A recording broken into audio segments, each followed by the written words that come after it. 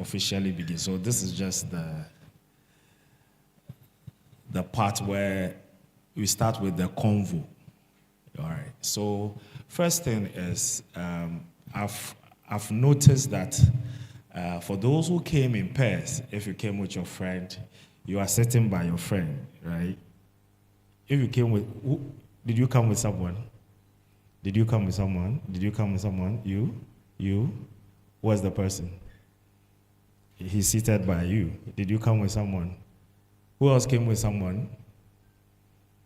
Where's the person? Seated by you. Beautiful. All right. So this is what I try to do, and I try to encourage, right? So anytime you find yourself among peers, or even among people, just people, get to know them, at least their name, if they are in school, what they are studying, what their interest is, because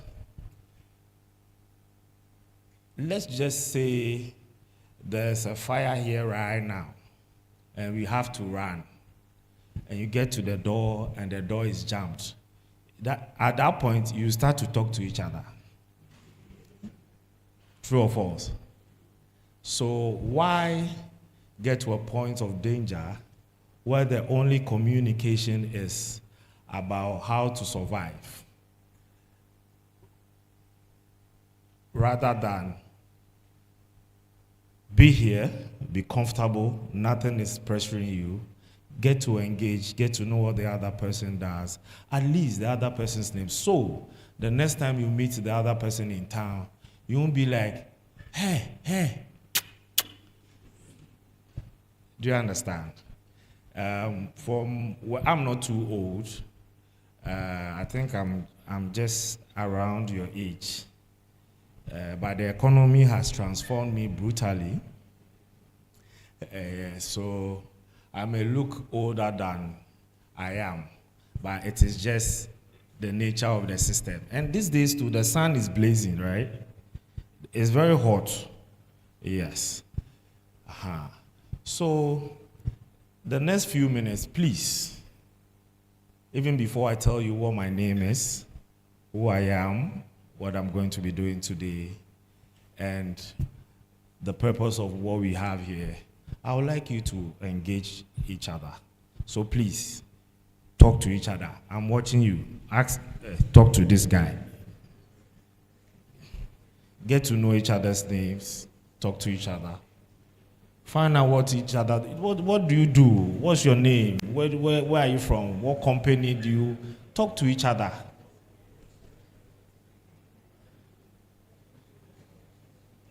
Ladies, don't give anybody your number yet. This is not the time. Just talk. Just talk. Talk to each other.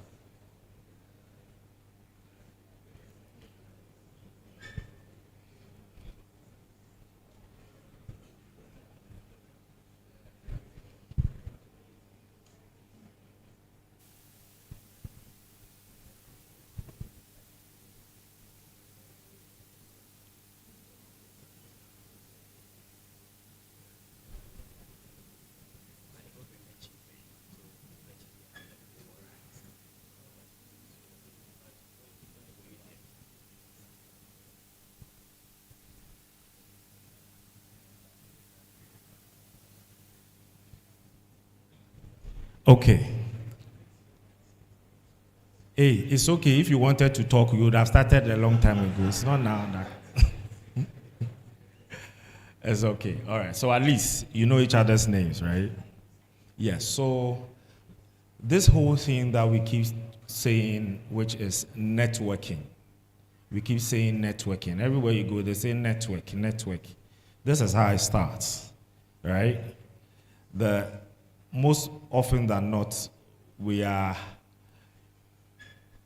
made to believe that we are only supposed to network with the people who are quote unquote above us, right? But that is not the case. I can bet you that in the next 5-10 years, you will need someone from this group, be it financially, be it knowledge-wise. You will need someone. At this point, you may not know it, but trust me, you'll get to a point where you need someone who is your peer. And imagine if the only memory you have is that you once saw this young lady, young gentleman at Rethink Africa Convo sitting right next to you, and you couldn't even ask his name. And today, he's the MD of a company or an organization, he's the CFO. And now you have to queue and now go and explain yourself. And this is how it's going to look like. Senior, do you remember me? 10 years ago, I was at a conference. Yeah. The guy will be like, and by that time, this gentleman has been in about 200, 300 conferences. Imagine trying to get someone to remember you. It's the most difficult thing in this world. Getting someone to remember you, especially if they've forgotten your generation. It's very difficult. I know you are laughing, which is fine, because it's always good to mix humor when you are trying to propagate something meaningful. But it is true. Any chance you get, talk to someone. Get to know somebody. Almost funny say, oh yeah, ahonshishe. That's how they call it, right? Yeah. Now we are old. All those who are doing their ahonshishe, we see them now. They are doing very well. Do you understand? So any chance you get, maybe you may not take anything from today, which I doubt because there's a lot to learn, but take this from me. Any chance you get, talk to someone, get to know the person. Are you with me? All right, thank you very much. Okay, so you're all welcome to the Rethink Africa Convo. Each and every one present here today is very special because this is the maiden edition. We have, over the years, organized such gatherings, but our focus has been on finance and investment over the years. 2 years ago, around May, we decided to pause, reevaluate, and understand where we are as a people and where the world is going, and also see where we are currently in terms of our own development. So we decided that the new generation is what it is. But ladies and gentlemen, before I continue, I'll kindly plead and ask that if you are able, let's all be on our feet as we welcome the chief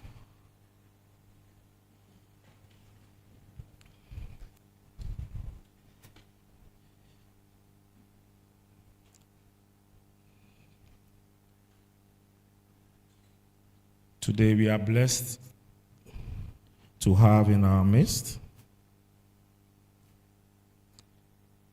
the paramount chief of Equiapem. I can see the whole place is silent as we welcome Nananom Aende Omababe Kaya Huwaha.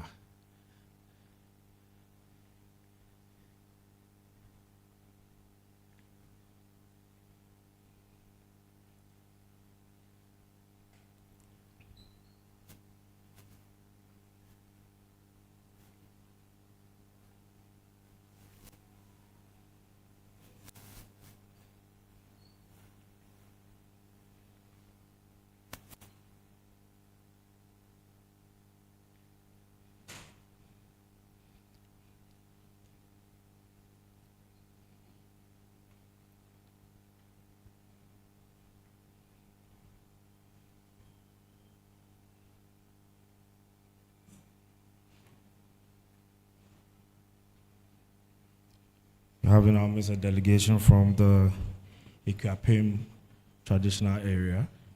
Thank you very much for gracing us with your presence. Ladies and gentlemen, please kindly take your seats.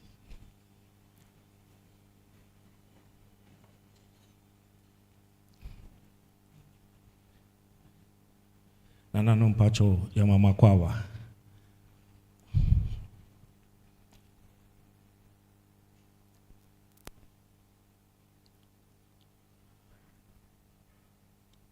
Okay. So, as I was saying, we have transitioned from being an organization that only focused on finance to one that seeks to make real impact, also taking into account where we stand or where the world is currently. We cannot, a few years back, when hailing systems were introduced in Ghana, Bolt, Uber, Yango, Shagzy, I remember when it was first introduced, there was this, I picked a taxi. So I picked a taxi from the Accra Mall heading to Spintex. So then I was having a conversation with the driver. And I was like, driver, it's a boat near the won't download DB. Because Charlie, I say Obi Ben and Tiava Vijina have a fraud dropping. Who says long. He was like, almost on your money there. 666, 666. You get it? And I was trying to get this driver to understand that, Charlie, times are changing. People are selling convenience, right? And for the masses, we are ready to buy convenience at any time. Convenience, value, we do not mind even if we have to pay extra for it. So we are getting closer to the destination. I was like, so, driver, so say, offer phone, na order taxi and a cab, na of trika na besi gate ano. Na wa tina car for gate ano. At least when you hear cry no, opabwa embofin. And he was like, David. Today, that same driver, because he became my friend, drives so it's on the Bolt app and has 2 extra cars that do the same service for him. This is to tell you that when times are changing, it does not wait for you. It will change regardless. Do you understand? So we all need to make that conscious effort to be at par with the changing times. Many people will tell you that Africa or maybe Ghana, we are behind 100 years. It may sound funny, but till you travel outside and see what's happening, when you come back, you'll be like, hey, Charlie, everything frustrates you. Everything frustrates you. Everything will frustrate you. So the new age, which is the age of artificial intelligence, cuts across all sectors of the economy or the global economy as we have it, be it education, agriculture, anything, infrastructure, anything. I'm sure the most common one is what? When we say, what do you know, most common AI tool? Okay, I'll teach you one other thing. If I ask a question and I go like, who here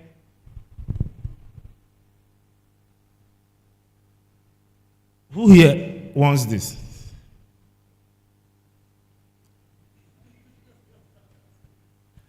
I'm going to ask again.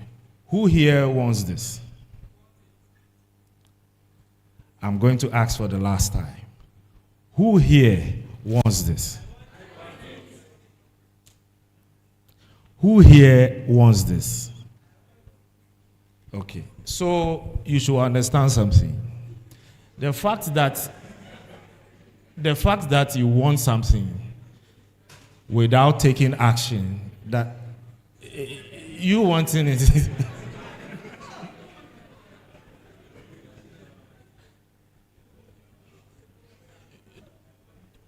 Are you going to bring the money back or is it? That's just by the way. So, do you get the message? We all want things. Each and everyone here wants something. But how many of us are willing to take steps to get it? Do you understand? Each and everyone here, we want something. If I should park a Tesla here and I say, how many of you want the Tesla? And I say, okay, I'm going out. The first person to come out will take the Tesla. I can bet you. The person who eventually come out is either coming out with a swollen eye or a swollen jaw. Why? Because people will fight for that Tesla. And this is the world we find ourselves. People are fighting. The only difference is you are not seeing it physically. People are not throwing their fist. But anything that you are destined for, others are making conscious efforts every day to fight for it. Your first step is being here. The second step will be what you take from our speakers, from the panel discussion. By that, I am pleading that you pay attention, you write or you type, note questions down because they will all be answered, and don't feel timid. There's a reason why I came here and I'm not wearing a suit, because usually when I wear suits, when people see me, the first thing they do is sir. Anytime you do this, sir, the person you are prostrating in front of will see this part of your head, this part. And usually when you show this part, like I'm showing you right, it's not so impressive. Be bold. Talk. Make eye contact.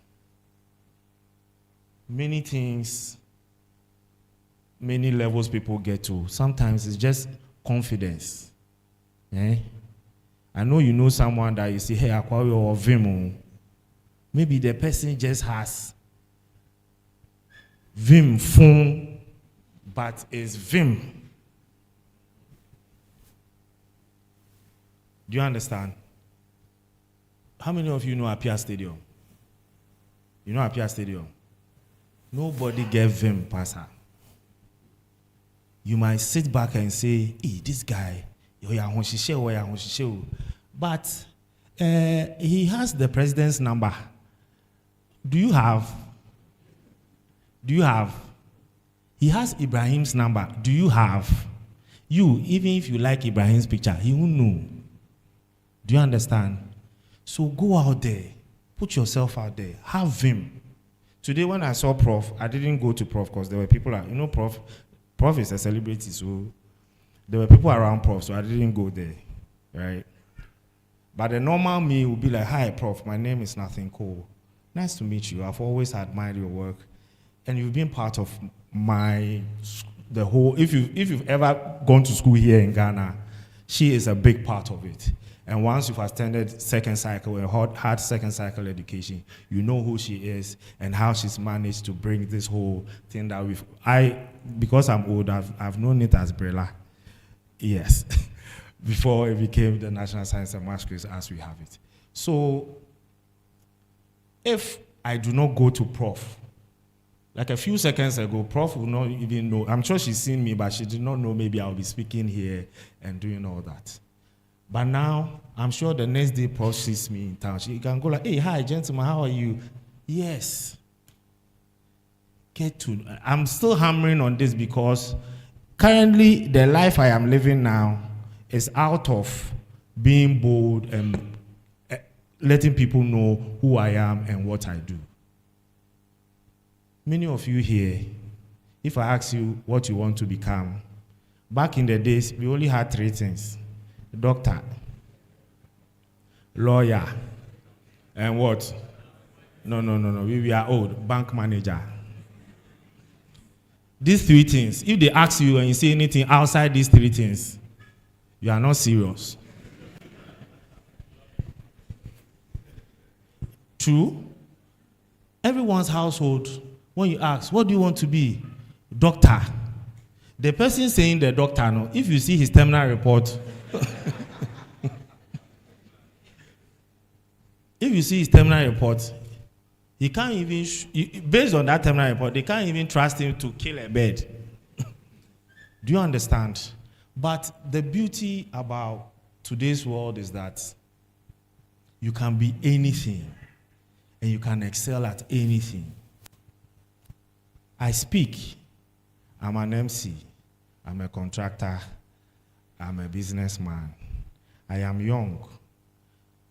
But everything that I do on a daily basis is towards learning new things all the time. I'm also, I always say I'm an ex-banker. I've done banking for 10 years. So if I should meet any one of our panelists or any one of our speakers, I'll introduce myself, I'll tell them what I do. But imagine if I tell you that I'm a contractor.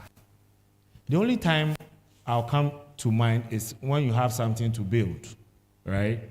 That's the only time I'll come to mind. True? When I say true, then you say yes. Not you. I can't talk to you like that. I'm talking to you. True? All right. So, but if I talk about the fact that I'm a speaker, I'm an MC, then if other things come, you call on me to execute, right? Yes. So, gentlemen, what's your name? Yeah. Roland, what do you do? Cybersecurity professional. Yes. So Roland is a cybersecurity professional. If you don't know anything about Roland, put fraud in your head. Say fraud. Put fraud in your head and say, oh, Roland, he counters fraud. Are you ready? Are you ready to learn? Are you ready? Good. First, I will introduce what we have as Rethink Africa Convo. The mother of this whole thing is Rethink Africa.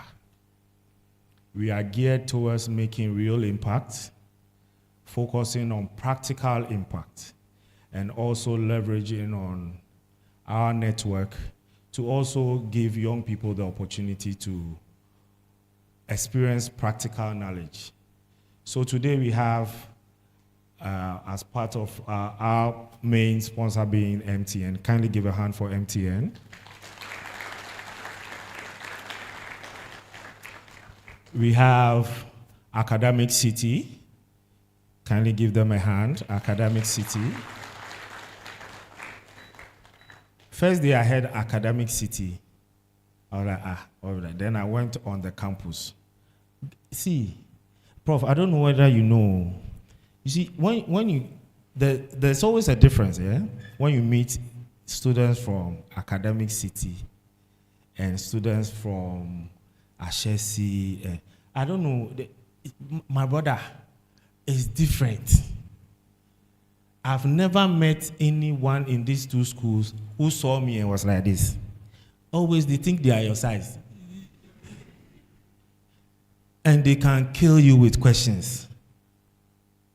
I was just passing my somewhere, but I was in suit, banking. So the lady just saw me. Hi, my name is Cynthia. What's your name? I was like, hey, you're a small girl, you're talking to me like that. I said, hey, small girl, you're talking to me like that. Oh, what's your name? Now I was like, oh, my name is nothing cool. So, oh, okay, nice name. Where are you? I'm saying, I work at Access Bank. What do you do at the bank? Oh, I say I'm the lead youth banking. Youth banking, what is it about? I was like, hey, my friend. Then I went on. Then she was like, oh, okay. So is that why you are on our campus? Okay, so today, once you are here, what are you going to be doing? Honestly, I was getting angry. But I pinched myself to say, by the time I'm done with this lady, she'll really know who I am, what I do. And always I'm preaching that. She'll go away with the information, whether I felt angry or not, because I can't show the anger too. She'll go away with it. And that is extra knowledge she's gone away with. So +1. She goes to the next person, +1. She goes to the next person, +1. And in the whole year, 365 days, let's say she meets about 100 people. That's +100 in a year. Some of you go the whole year, you do +2. All because you have this thing that you are proud of saying, I'm shy. What's that? Are you shy to be broke? Are you shy? There's no other shyness that is shyous than not having money to buy what you want. Try it. Try it. How many of you can confidently go and buy an iPhone today? Confidently. Not a lot. By the time you are done here, you will learn something that can generate income for you if you really practice it. And then that can afford you that luxury of owning your own phone, your own tablet, or whatever. All that I'm saying is pay attention. Write, type, ask questions. Please. I would have knelt down, but to get back up will be a problem. Thank you very much.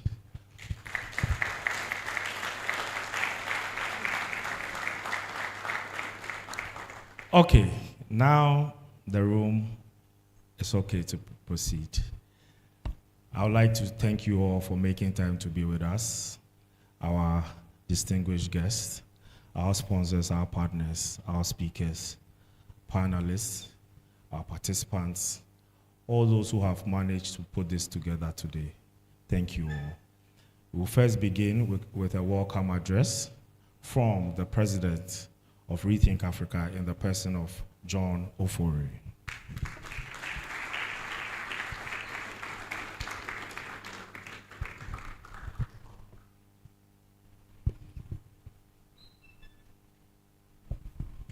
Good afternoon, Africa. Good afternoon, Ghana. Nananom invited guests, speakers, and partners. It's an honor to have you all here today.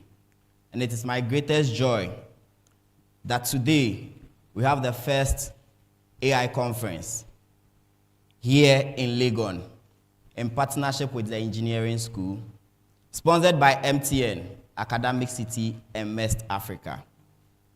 Before I give my speech, I want to encourage every young person over here that the world is changing, and our educational system also needs to change. We need to go out of the four corners of our classrooms and begin to learn something new. If not, we'll graduate from the universities with the best grades, with the best record academic activities, but we'll find ourselves home without jobs and without opportunities. So today, as you are here, speak to somebody sitting by you. You may not know, that may be your destiny helper today. On this note, I welcome all of you to Rethink Africa Convo 2.5. It is my greatest pleasure and profound sense of purpose that I welcome all of you to the maiden edition of Rethink Africa Convo. I am John Ofori. I am honored to stand before you today as we embark on this journey of rethinking Africa and repositioning ourselves for the development of our continent. Brothers and sisters, it is with joy that I tell you that Kenya, Rwanda, has positioned themselves into the AI space. It is time that Ghana will also position ourselves. Gentlemen and ladies, I want to sound a caution to every young person here that we take our social media platform very seriously. We see the open chat GPTs. We see the AIs. What are we doing with it? Are we spending our time on social media, using it anyhow, or we are learning something new out of it? In the next 2 years, a lot of young people, a lot of jobs will be displaced. If you are not qualified to be in that sector, AI will take your job from you because somebody is acquiring that knowledge. It is an honor to welcome all of you today. Thank you very much.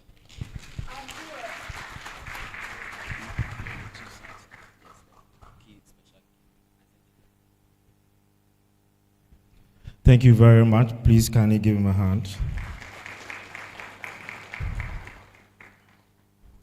All right, so earlier we welcomed a delegation from the Palace of the Paramount Chief of Equiapim.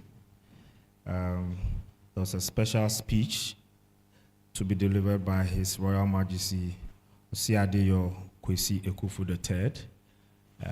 So I'll give room for a representative from the palace to do the honors.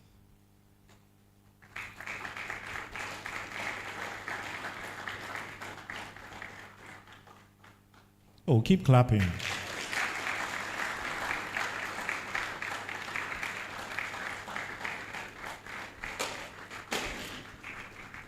The first AI robot to fall down.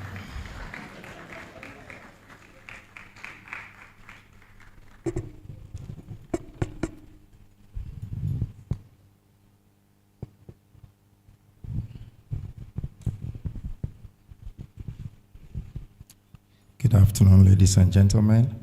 I present a speech on behalf of my Royal Majesty Osiadeyo Kwesi Ekufu III. Good afternoon once again, ladies and gentlemen, distinguished guests, esteemed colleagues, and passionate inventors. Today we gather under the transformative theme of Generation AI, optimizing the new age. This theme resonates deeply with our aspirations for prosperous and vibrant Africa.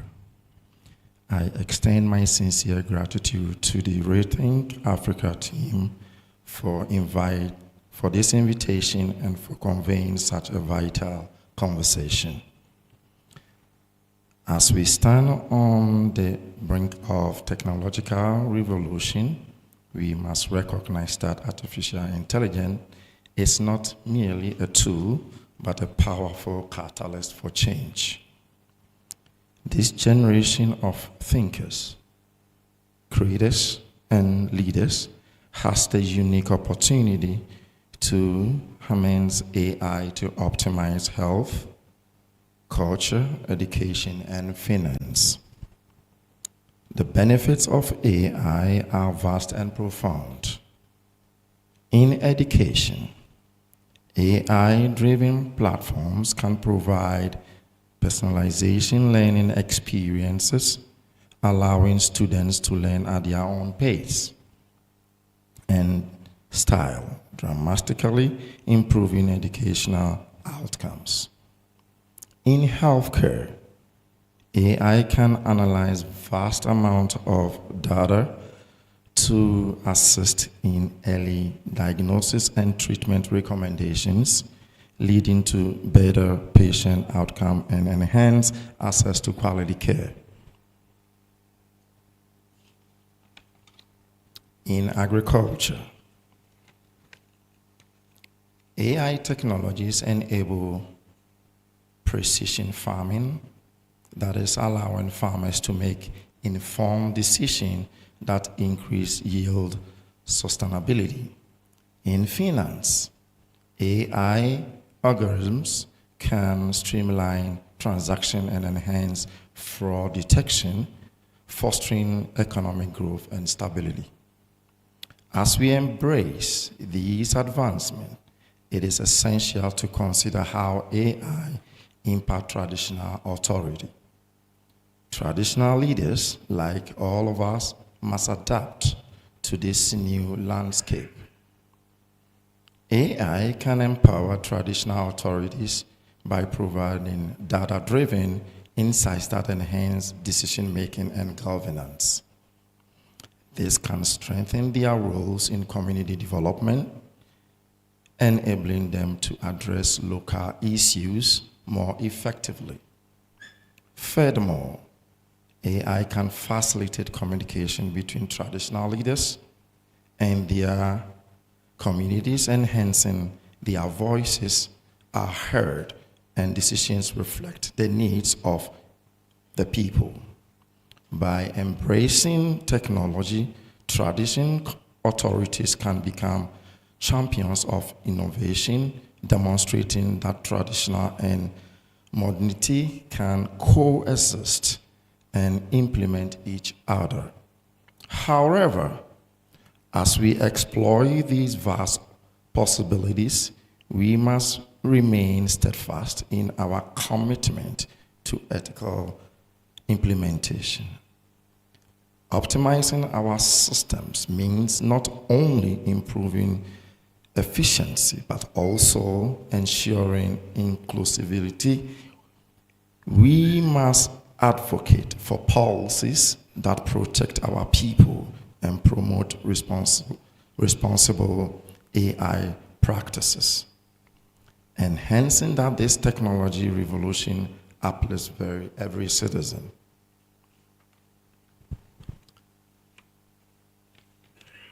Today, as we engage in discussions about the future, let us remember that power of AI lies in our hands. Together, we can cultivate an environment where innovation flourishes.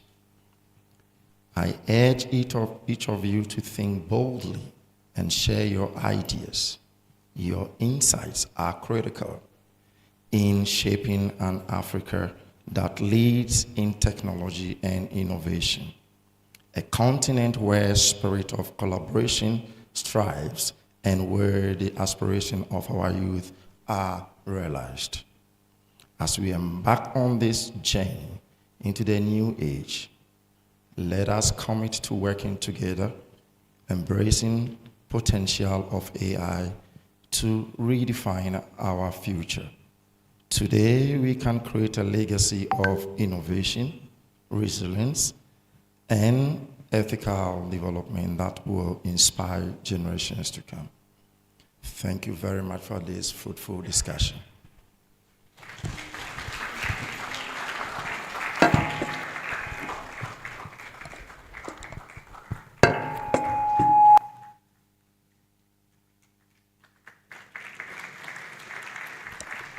Thank you very much.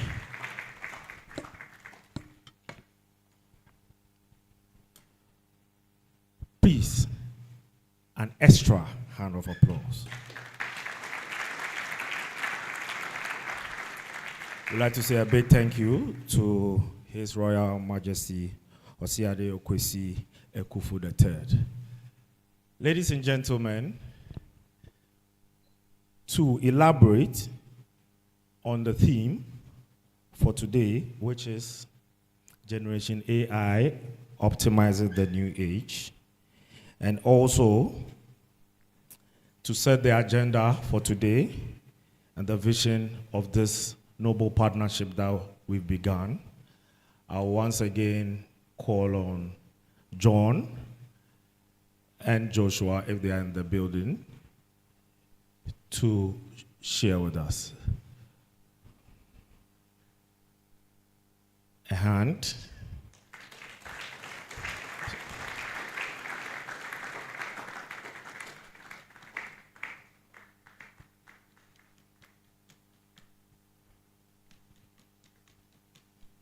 It's interesting to say you should look at his T-shirt carefully.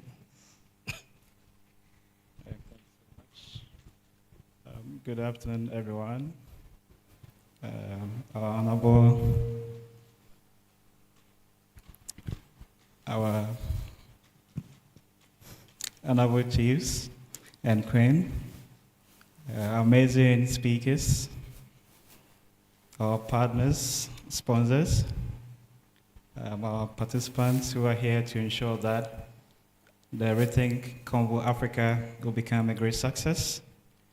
I wouldn't say much now because I have a session on the program where I will share a lot about why we started this and have a workshop on how you can practically have a skill today in using AI to solve problems. We're so happy today to have all of you join us here. I remember mid-of John reached out to me and said, Josh, I want to start an AI conference. And I said, make sure I'm part of it. And he said, you are part of it.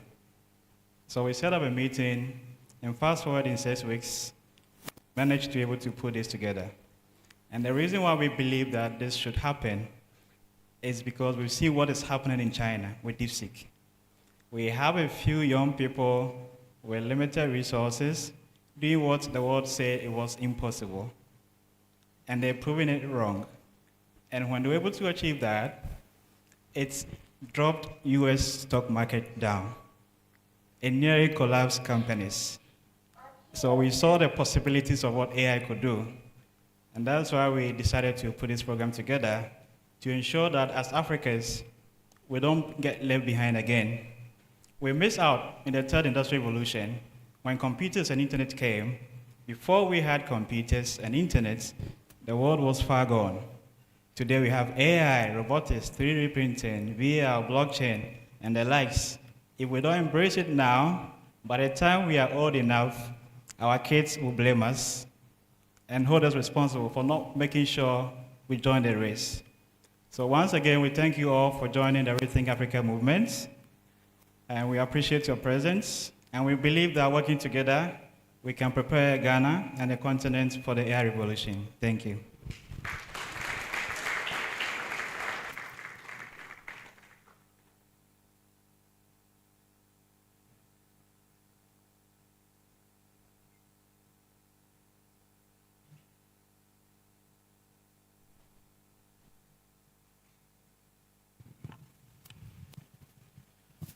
Thank you very much.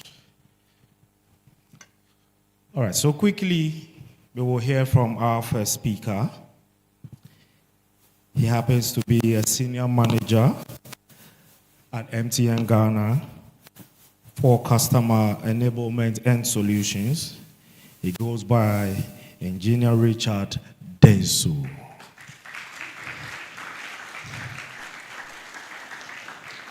I've called a senior manager from MTN. This is how you clap.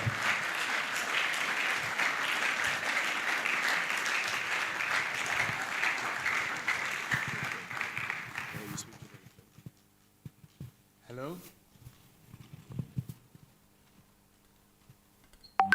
Let me use this. Good afternoon. Good afternoon. Okay, great. So my slides are up. And let me acknowledge the presence of Nananum and my colleague speakers and everyone here. Everyone, you're welcome. I'm speaking on how AI is transforming connectivity. How AI is transforming connectivity. Let me start by telling you a story. In 2007, something happened in Kenya. It happened, an innovation took place in Kenya. It happened at a time when internet was for the rich and the big corporations. Because even at around 2010, when I was selling internet, 45 meg was being sold for $66,000 a month. 45 meg, $66,000 a month. And so in 27, where companies were using 128 kilobits per second and all those things. So internet was like gold. You needed to have a lot of money to use, and there was not much use for it. And telecom services had just come up. 2G was the order of the day. Most of you came to meet 3G, so you may not have seen the experience of using 2G on your mobile phones. But that's where it started. So during those times, some few engineers came together and working with M-Pesa, they came up with mobile money service. They were using it, they just built it something small for microfinance companies. And this, in collaboration with M-Pesa, and that is what you can do, you know, like MTN, you can have innovations, you can walk to our office, and then as a young man and say, I have this idea, we can work together and make it big. And that's what they did. So they work with M-Pesa, and mobile money today, I mean, how many of you here do not have mobile money? So it started by engineers with collaboration with M-Pesa. And today, about more than 50% of Kenya's GDP goes through the mobile money system. So that took us from cash straight to digital payments. And if you compare with what happened with the Western world, they had to go from cash, the banking system, then to the cards, Visa cards and all those things, before they now are doing digital payments. So the telecommunications, the innovation around GSM, made us leapfrog all the developmental stages straight to digital payment. And today we have the opportunity to also do another one. We don't have to go through all the processes they have to go through to digitize their services and their businesses and the things that they do. We have the opportunity to jump all those steps if we get things right. Are you with me? Great. So Africa stands at that edge. And like Josh said, if we don't take that opportunity, we'll be left behind. Way behind. Okay, so we have to do that. And now when we talk about connectivity, it is not just about connecting to the internet. Like Nana said, connecting that connectivity to the internet gives you access to financial services, to education, to so many things, to healthcare. Today you can sit in your home and have access to a doctor. I mean, so that connectivity, or getting the right connectivity, is not a luxury, it's a must-have. And like we're doing in MTN today, we're taking fiber broadband to people's homes. You can have fiber in your home today. We've done more than 200,000 homes. We've passed about 200,000 homes, connected a large portion of them. And so in no time, you will find that we're bringing fiber to your home because we know that is the future. And so get ready for it. It's not expensive at all. So don't think like, just be willing to stay connected. So how do we apply AI, or how are we applying AI to connectivity to make it affordable and get the platform ready for the digitization or the digital revolution that's upcoming? So my objectives are three. How is AI transforming connectivity? It's not how AI is going to transform connectivity. How is it transforming connectivity? What are the opportunities? What are the opportunities that are coming up out of this? And what steps can we take to benefit from it as Africa? So what is the state of connectivity in Africa today? Now, the digital divide still persists. We've made a lot of progress. More than 50% of Africans have connectivity to the internet, more than 50%. But a large number of people, especially in rural areas, do not have that. We have limited infrastructure. We have the high cost of maintenance. I tell you today, a lot of money goes into maintaining connectivity that we provide. And you have people cutting the fiber, people doing constructions, and they are cutting everywhere.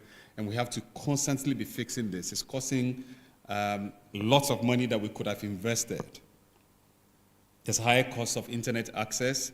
despite the fact that it has moved from $66,000 a month to somewhere $200 a month for that same capacity.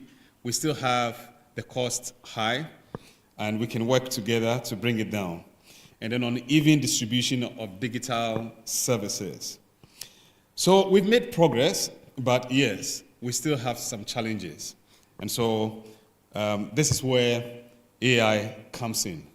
Now, AI is a transformative force. You can use it, you can apply it in many ways. And we're going to look at how it's being applied in the area of connectivity. So let me go a bit techie.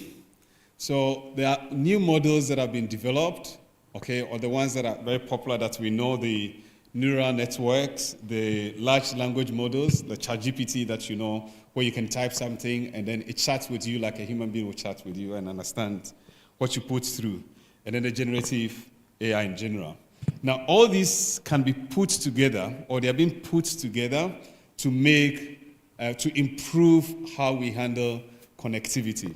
And I'll give you some examples, areas where it's been applied. Yes, it's still in its development stage, it's still in infancy stage, but a lot is already happening around that. The first one is in network optimization. So how do we efficiently utilize resources in a network? So we have AI being able to predict traffic patterns. That is, for example, if you take this campus, for example, there are days that you have large number of students coming in, and there are days that the campus is almost empty. How do you allocate resources more efficiently? Now, AI is helping in that area. Also, in terms of maintenance, now it's no more, you don't have to wait for the service to go down, for engineers to go around and fix it. AI can predict when an issue is about coming up, can predict when an issue is about coming up, and then with that, you can be proactive in fixing the issue before it goes down. So as we're sitting here, something can happen or our networks will go off. But if we can see it in time, we can take proactive step to ensure it doesn't happen at all. We also look at MTN, for example. We have network across the country.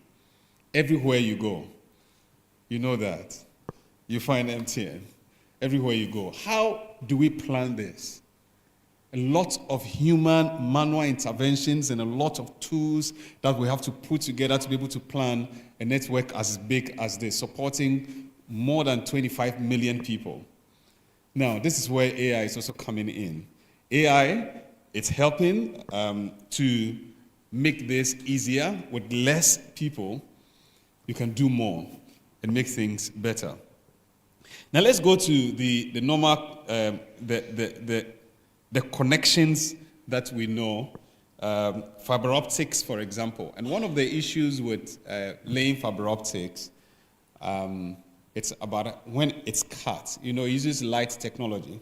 So when it's cut, somebody has to go there and do what we call splicing and all those things. So if we are sitting here and somebody has destroyed the fiber anywhere around, how are we going to know where the cut is? So we have to run simulations and other things to be able to detect where the cut is before we send engineers over to go and fix it and come back. Now, AI is helping to make this easier. So you'll be able to tell ahead of time or much more quicker where the issue is, exactly where it is, and it will make experience better. Those of us who have been complaining about my network has been going down here and there, a lot goes in. With AI coming in, expect a more improved service. Starlink is already showing the way with AI.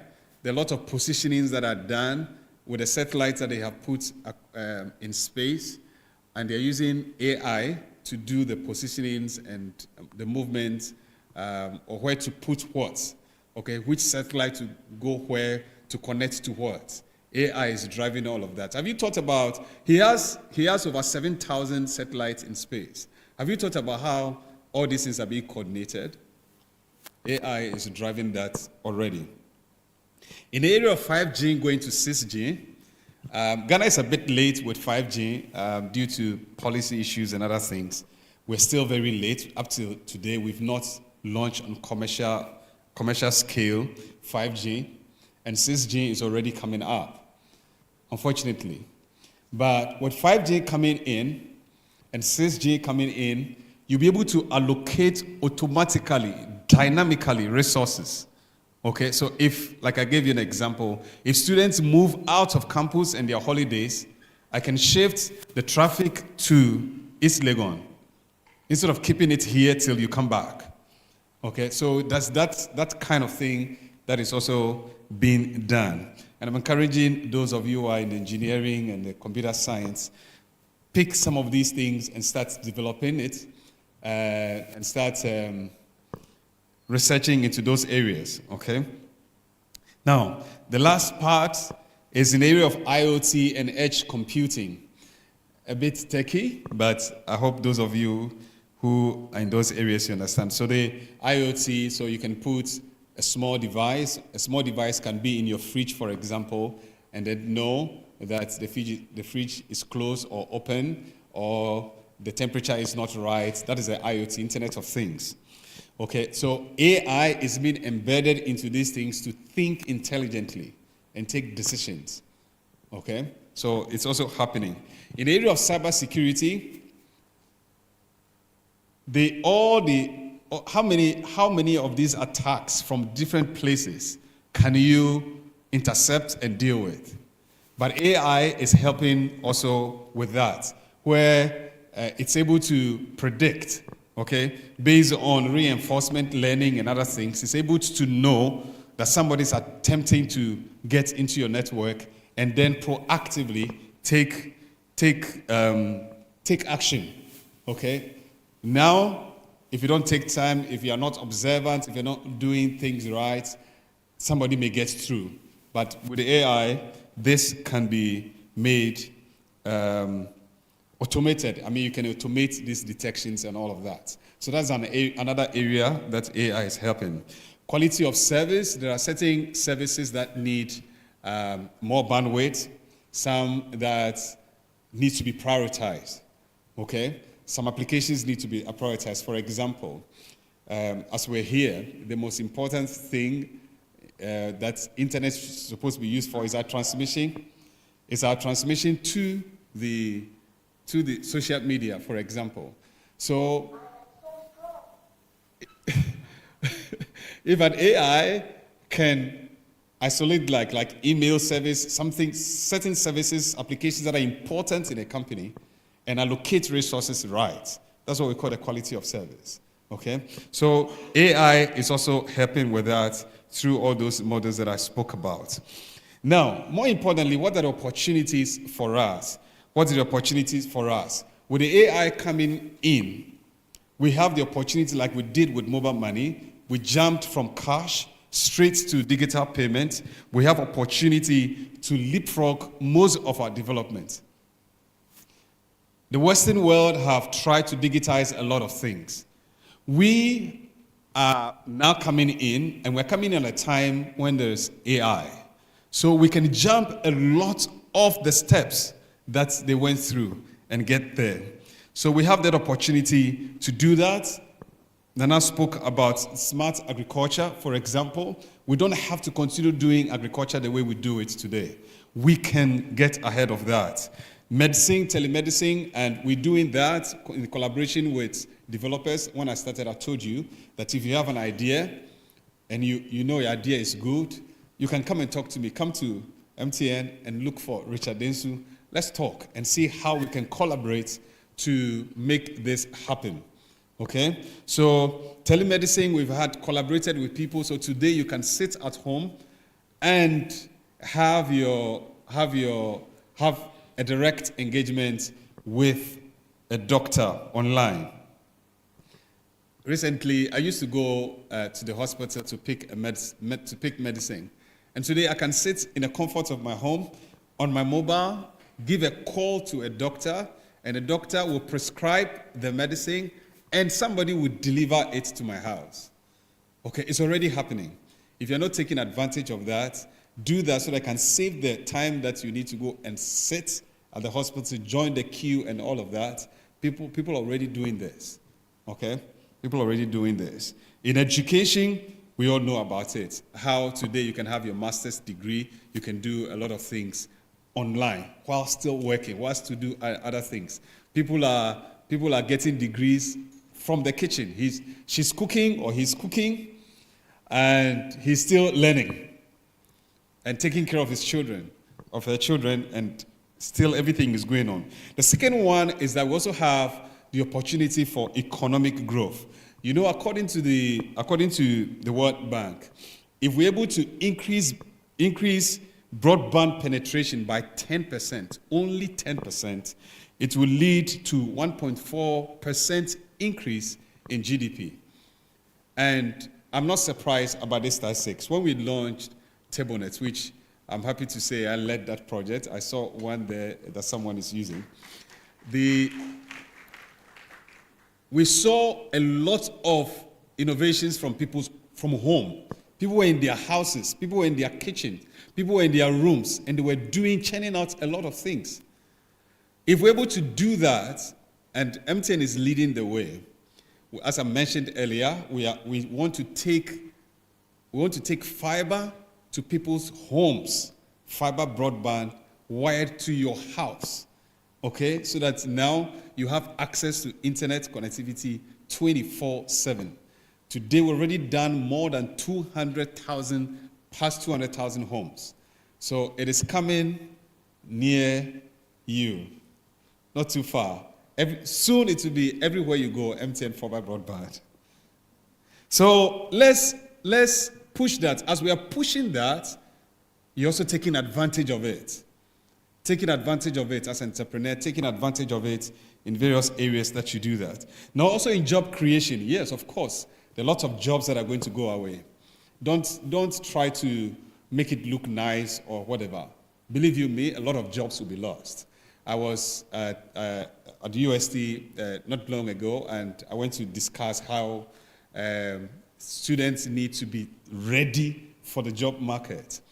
And if you don't take time, by the time you start first year and finish the fourth year with the knowledge you acquired within that time, the world would have gone far ahead of that knowledge. If you spend 4 years and you know most of the things that we learn as the things that we recycle all the time. If you don't take the initiative and you get stuck in only the notes you're given, you will realize that whatever you acquired, by the time you're back in there, everything is gone. Okay? Networking is changing. Cybersecurity is changing. Many other things, the way we do computing is changing. Okay? Soon, you would have, you will not have physical computer in your, with you again. And if you're, start reading, start thinking through, start learning beyond what you're taught in the classroom. Otherwise, you'll be irrelevant. Your skills will be irrelevant by the time you're back. But AI also will introduce new innovations. Just like internet came and brought lots of innovations, AI will also introduce lots of innovations in data analysis, network management. You already know a lot. Okay? ELX is teaching people for free, almost free. Please take advantage and equip yourself and get ahead. Also, inclusive growth. Okay, the way technology began and digitization were held or were implemented, it excluded a lot of people. It excluded especially women, because of the hardcore things that needed to be done. But today with AI, there are lots of things that you can be part of. And rural communities and all of that would be included. Now, before I conclude, how do we take advantage of this? We have to invest in infrastructure and innovation. In partnership with the private sector and the public sector and all of that, we can all work together, including academia. We can all work together to make sure that connectivity goes everywhere. Everybody should have access to internet connectivity. Everybody. Wherever you are, it shouldn't matter where you are. You should have connection to the internet. Everybody should have. And that requires collaboration. And so we're working, for example, we give a percentage of our revenue to a fund called GIFEC, okay? Ghana Investment Fund. And that is managed by the Ministry of Communication. And they use that one to take connectivity to rural areas. So that's a kind of collaboration that I'm talking about. It's already happening, but we can do more around that. We also need to prioritize digital literacy and skills development. Everybody should know how to use digital services, how to operate it. I mean, if you're a business, don't continue to do things the old way, because people are moving ahead. If you're starting a business now, don't start the old way. Start digital first, people first, digital first. Just let it be a mantra for your business.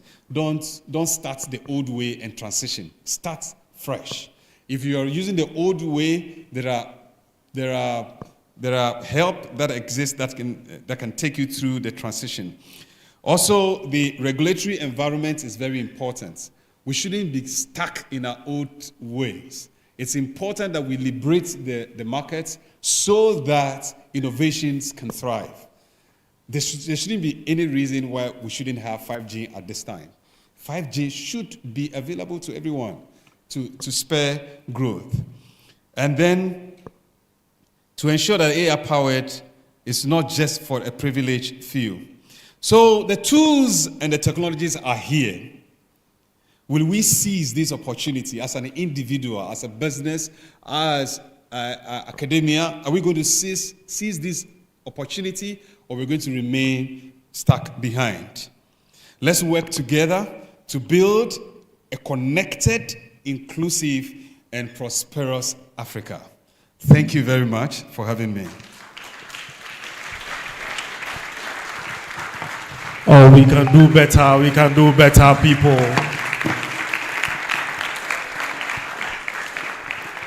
Thank you very much. Thank you very much.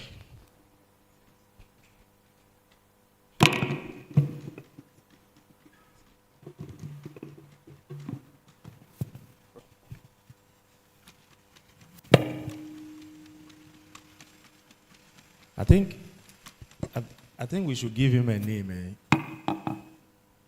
Usually, what name do you give to AI dogs? Bingo?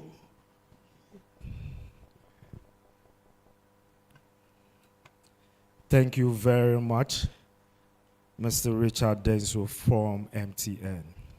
We move swiftly to our next speaker. This gentleman is a global AI leader, an entrepreneur, a policymaker.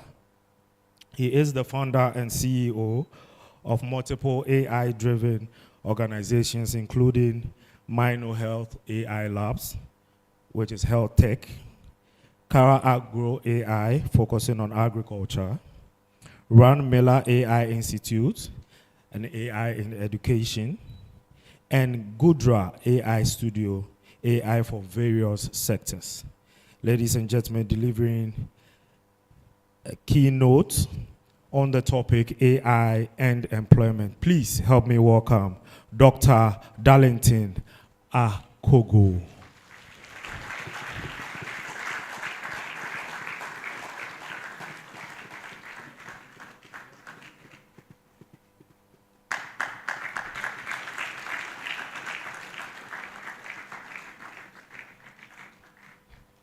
We keep clapping till he gets here. Thank you very much. Thank you. Hello, everyone. I hope you are having a.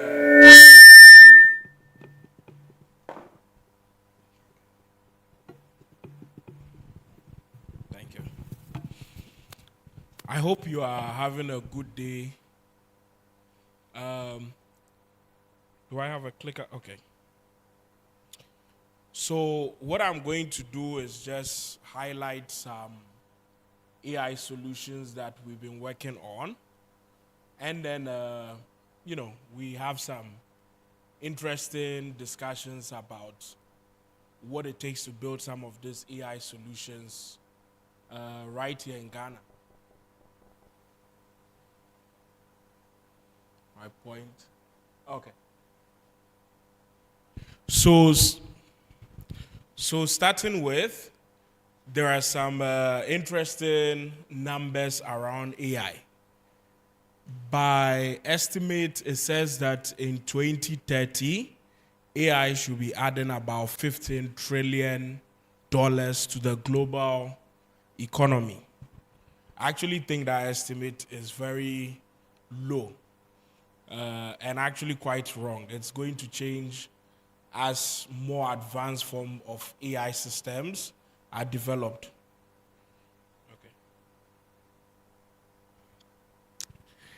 I'm doing a terrible job with the voice control here. Okay. So the next thing is that AI is supposed to increase productivity by up to 40%. What that means is that essentially whatever you are doing, you could almost improve your productivity by half by just leveraging AI system. And different economies can grow by up to 26% by just leveraging AI system. Now, all of these estimates, they are impressive, they are nice, but like I said, it's mainly based on the versions of AI system as they already exist. And coming from the end where we build AI solutions, I can confidently tell you that there are way more powerful versions of these AI systems coming. And so these numbers are always going to keep increasing as the years progress.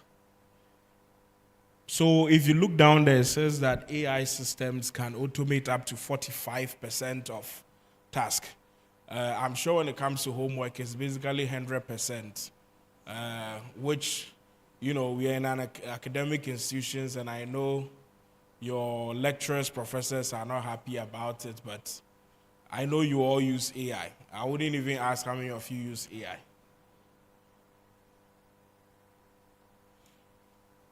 So whatever you are studying, whatever sector you are interested in, the reality is that AI is already present in there. So everything from healthcare all the way down, automotive, financial, transportation, you have AI everywhere. And the interesting thing that happened is that AI has been around for years, but as of 2-3 years ago, something happened. We had a new version of AI systems called generative AI. So within this AI systems, instead of you giving them something to classify or predict, they were generating new content. So they were generating text, images, videos, all of this. And also another interesting thing that happened is that this AI system are general purpose. So within a single AI system, you could ask it to do your homework for you. You could ask it to draft an email for you. In the same context, someone can ask it to help with some accounting task, some finance task. So you now have AI systems that within the same AI system is applicable across board. The same way as a student you're using it, some professors actually also use it for marking, right? So they would tell the AI system the grading mechanism they want to use, and then whatever essays you submit, they ask the AI system to grade based on that. So everyone is basically going to be using AI.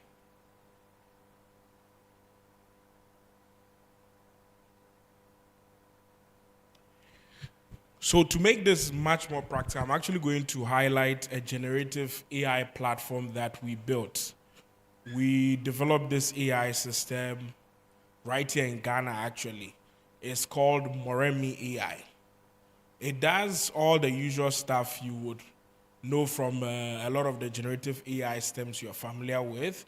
But what is much more unique about Moremi AI is that we give it a whole lot of data in healthcare and biology. So it has a lot of specializations in these areas. This is just a short list of the different things that Moremi AI can do. So it's able to help with interpreting medical images. It can help to detect different types of cancers. We'll just go through a couple of this so that you get a sense of the different things that the AI systems can do. Okay, so since we are going into healthcare, just brace yourself. You're going to see some scary images, but this is common practice in healthcare. And healthcare matters to all of us. That's one of the field that we are all users of. So with skin lesion, essentially with Moremi AI, you can just take a photo of anything on your skin and just ask the AI system that what is wrong with my skin, and it's able to analyze it. It could be that maybe there's nothing wrong with your skin. You just need a good recommendation on some skincare practices you should adopt. Skincare product you should be using. You can just take a photo of your face, your skin, ask the AI system that based on my skin, what would you recommend I do if I want, nicer, smoother skin? And so in this case, the person actually has eczema. But the AI system does not only say that you have eczema, it goes into details and explain that based on the things it's seeing, this is a relapse of eczema. So it's an extreme case of eczema, and it looks like the person has had eczema before. The other thing we wanted to do was, if you built an AI system that has knowledge across healthcare, biology, we wanted to give it medical exam to see if the AI system can actually pass medical exam, which it actually did. So, yeah, they are very complicated questions, and we use medical exam questions from, the US, from one of the countries in the Spanish-speaking countries in the Latin America, and the AI system did well. Actually, the AI supports about 50 languages, so we give it medical exams in different languages, and this is how complex the questions are. This one is talking about strong acids, and the AI system does not just see the correct answer is A or B or C. It actually analyzes all the options. So it will take A, analyze it, B, C, and in the end, conclude which of them is the correct answer. In this case, is C. Yeah. So they have stable conjugate bases. That's the correct answer, which it was able to come into that conclusion after analyzing all the options. Like I mentioned, it can handle medical images. So in this case, we are looking at chest x-rays. The AI system. Okay, next slide. Yes, so you can just give it a medical image and the AI system can analyze it, pick up the different conditions that is present. The reason why this is very important is that in all of Ghana, we only have about 100 specialists who can look at medical images like this. So this is what you call radiology. You're looking at x-ray, mammograms, and things like that. It's only 100 people we have in a country of over 30 million. So that means that for every one radiologist you have in Ghana, you have what? Is it about 300,000 people that they need to look at? So essentially, all of us in this room, we should be having just a single radiologist. In fact, probably everyone on campus should be having just a single radiologist. So you can see the workload that is on our medical labor force. And if you've ever been to the hospital, you see how realistic this is. People, even for me, like whenever we go to the hospitals to set up our AI system, it's very painful to watch mothers come by and then there's no beds available, they're outside, and due to some of these delays, their children end up passing and they are holding their dead babies in their hands. This is scary stuff, but it's not the fault of our medical doctors. They are overworked, they are overwhelmed. And so the goal is that with AI systems, this is not theoretical. This is something that is already happening. You have AI systems that are sitting in hospitals, like Moremi AI sitting in hospitals in Ghana here, helping to elevate the workload on our doctors so that they can see more patients, they can detect more conditions, and then come up with treatment plans for the patient to save their lives. Yeah, so I did warn you about seeing some gory images. So in this case, breast cancer is a major cancer that plagues especially, okay. Yeah, so breast cancer is a major cancer that plagues us within Africa. And then the unusual thing is that in other parts of the world, for you to get breast cancer, you usually have to be in the later ages of your life. So it's usually plaguing people that are above 50, 60 going. But for some unusual reason, it is not so uncommon to see people, even as young as 20-something, developing breast cancer on our side of the world. Because cancer usually connects to genetics, and sometimes certain genetics will predispose you to certain types of cancers. What that means is that we need to take screening very, very important. Not too long ago, we had breast cancer awareness. So even though a lot of you in here are young, it doesn't mean that you should not be screening for cancers. You should not be screening for breast cancer. You should take it seriously.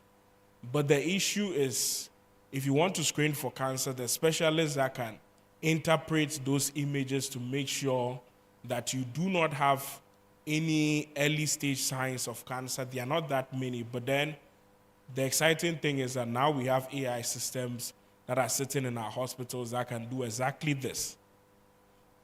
And the AI system is not only diagnosing early signs of cancer, it's also looking at risk assessment. So even before you develop any cancer, it can analyze your risk and predict that in 5-10 years, you have a high risk. And therefore, there are certain practices you start adopting today to prevent that. And for people who unfortunately have cancers, the AI system can help to come up with treatment plans. Then even after they successfully have their tumors removed, the AI system can help predict if there's any likelihood of them ever developing breast cancer again.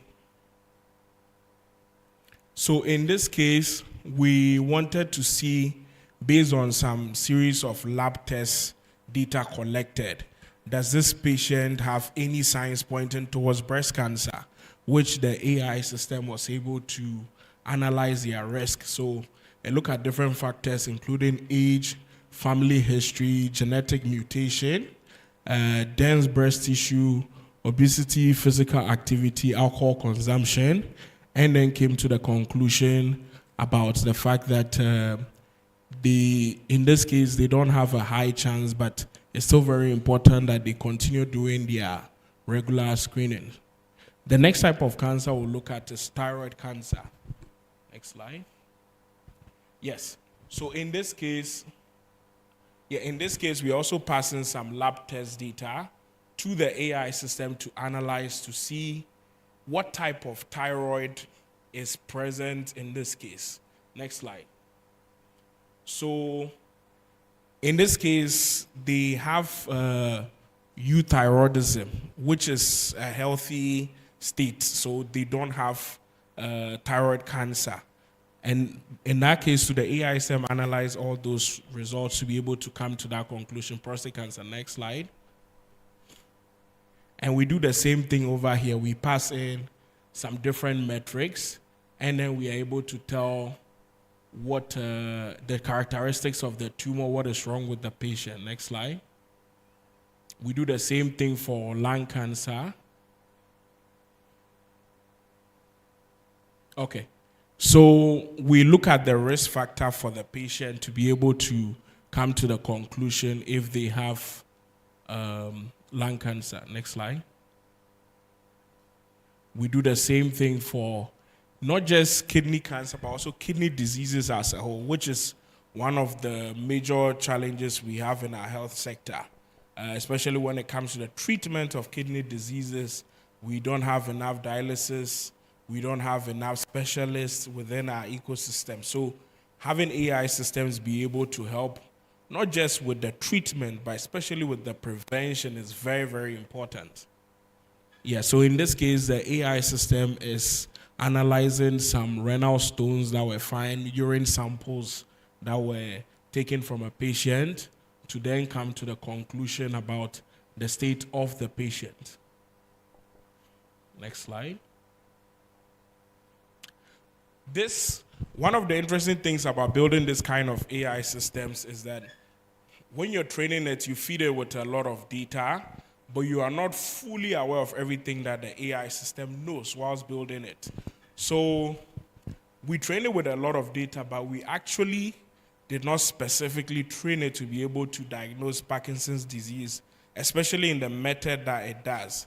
So it uses voice, data that is extracted from voice, meaning that basically if you had a recording from your phone, we could analyze it and use it to diagnose or predict your chances of developing Parkinson's disease, which plagues people, especially as they become much more aged.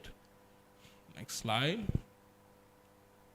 Yeah, so all those values you're seeing there are extracted from the voice and then analyzed by the AI system to then see if the person either has Parkinson's disease or is going to develop Parkinson's disease.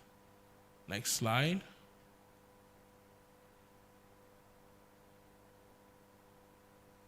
Yeah. And we can do the same thing with the heart too as well. So you can have the AI system analyze ECGs to then tell you what is wrong, if your heart is in a healthy state or not. And the other thing, so this is very interesting, it has to do with medications. We give the AI system essentially data on all published or all approved medications in places like, let's say, the US, EU, and so it has all this information about the drugs, their symptoms, side effects, how they interact with other drugs.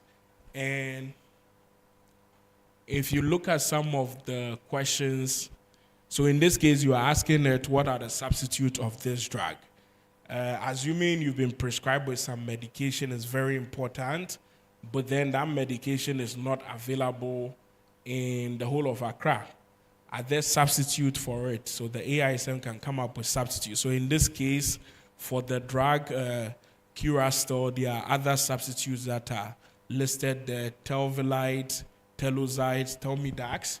The AI system is able to give you all the different substitutes. Then it also tells you the side effect of the drugs. So you can just ask it, what are the side effects of the drugs? And, go back. It can also tell you what the drug is used for. So in this case, it's used for hypertension, high blood pressure. We are actually implementing a project in Nigeria where the full scope of the project involves 2 million patients, mainly based around this. But to make that much more localized in Nigeria, we actually interface with Nigerian government's list of approved drug, their database. So basically, people can ask questions. You don't have to ask what is the side effect of this drug. It could be I'm taking medication. One, I'm taking this other medication, and when I woke up this morning, I've been vomiting. Is it related to any of the drugs I'm taking? And the AI system would say, looking at the list of drugs you are taking, it's possible that this drug and this drug are interacting together, and that's what is increasing your symptoms, and that's why you're vomiting. So in this case, what is best is probably don't take it today. Call your doctor, go see your doctor tomorrow, and have them look at it and tell you whether you need to either change one of the drugs or keep taking it or not. So the reality is that healthcare, human healthcare is something that is always evolving 24/7. But you don't have doctors available to you 24/7. Even me that I work in healthcare, I go to the hospital like at best once in a year, right? I'm sure some of you haven't been to the hospital in like 5 years now, right? Because you feel okay, you wake up, you're like, I'm okay, why should I go to the doctor? But a lot of things are happening behind the scene within your system, right? But we all understand it's frustrating to go to the hospital. It's a slow process, expensive, and you don't even get, the availability you want. So having an AI system that can sit with you as a medical assistant is not meant to replace or be a substitute for the doctor. You still need to go to the doctor to make all final decisions. But all the basic questions that you have about your health, if you wake up and you start feeling, some twitch, some ache somewhere, you can ask the AI system. And we actually don't let the AI system prescribe drugs that cannot be prescribed without a doctor. So there's what you call over-the-counter medication, like let's say your paracetamol and painkillers and whatnot. So in those cases, the AI system can give you the information on those, but you can't use the AI system to then say, I have cancer, prescribe me medication for cancer. The AI system will actually refuse. It's going to tell you that, well, I can give you general information on existing medications, but you need to go see a doctor. And even though I'm highlighting the use cases of AI, to be honest with you, this is one of the biggest problems I have in Ghana. The fact that you have people walk on the street, or even worse, they enter the trotros, and then they tell you, when who a draway, Ema Koko, Sisiaria, and they mention like 50 things and tell you this drug can do all of them, and people just start buying it.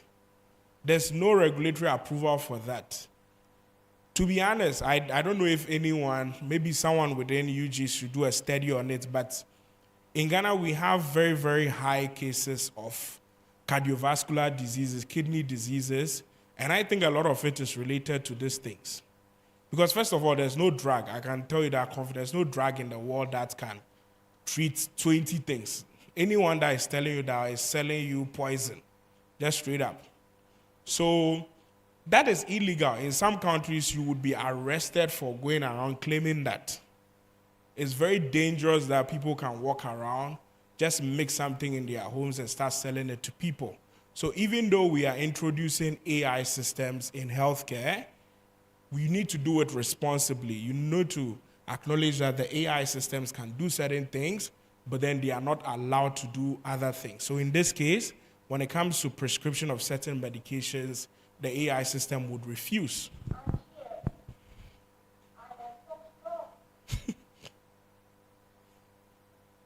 Next slide. So I mentioned medical images. We train the AI system to be able to generate medical reports. So like you can give it the medical images and it's able to draft a report in a similar way to what a medical doctor would do. But this drafted report will then be reviewed by a specialist who will then have the final say. So in this case, we gave it a mammogram, which the AI system was able to pick up some calcifications. So calcifications can be, in this case, they are benign, which means they are not necessarily cancerous, but they are still tumors that need to be further looked at. So having an AI system, and the AI system is able to do all of this in just few seconds. And we are implementing this not only in Ghana, I mentioned Nigeria, but we also have implementations going on in the US, India, Pakistan, and different parts of the world. Next slide. Yeah, so we also do work in biology. We leverage our AI system to design new drugs. Next slide. Next slide. It's as simple as just asking the AI system, I need a drug for, in this case, breast cancer, and the AI system will generate some sequence that represents either what you call small molecules or proteins, and then there's a whole lot of process that is involved in this. So we're actually partnering with University of Ghana, specifically WACBIB, to then take a lot of the drug discovery work we are doing with AI all the way forward. So basically, in the next coming years, you see drugs that were designed right here in Ghana leveraging AI systems. So to do this work, we have a lot of partners all over the world, and this is just a short list of them. If you want to use the AI system, you can just go to moremi.ai and ask any questions you have. They could be medical, like I just showed, or they could be the usual stuff you're doing, which is, using it to cheat with homeworks and everything. I encourage it. It's fine. I'm joking. Don't use it as a steady assistant, not for doing your whole homework. Final words to be AI is here to stay. It's not something that is in the future. I wanted to show you this so that you realize that these are AI solutions that are already in Ghana. We're using generative AI. As you are moving from your studies into the world, start thinking about how you can make yourself valuable by leveraging AI system, because the competition is going to be about how good you leverage AI system. The world cares about results. It cares about your ability to deliver. So if you have two people and you produce results in 1 hour, that takes the other person 2 days to do, you will be promoted. No one cares whether you're using AI or not. It's a results-driven world. So double down on your AI system. There's several options. Learn all of them and make yourself very useful to your company that you end up working in and also to your country. Thank you.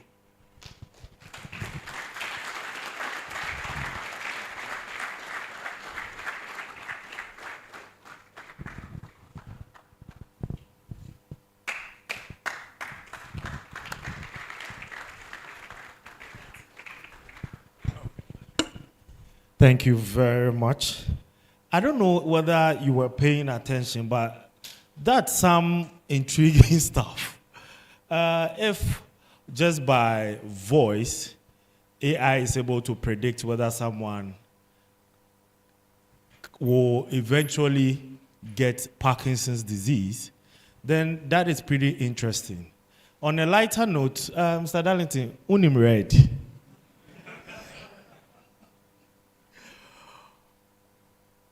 Prof is asking, what's that? Prof, everyone here, unim red. It's funny. All right, so to our next speaker. He happens to be a maritime and port expert. He's also the lead consultant, AI Africa project.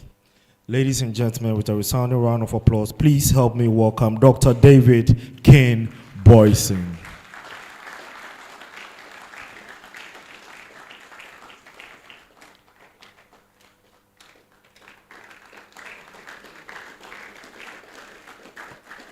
Okay, so by tradition, we keep clapping till he makes his way here. So Dr. David Kane Boyson is a maritime and port expert. He's also the lead consultant, AI Africa project.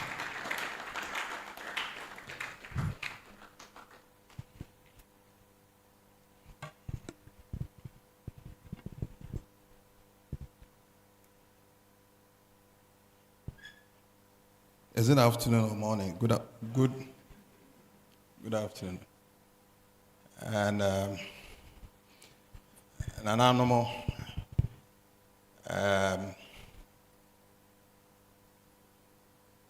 Me papa ye achimni na ma me ye fantini. Me nim se na wo se michia ba. Say afternoon the anam mamo. Aha. And Madam was said, when my family na my basa conference, Yamin Shiram, the Mokai in answer no yate. So, Doc, congratulations. It's very refreshing to know that we are also doing something in our space. And also, my brother from the MTN, well done. I think that you kind of captured most of the things that we already have on our slides. So what I will be doing is just to rehash some of these issues. And once I have Prof here, Doc talked about the issue about student copying, and that he supports that, and he said he's kidding. But I'm serious about this, they should copy.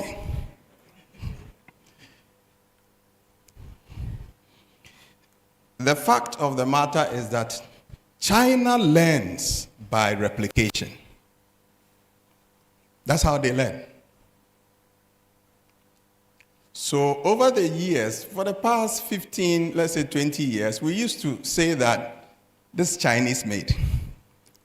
And just to ridicule them, that is what? Inferior quality. Can we say that today? I'm asking. So Chinese, they learn by what? Replication. They learn by copying. So when they see that US has bought something, has developed something, they'll go and buy it, dismantle,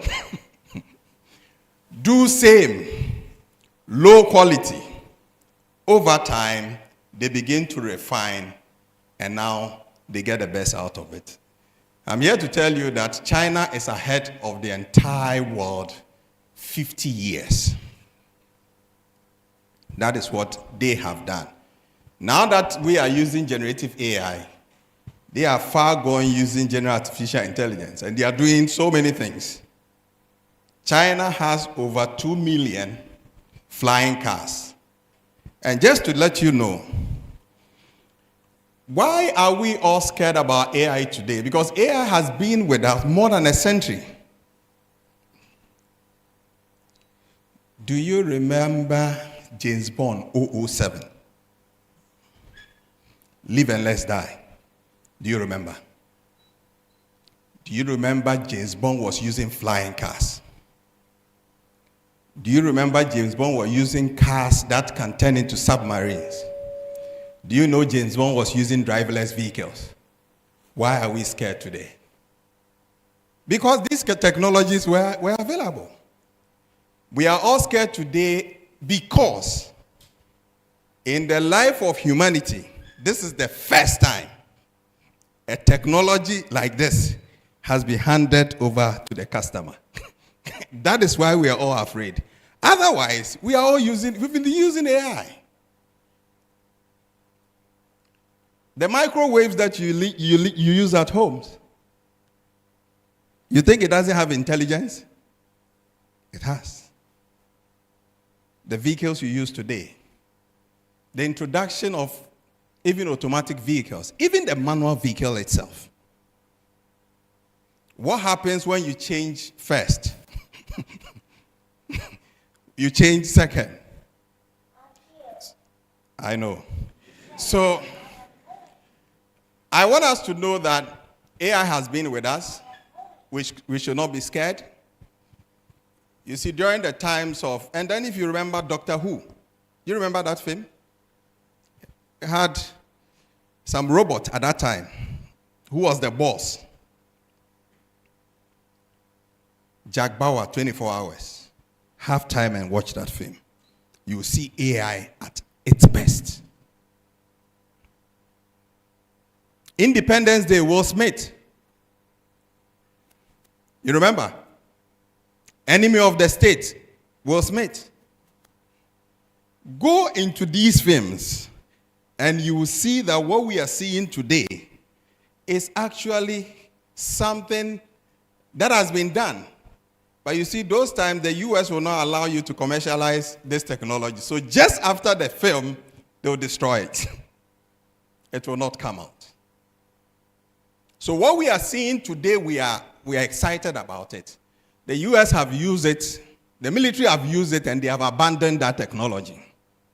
And that's what we are seeing today. And we are all scared.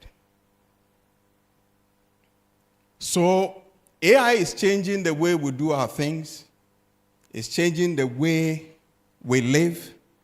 It's a new paradigm shift, like Khan said. We need to adapt. If you don't, you'll be taken out. My brother from NTN said that, yes, AI is going to take out a lot of jobs. But AI cannot take your job. It's someone who has knowledge in AI that will take your job. AI itself will not take your job. The job that are going to be lost, you will have 10 more times jobs that will be created within that space. So, AI in education, Prof, our students are copying. But I'm saying that copying is also, there's a good part of copying. In fact, I authored a paper on AI, Rethink AI Plagiarism. It's on my Joy Online. And I was making an argument that all these anti-AI models that you see, they use the same algorithms just as what? The AI. So actually what is happening is AI is checking AI. So we have forgotten about all the good things that the AI we could use for in education and chasing copying, which is a model that the Chinese are using to develop their country.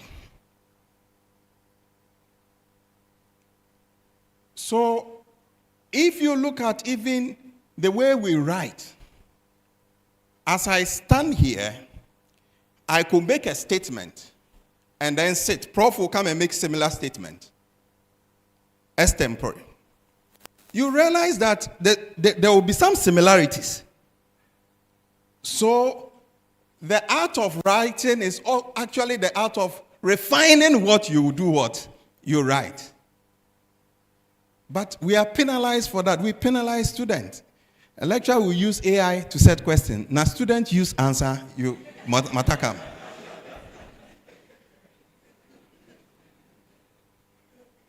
And like Doc was saying, they use AI in marking. But what are we supposed to do? We should see AI as a partner, but not what? A replacement. So, for instance, I have a chatbot. That is AI-driven supervision for thesis. And I have all my attributes, my persona, everything in there. So instead of me supervising 10 students at the same time and not being able to do a good work, I give them access to the chatbot. And they talk to me. And they get their supervision.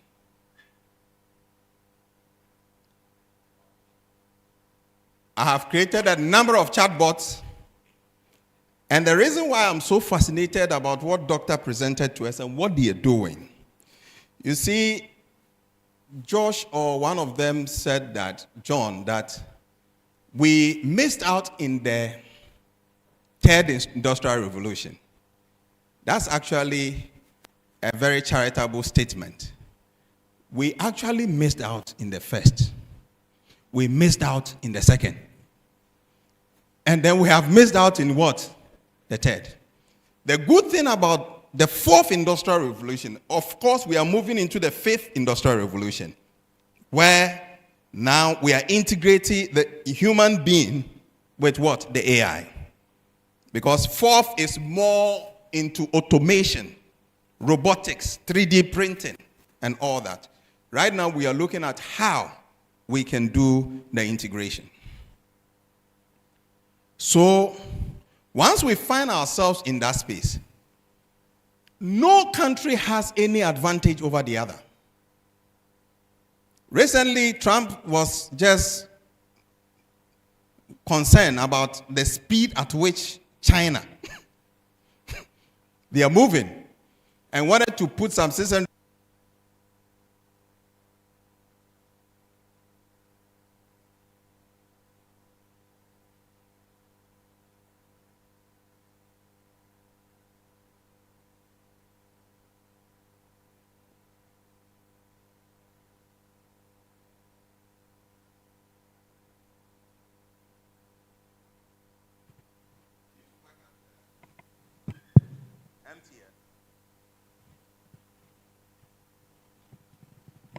Who was invited to the US recently.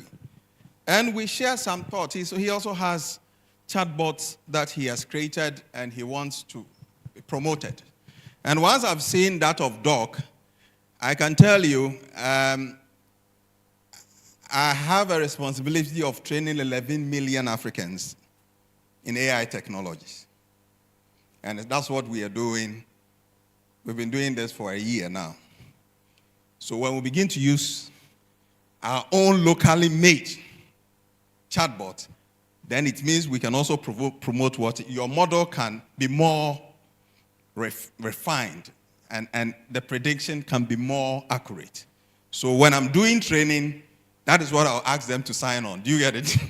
And that is going to give you, that leverage. So it's rather unfortunate that the academics are not too many here. I mean the top echelon, but I have Prof here. So what should we do now? The traditional way of learning, sticking to a rigid curriculum, GTech is the one approving. But do they use AI? That is also another question. And then we are teaching students to memorize. I taught in one of the universities last year and this year, and they asked me to set multiple choice questions. Then I said, Prof, with all due respect, I resign. I'm not interested. Students who are like ours in China, they are creating. What do you want to achieve with multiple choice question? The Chinese are not interested in who discovered Africa. They didn't even teach English. You know their interest? At the kindergarten level, they are training people how to be engineers, doctors, and all that. Their model of training is more of apprenticeship rather than memorizing theories. And let me tell you, by 2030, these Chinese guys, they will be far gone. They just launched their satellite. I hope you saw it. Spent some few millions of dollars, billions of dollars. But the satellite is bigger than what the over 20 nations put together. They have done a better one. So for what we do, our form of training at the AI Africa project, we use the Chinese model. I don't want people to suffer. If I create a very complex prompt, I give it to them. And I say, don't worry, let's model your prompt on this. And I can tell you, some of the guys are here. What they are doing now is unimaginable. Because they have a model to what? Follow. So there's nothing wrong about that. I am proposing, Prof, that I think in the university, all the specific faculties should have their AI labs and integrate into industry. Otherwise, we are training more unemployed students. That is what we'll be doing. One of the times I heard Prof was talking about this science and national science and math quiz that this student did well, but when it came to the practicals, they had issues with it. Why? Because the Chinese might not understand Maslow's hierarchy of needs, might not understand what it means. right? But when you give that Chinese a problem, they will solve the problem for you. Any education that does not lead to the creation of job and services is a waste of everybody's time. Quote me. Any education, and let me add research, that doesn't lead to the creation of goods and services and research, we have wasted their time. So what it means is that students should be encouraged to use these platforms. You have most of the universities now. Ashasi University students partner with FinTech on AI fraud detection. Can you imagine that your exams for the semester, there is actually not a sit-in exams, but you are being sent to the field to go and evaluate a typical problem that is happening within a certain confine and then propose solutions. And you are being given the AI as your lab to help. That is actually what MTN have moved from what? The academic lab to their organization. That bring your idea and let's solve what? The problem. If we do not do that, and most professors become offended when we say these things. If you ask a question in an exam, discuss. Who are you discussing with?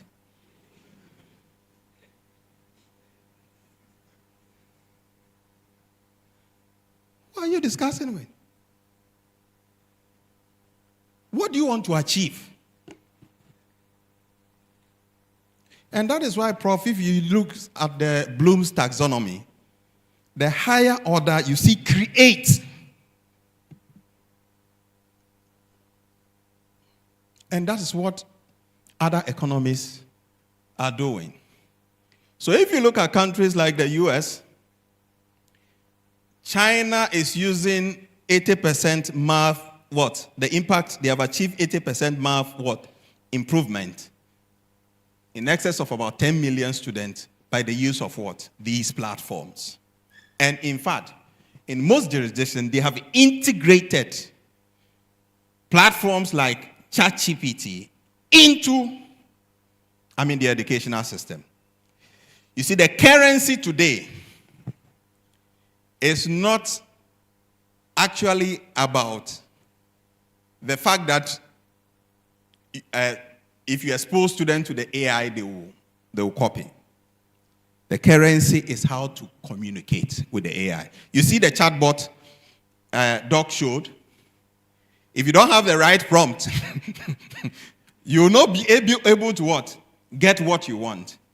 So where I sit in the AI Africa, even though we do deep learning, machine learning, I spend more time to train experts who are prompt engineers.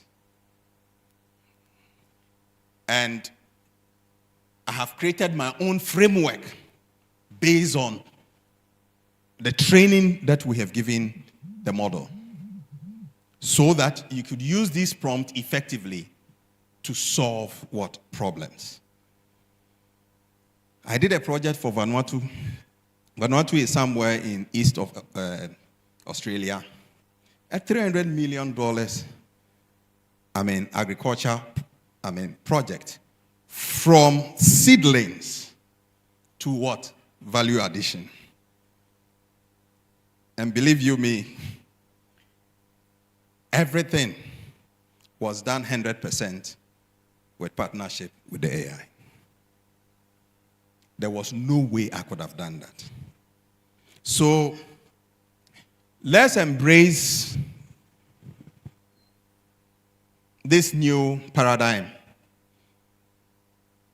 What is dangerous is that when we sit and we do not do anything, especially in academia, who are supposed to actually feed industry with research results to advance what? Projects. That is what we should do. Now, through this AI thing, I don't know whether you've heard this thing. I think 2 years or 3 years ago, there was this Chinese student who was in Harvard under one professor, he is known, who discovered through AI research in genomics that there is a backup copy of youth in every cell in our bodies. Let me take time and say it. That there is a backup copy of youth in every cell in our body. What that means is that if you grow, the system sees you that it's your software that is corrupted and that it can be reinstalled. What that means is that age reversal is possible. And they have done their first test. And now, looking at how to cure an incurable disease. And this time we are talking about blindness. These are things that we never thought of that was possible. So, those in academia, the whole academic structure should change. There should be an entire overhaul of the system. Once we do that, I believe that the average African guy is naturally intelligent. And once given the right education, we can solve all our economic problems. I want you to go to the last slide. So, I would not say anything else because I don't want to dilute what Prof and others have done. Like I told you, the African Diaspora Central Bank, that is the central bank for the economic community of the SIT region of Africa, that is ECOSIS, who came to being through a treaty somewhere 1st August 2019. That was the same day that African Continental Free Trade was established. And these are the diasporans who were sold into slavery some 400 years ago. And it was believed that, it's not a belief, it is a fact that one Queen Nani, who hailed from Ashanti region, was the one who led the Maroons of Jamaica to defeat these guys. And when the diaspora were coming back to home, they decided to settle with the Maroons because they were the first to defeat what? The British. So when you go to Maroons of Jamaica, they have their own space. And they are actually Ashantis because they named their children after the days of the... You check on Maroons of Jamaica. Mediwaya, that guy has been there. They eat fufu, they eat ampesier, they do all the things that we do. So the diaspora settled with them, and they developed their own currency. That is the first African digital currency, which recently World Bank engaged with them. I had a shock that the World Bank, they are engaging them. I'm just a consultant to them. I can only advise. I didn't like the whole thing. But the problem is that we don't have our own digital infrastructure, all right, to be able to integrate. So they are like ECOWAS. But since ECOWAS itself doesn't have an infrastructure that will connect to them, then they are coming to individual countries to have this infrastructure connected. They have sunk $4 billion in their currency into this project, which by the grace of God I'm leading. That's why I'm saying that my good friend, the doctor, will see how we can, because if you have 11 million people using your platform, that should be a plus. Ladies and gentlemen, thank you for your time, and have a good afternoon.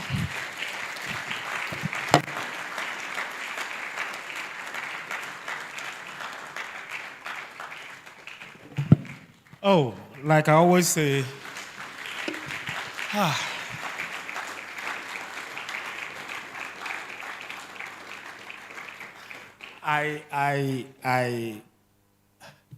resonate with your frustration with respect to the current curriculum that we have.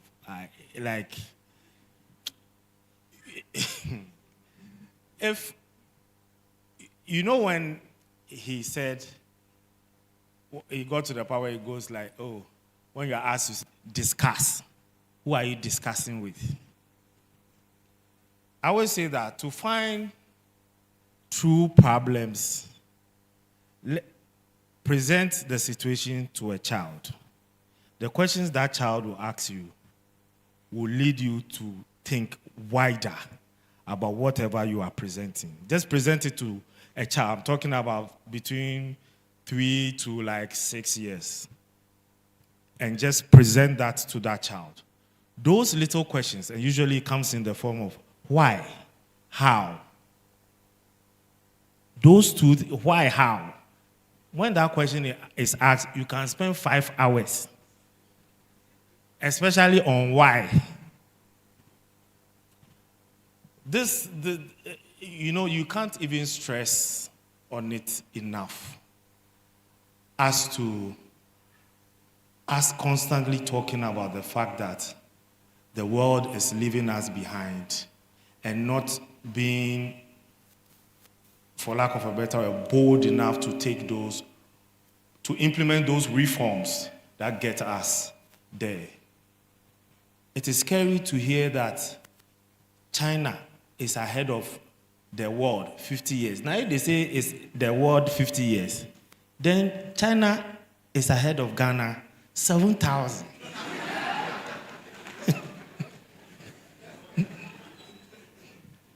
All right. Please give it up for all our speakers.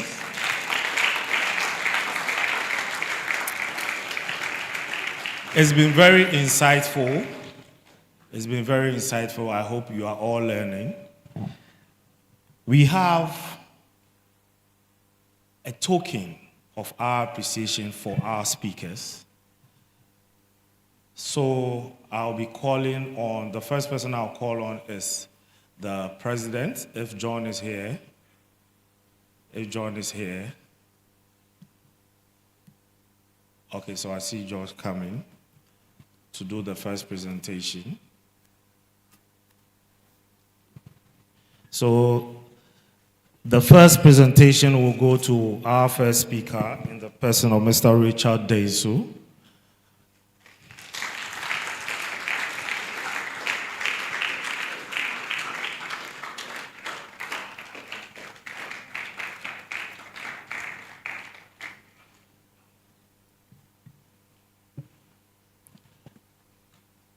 Thank you very much for sharing your wisdom with us.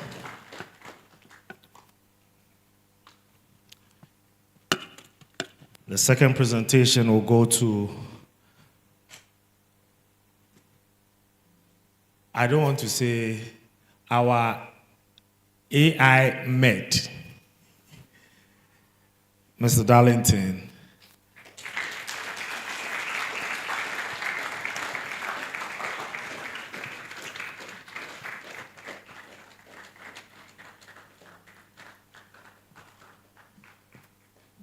Thank you very much.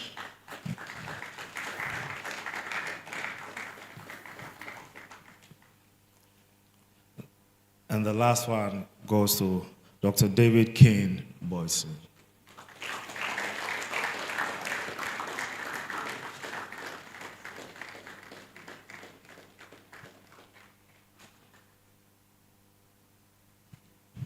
Hey, you are doing some. Thank you very much, Doc.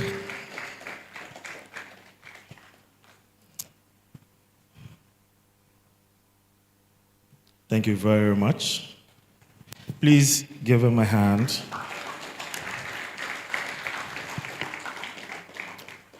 I would just like to take some few seconds to acknowledge our sponsors and partners. Our key sponsor, MTN Ghana, Academic City University, Mex Africa, Vigo Security, our partners, the University of Ghana, IDEC, IoT, to whom we are in partnership with for this beautiful event, the School of Engineering, Rail. We also have our media partners, TV3, GNA, Adom Online, Joy News, Onua TV, Adom and Joy Online. Thank you all very much for making this day a success. We will dive straight to the panel discussion. First, I'll introduce our panelists before I introduce our moderator, because that will need some time.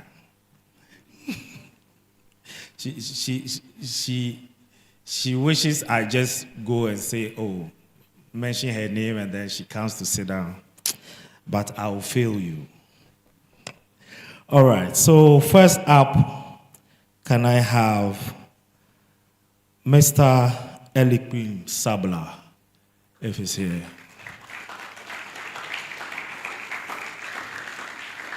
Mr. Eliquim Sabla.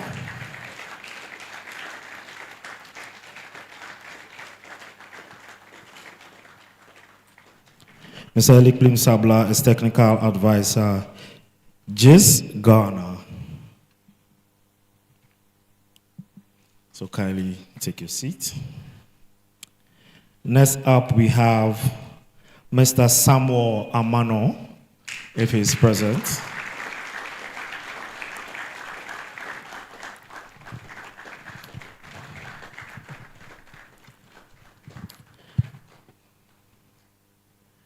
I once again call on Mr. Darlington Akugu.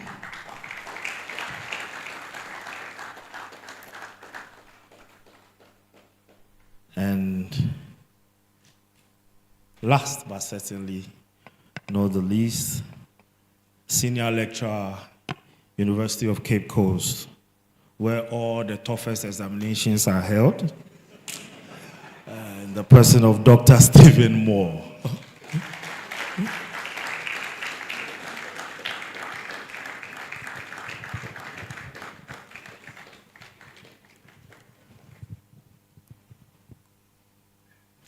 Okay.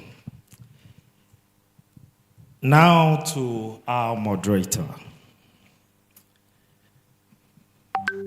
If I should go through the list of academic accolades, we will live here during the Ramadan holidays. So I'll just say a few things line up here. So, Professor Elsie Akosua Bira Efa Kaufman. She initially joined the Department of Physics and also supported teaching in the dental school and the then newly formed Department of Physiotherapy. During the period between 2001 and 2006, she was a member of the University of Ghana committee that prepares proposals for the establishment of the departments of physiotherapy, radiography, audiology, medical physics, and then Faculty of Engineering Sciences, now the School of Engineering Sciences. Ladies and gentlemen, I'll end here because I've been scrolling and scrolling and scrolling. Help me welcome the one and only our own Professor Elsie Akosua-Bira Efwa Kaufman, who today will be moderating the panel discussion for Rethink Africa.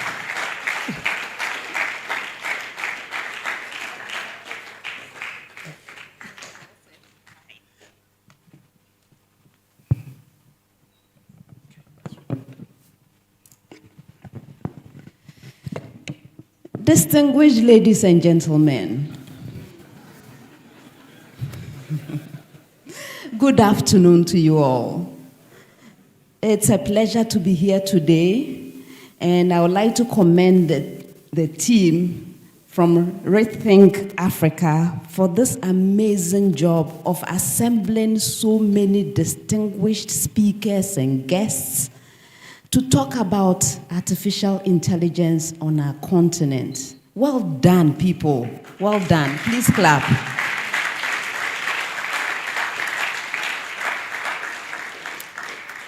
We only have 1 hour for this panel discussion. It's not going to be enough time, I can already tell you. But we have some amazing speakers here, amazing panelists, full of experience and wisdom. I advise that we listen to them carefully. I will give an opportunity for all of us to ask our questions. So please write down your notes, and we'll have an opportunity to interact as well. That means I will not speak too much. I'm going to get straight to the point. Our topic for the panel discussion today is building the African intelligence, challenges, opportunities, and the way forward. Are you excited? Are you excited?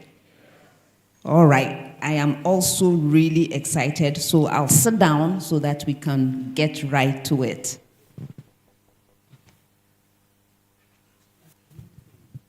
Yes, we need to move this, right? Gentlemen, you are most welcome. I am so excited to be having this conversation with you. I'm feeling very special today. Having seen all of you, the work that you do is just incredible, and I want to commend you as well for all that you're doing for our continent. Well done.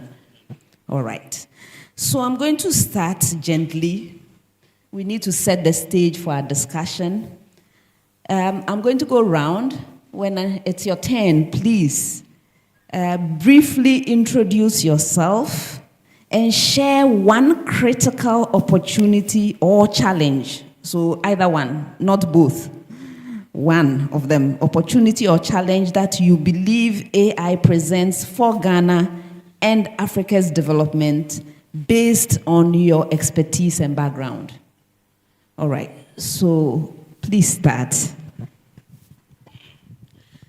Yeah, so once again, my name hasn't changed. It's still Darlington Akogo, founder, CEO of Mino Health AI Labs, and then a number of AI initiatives, including Gudra AI Studio. So yesterday we did a panel with Eli Clement. He said we speak too much about challenges in Africa, so I'll stick to opportunities. Good.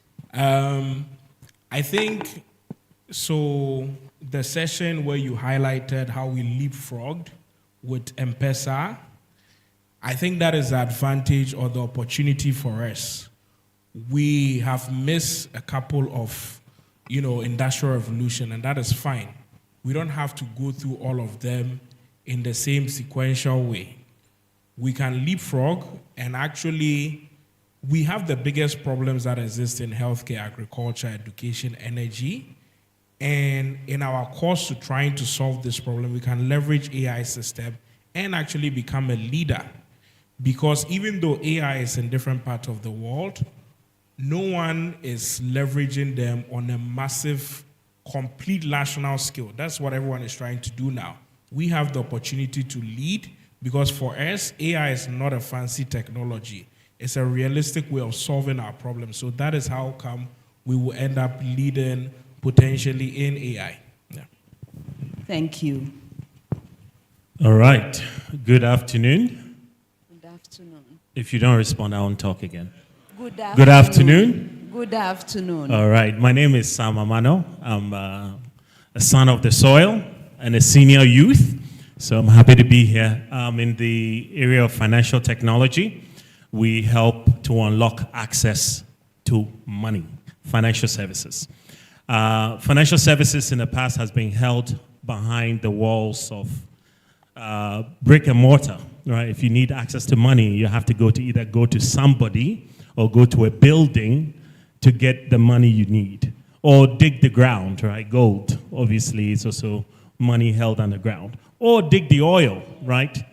Our job is to unlock access to that using technology, tokenizing the assets, making sure people can easily have access to money, whether they are in Mars or they are on planet Earth. And I believe that's where Africa is going to get to. We have the largest deposit of natural resources, starting with the youth being a natural resource.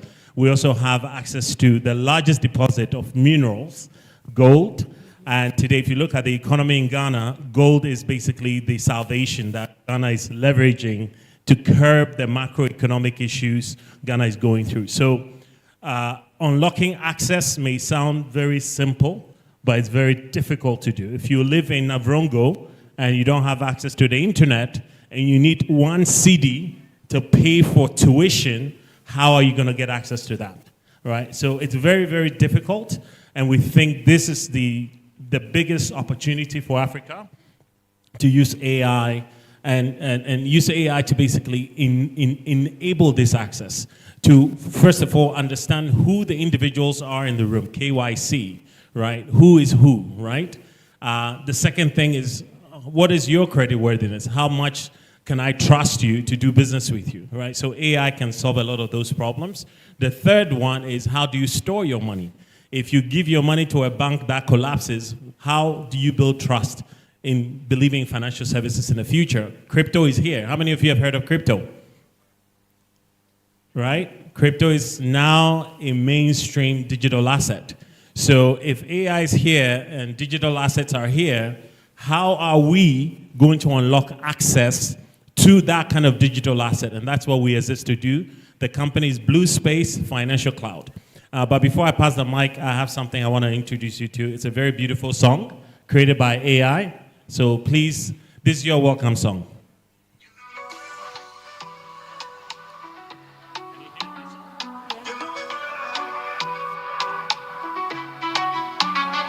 Before I talk, you fit tell. You see my heart, you know my way. From morning light go reach end of day. Where I go, fit run from you. For sky a day, you did shine through. Deep for sea, still dead there. Your big love full everywhere. But you know me, you see my soul. Before I land, you make me whole. Fearfully, wonderfully, you for my life. Your love too deep is shining bright. No hiding place, no running far. Your mercy shine like morning star. You ride my days before them show. Forever now you I go know.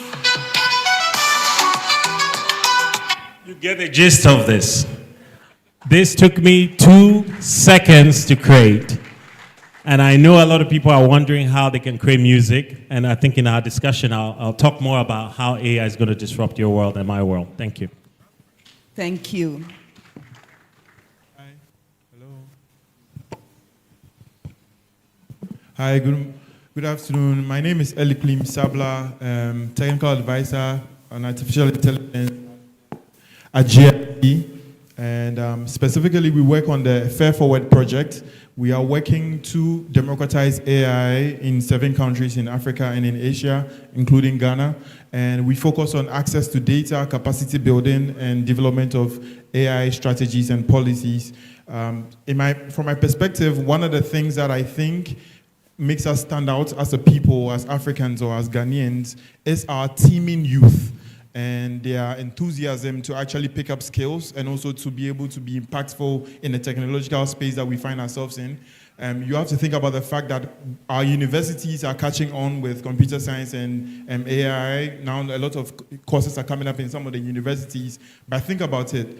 The youth have already started learning these things and already applying themselves in this space. And so which shows that we have a great advantage because of the enthusiasm of our young people, and that is something we need to tap into. And so currently in the country, there is no master's or PhD program in AI. Perhaps in a computer science program, there could be some AI components in there. And so imagine that we have some experts already building amazing AI products in a country. Imagine if our educational system catches up and also gives opportunity to people to learn contextually what AI can mean in Ghana. So I want to see my perspective, I see the youth and then the young generation of people that we have as one advantage that Africa has to be able to impact the world globally on the AI landscape. Yeah, thank you.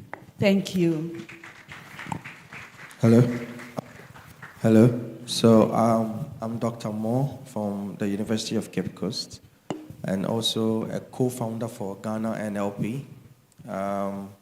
So at Ghana NLP, we develop translators for Ghanaian languages. We have done this for, so far, 7 Ghanaian languages, Twi, Fanti, Dagbani, Kusal, Gan, Ewe, so many languages that you can try. Of course, we've done this for also 3 Kenyan languages, 1 Nigerian language as well. And this, we have APIs, so you can subscribe to the API and use it for your own product development or your own projects that you want to do. Because the idea is a lot of the things going on, local people do not understand. Quite recently in Parliament, one of the MPs in the International Mother Language Day, Mother Tongue Day, the MPs were speaking in their own languages. And I was there, I was sitting back home and I was listening. And I realized maybe this is how it should be, that people should be able to communicate in their own mother tongues and should be free to talk without being bothered that another person cannot understand, because there will be tools readily available to make this accessible.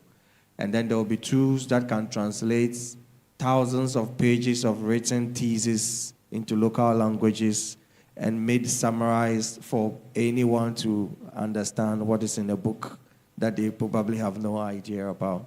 So this is what we do, and this is Ghana NLP. The app is Kaya AI app. It has a dashboard. You can go and use it to translate your stories into local languages and share them. And you also have an API. You can use it to send messages to villages where there's work going on. But apart from that, I also do teach as well in a lot of places. I teach in Senegal, in Kenya, in Rwanda, in many African countries where I do teach them also on computational methods, the knowledge and understanding of the AI tools and machineries, how you can deploy them, how you can use them, not become a user. I try to, as much as possible, say we do not have to just become users and fascinated about these tools, that we are so enchanted and we feel like, wow, wow, wow, all the time. We need to be participating. We need to be participating in policy making. We need to participate in algorithmic development. We need to participate in knowledge sharing and be at the forefront of the development of the whole AI technology itself. So for me, I'm a bit excited about the opportunities that present itself through AI, and hope that it becomes very common or maybe a mainstay for our society as well going forward. Thank you. Please clap for my panelists already. All right, so we're going to have this really exciting conversation. Let me start with education, because we've heard so much about it from the previous speaker who gave all kinds of scenarios. And when Dr. Moore was introduced, is it really true, UCC, you have the most difficult questions? I don't know. I don't say the most difficult questions, by the way. So it is not, I can't say that. Maybe there's excessive questions or quizzes that are being done, so it becomes a bit more stressful for students. I can understand that. All right, so let me start with you, right? Because you are from an academic institution, you do a lot of teaching. Have there been any steps to integrate AI education into school and university curricula in Ghana and in Africa generally? Have there been attempts? There are currently some universities that are running bachelor's program in artificial intelligence. There is recently, 2 years ago, Google gave out millions of money to establish an AI research university in South Africa, where a lot of people are now going to do AI programs. I'm involved in teaching in Senegal. So Senegal has also AMI program, which is a graduate studies program purely for machine learning, data science, artificial intelligence for graduate studies. So there are, UCC recently is also establishing the School of Sustainable Engineering, where there are a lot of programs they are adding now, like civil engineering with artificial intelligence, electrical engineering with artificial intelligence, and so many stuffs like that. There are already a lot of universities in Africa doing that. I was in Uganda. I saw some of the curriculums they have there. I was in Kenya as well. I've seen some of them.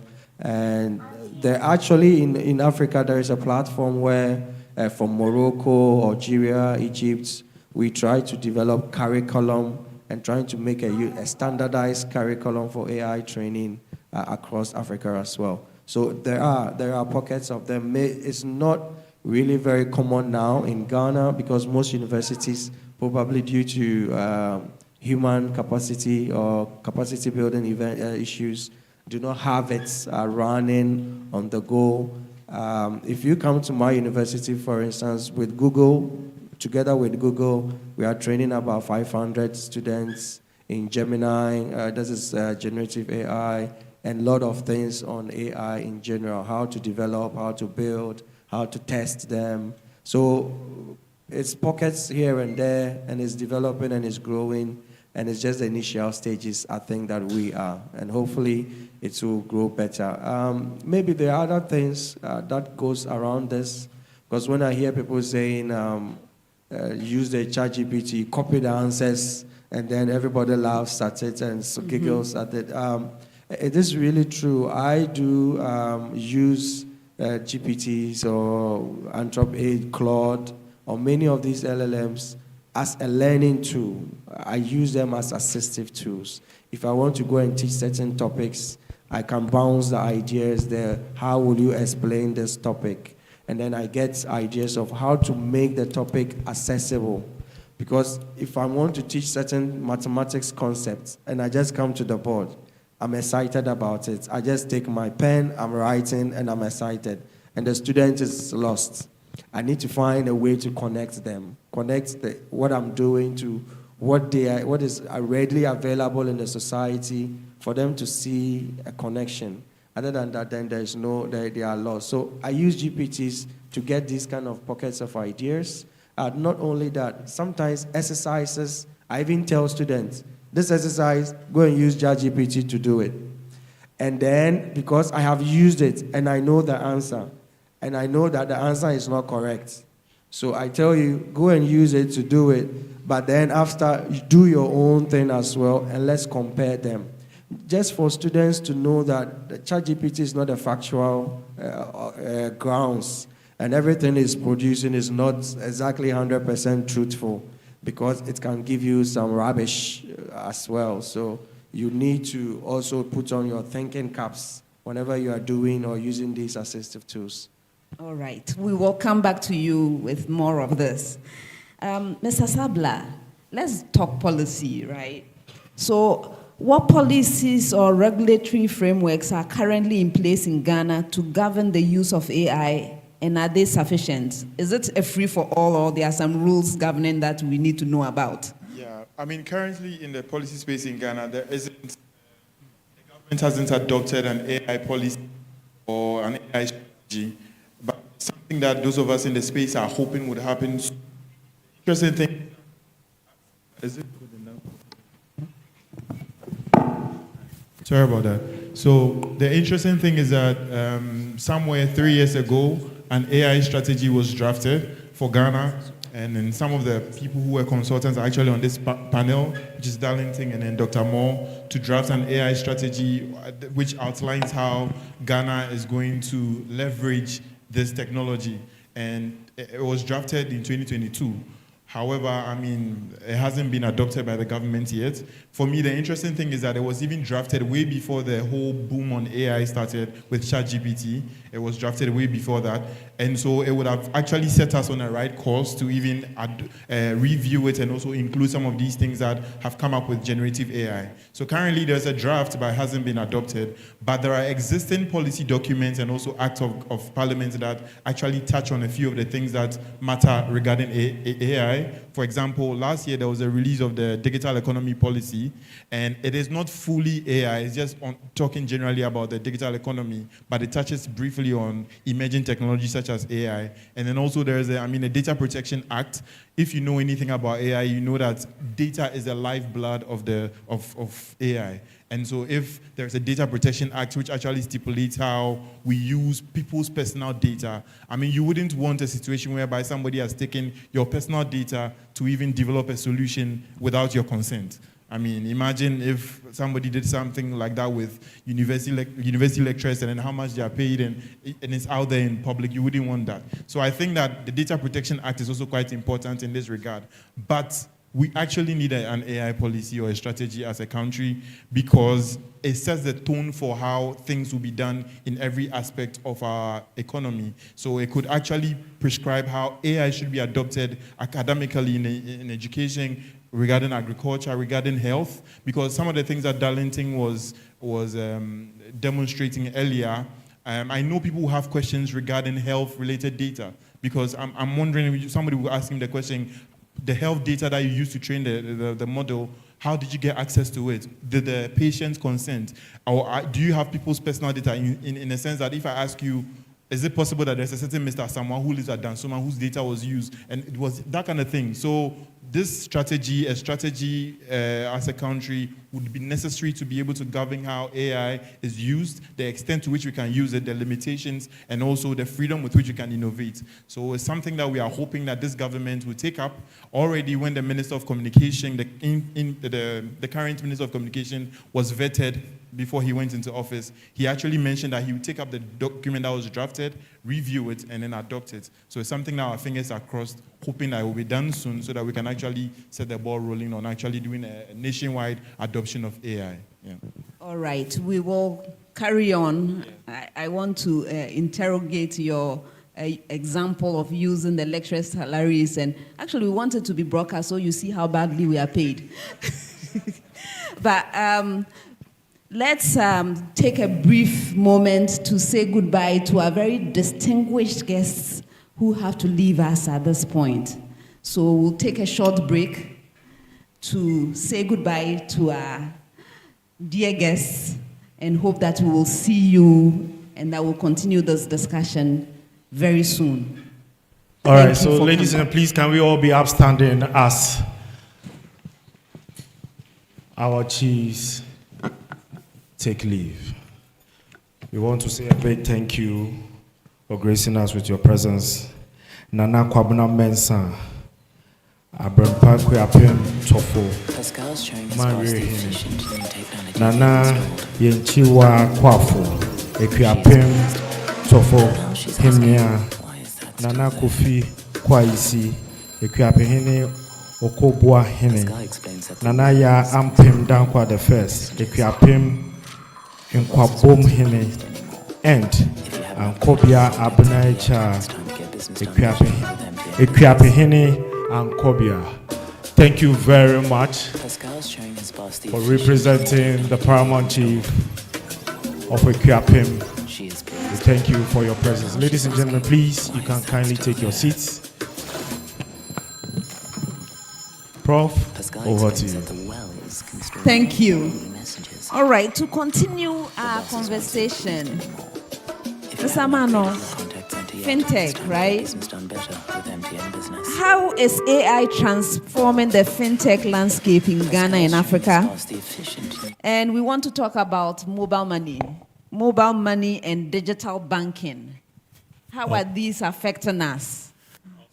Awesome. Can you hear me? Yes. So I think the idea of digital banking has not been something new. It's been there before because we've already adopted this device as our main interface to engage, right? So that has already taken place. I think all the way back, maybe 20 years ago, the mobile device was becoming, the mainstay. So I think not just fintech per se, but every other sector that you look at, there is financial services in healthcare. There's financial services in education. There's financial services in policy, right? So the digital component requires not just the mobile device, but the actual building blocks that Ghana as a country or Africa as a country need to look at. So I'll break it down a little bit because it signals some of the concerns about policy and all these other areas. For us to get maximum adoption, we have to own our own data. We have to have our own data centers.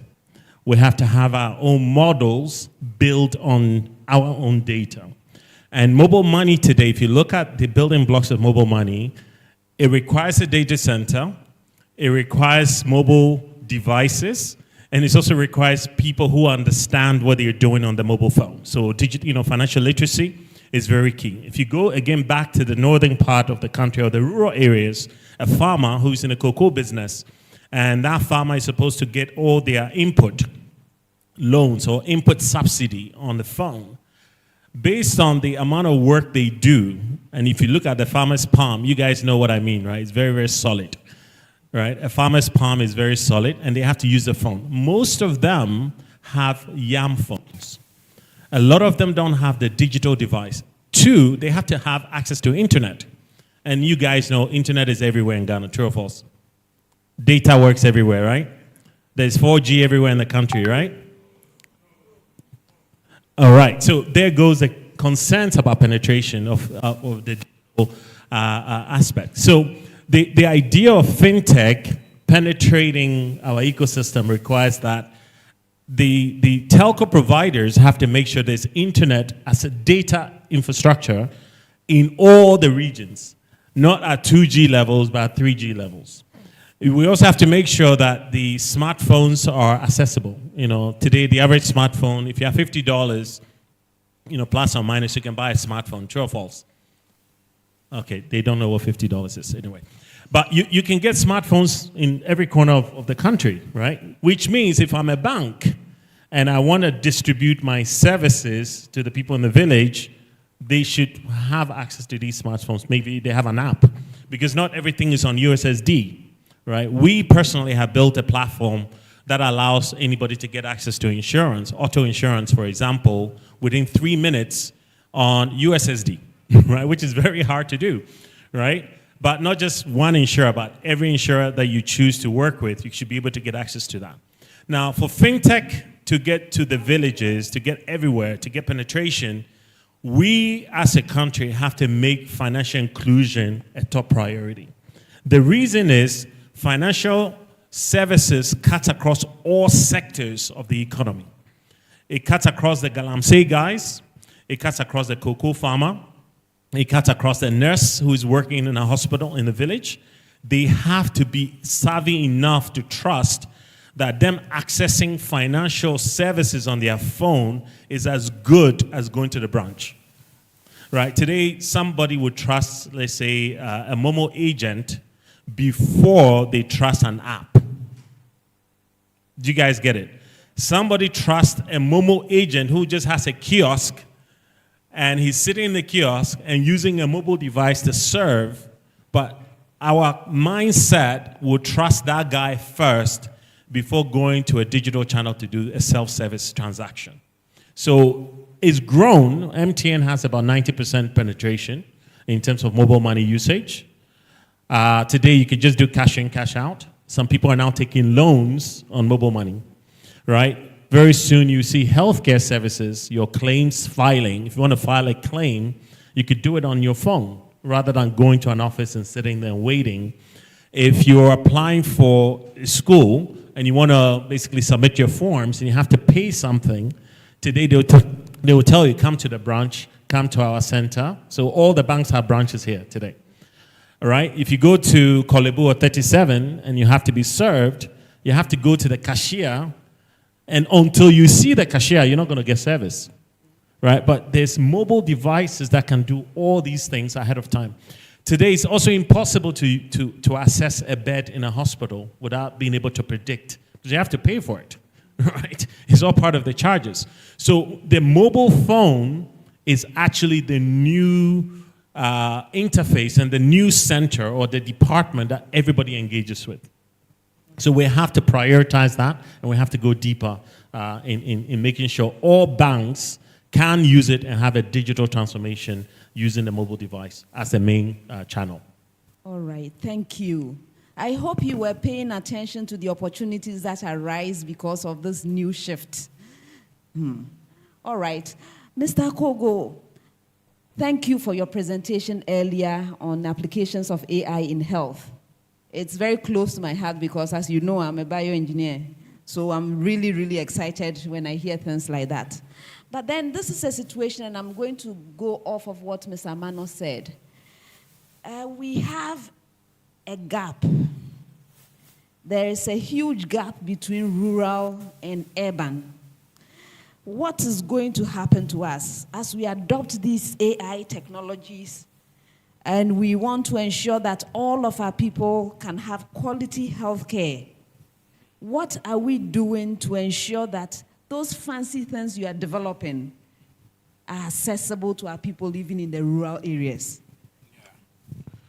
So there are different things we have to do. We currently are putting together some partnership with the government to essentially expand what we are doing to the public health facilities that we have in the country, eventually all of them. And so within, for example, Ghana Health Service, they have something they call network of practice, where they chain different, let's say, complexity of health facilities. So you're talking about things from CHIPS compound all the way to district hospitals to regional hospitals, so that if you have certain things that, if let's say a patient is presented in one of those facilities, they are networked together in a way that in certain instances, the problem can be resolved locally at that clinic, at that CHIPS compound. It doesn't need to be escalated, but should there be a need to escalate it, then you do so.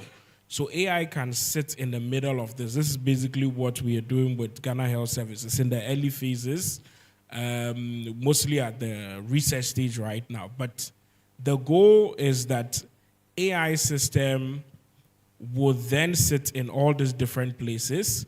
You would have the AI help with the point of care immediately at that.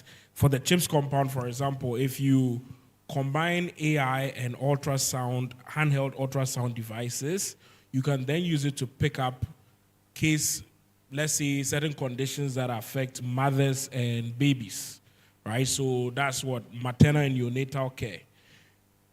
Essentially, all they have to do is learn how to use the handheld devices, rub it against the belly of the mom, and then have the AI system do the analysis.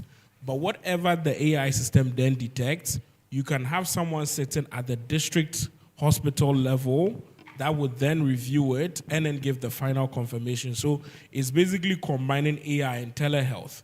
But there is definitely one challenge, which, you know, some Amano essentially highlighted, right? So that's the challenge about the internet access, right? It's an infrastructure gap that whenever you are dealing with digital solutions, you always run into. But I actually do have a slight variation of take on this.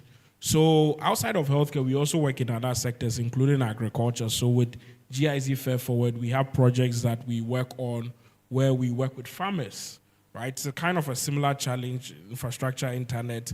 We fly drones and we use AI to detect diseases and pests. As of just last week, we did some field work with the GIZ team. We were all up in the Bronga Ahafo regions and everything. I would say this, to our surprise, sometimes in the rural areas, they actually have better internet than we do here in Accra. The reason being that there's less pressure on the networks as we do have here in Accra. Yes, there are places that if you're moving in the rural areas, there are places that just goes blank. There's no network and everything. But then you get to certain places and you have way stable internet. You can stream things, you can upload data and everything. I know this because that's what our team have to do. They collect all this huge data from drone and they upload it, or sometimes we have to hop on Zoom calls with them whilst they are in the field and everything, and they get way better data. We do have infrastructural issue, and to put another flip to it, I remember some years ago, I was having a meeting in Tanzania, and then it was with their telcos. They actually look up to our telcos here in Ghana, right?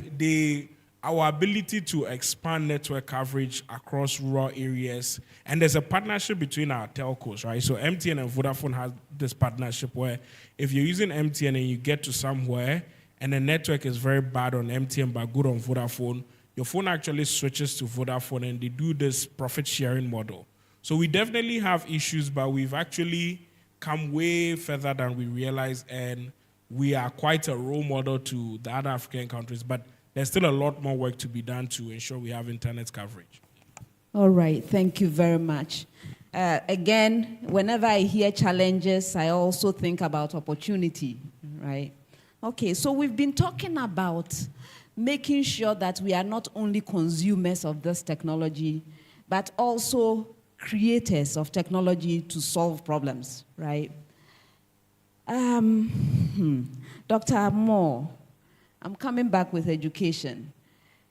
Are we training our young people, our great resource of young people, enthusiastic young people, in a way that makes them capable of taking up these challenges that we are facing in order to come up with solutions that actually address them? And I'm not only, since we're on this theme of, the divide, I'm not only talking about those that are able to come to UCC or come to University of Ghana. Those many young people that are in our rural areas, in areas where they don't have ready access to the sort of educational training grounds that we have in the places I've mentioned. Are we preparing them to be our problem solvers? Hello. All right. Thank you. Yes and no. Yes, being the fact that for me, I tell students all the time, YouTube is your best source of information as well. So I do have all my lecture notes, all my lectures on YouTube. I make videos, I put them there. And I tell students, if you don't want to come to class, fair deal, stay at home, go and watch that video, and that's fine. So with that idea, I think it is easy to send knowledge and share knowledge across to anyone in any part of the world. And I do always say this, that there was a bronze Olympian medalist who studied how to do javelin throw by YouTube. So it gives a lot of impetus that no matter what, you can get that knowledge. Of course, the issue now is whether Ghana per se is preparing its students or preparing its workforce for AI development and AI contributions. And this is also a bit of a yes and a no. I heard right now Dr. Ken say they are planning to train 500,000. I've also heard the government of Ghana talk about this 1 million coders. I hear a lot of these things. My only hope is they are not just buzzwords, or they are not just ways for which people to create small companies and take the monies away.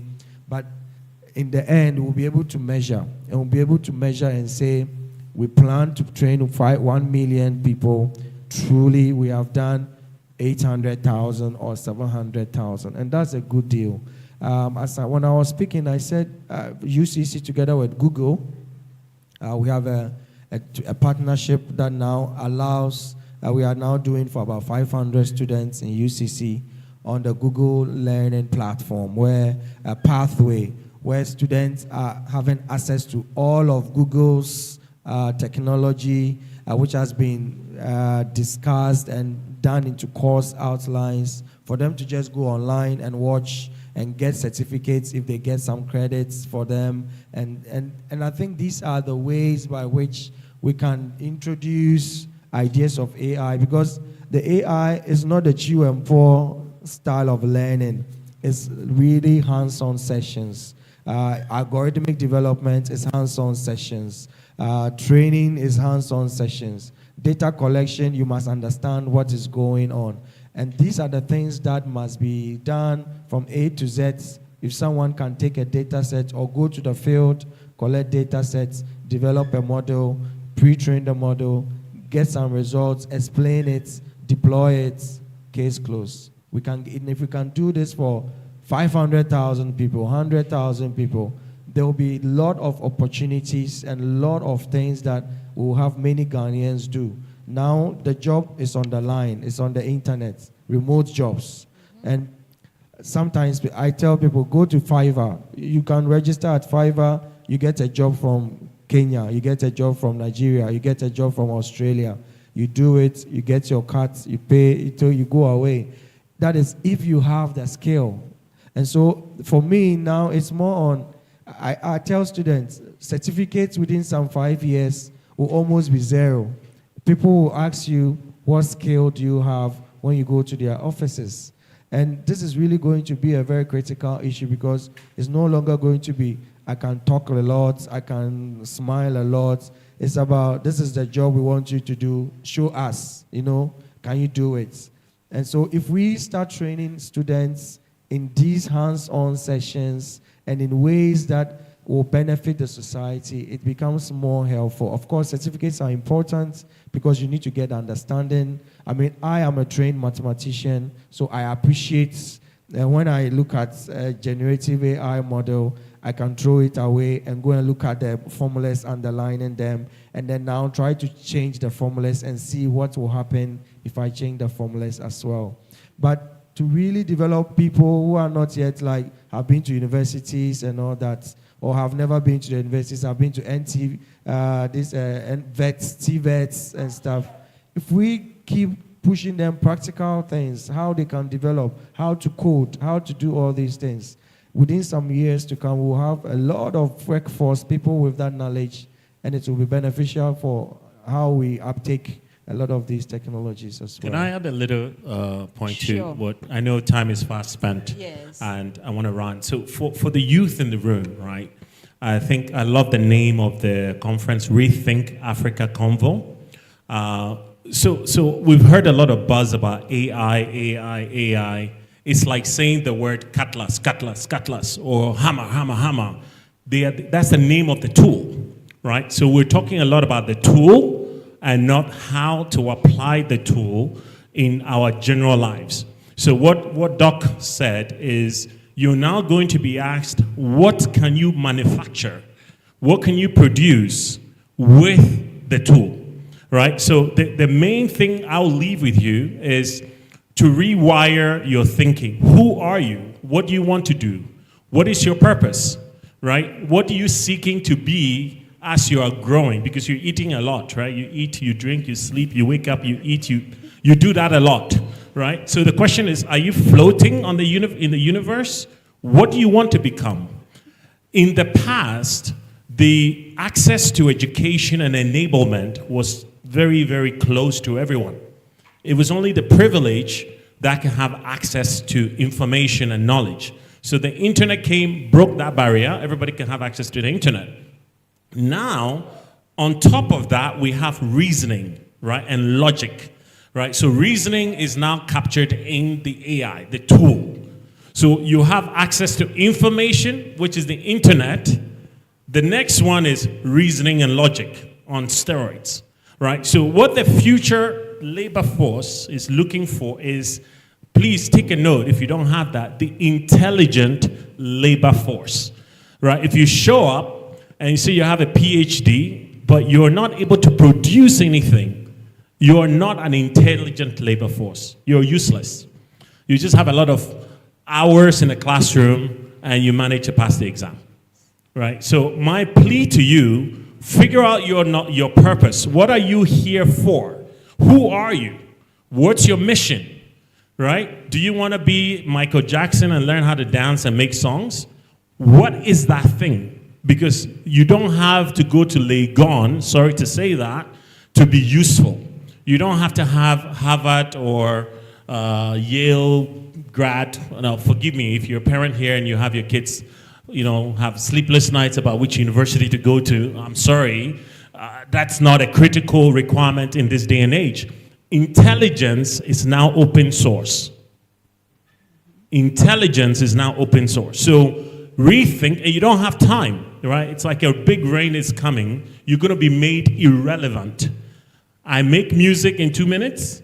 I create proposals. I take the entire economic data of Ghana and model it in AI. We've taken policies, central bank policies across 54 countries, put that in a model, create something we call Policy Hub. We will know what rules you need to fight when you want to set up a fintech in any African country without talking to a lawyer, right? So intelligence is now open source. It's available to everybody. God loves us all. Amen. Yeah, that's amazing. And actually, one thing I would like to add is that our students are actually beginning to wise up. Many have realized that it's not about whatever name of the degree they are getting, but rather the knowledge and skills that they have in order to be able to solve other people's problems and make themselves some money. I think many of my students have started to recognize that. I hope you have. So you can go get a degree in whatever it is that you like. You may get knowledge out of there. If you don't get the skill, you will be left behind. We have talked about that, haven't we? Yes. Oh, okay. Our speaker wants to escape. Yeah. All right, so please, Mr. Samuel Amano wants to take leave. He has other engagements. So we appreciate your time spent with us and the knowledge that you've shared. Yeah. So kindly give him a round of applause. Thank you. All right, so Mr. Amano, as you descend, there's one question for you before you go. Good afternoon, everyone. My name is Bright, and I came because of you, so you have nowhere to go. All right, you made your submission very clear.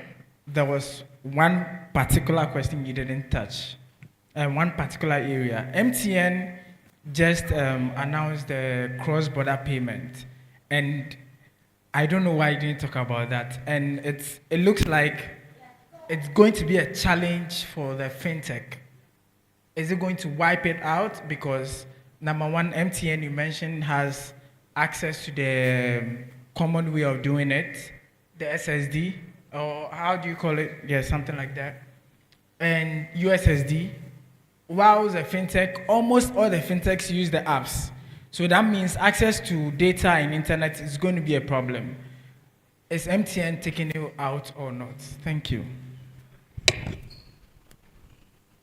Okay, let me see if I understood your question.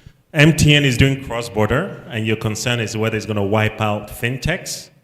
Is that the question? The answer is no. MTN is a highway. Everybody can use that highway. If you have a car, Maserati, Ferrari, you can drive on their highway. So if you're a fintech focused on healthcare and you want to use MTN's payment system, you could. If you want to use Telecell's platform, you can. If you want to use any other payment network infrastructure, you can.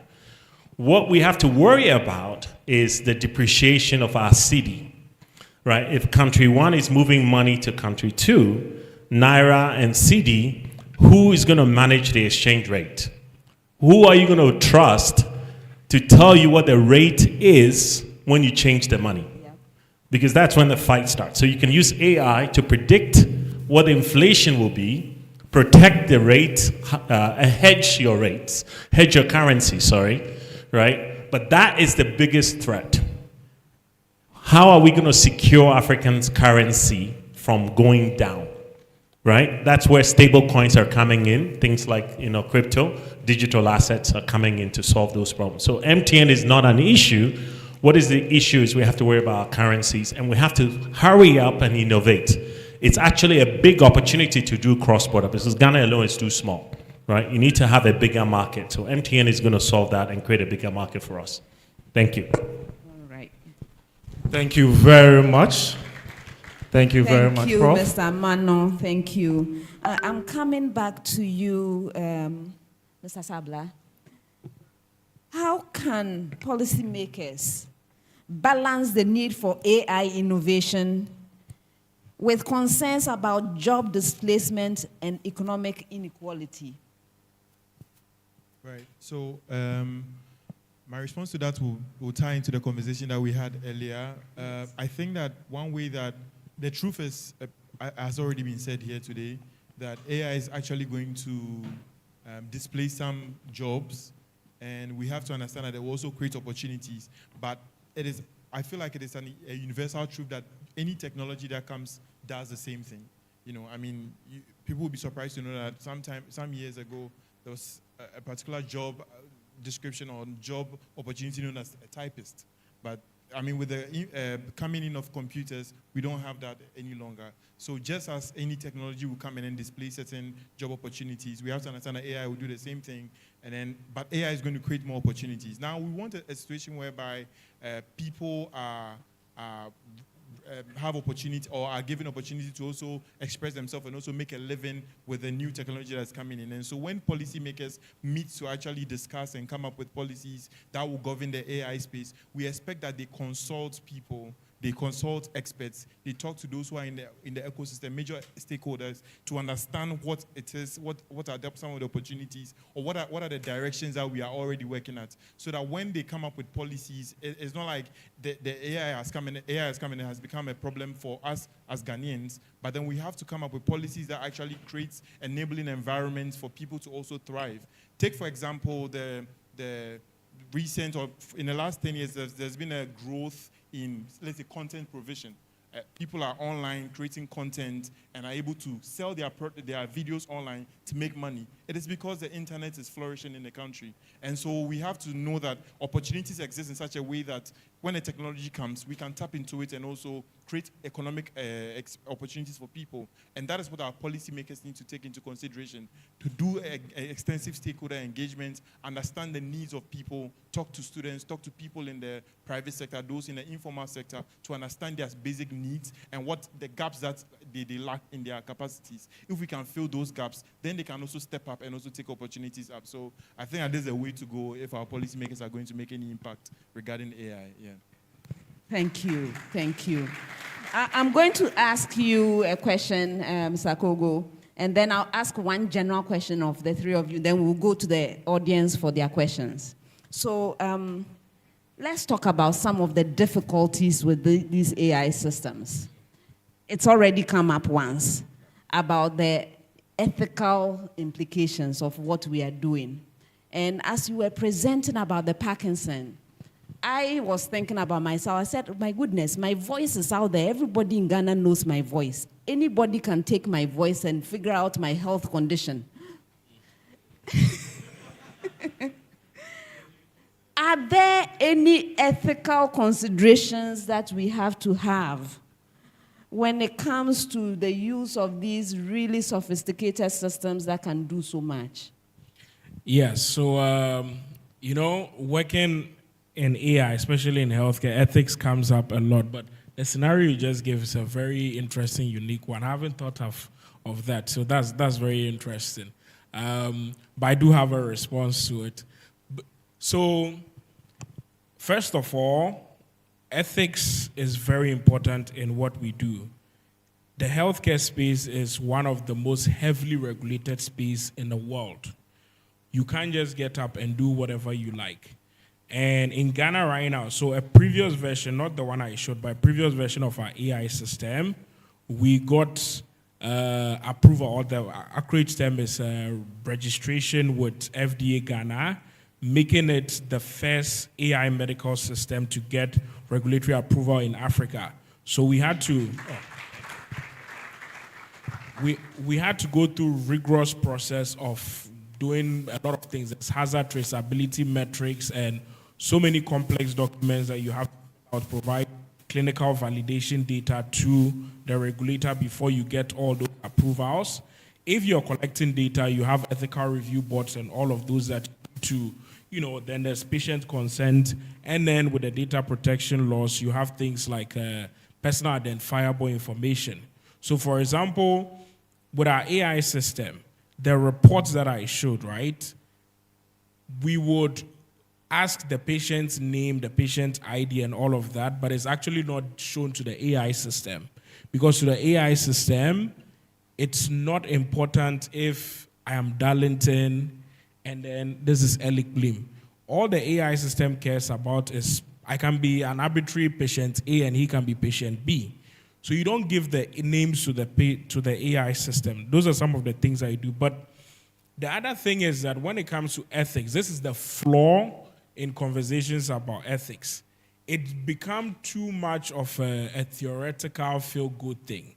So all the big companies in the world will tell you that framework for AI ethics is it should be trustworthy, it should be safe, it should be fair, free of bias. But I don't think anyone in the world would disagree to that.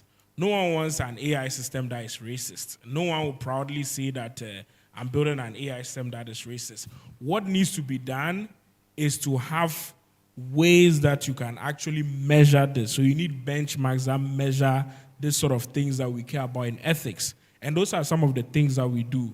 So there's something called the Bull data set.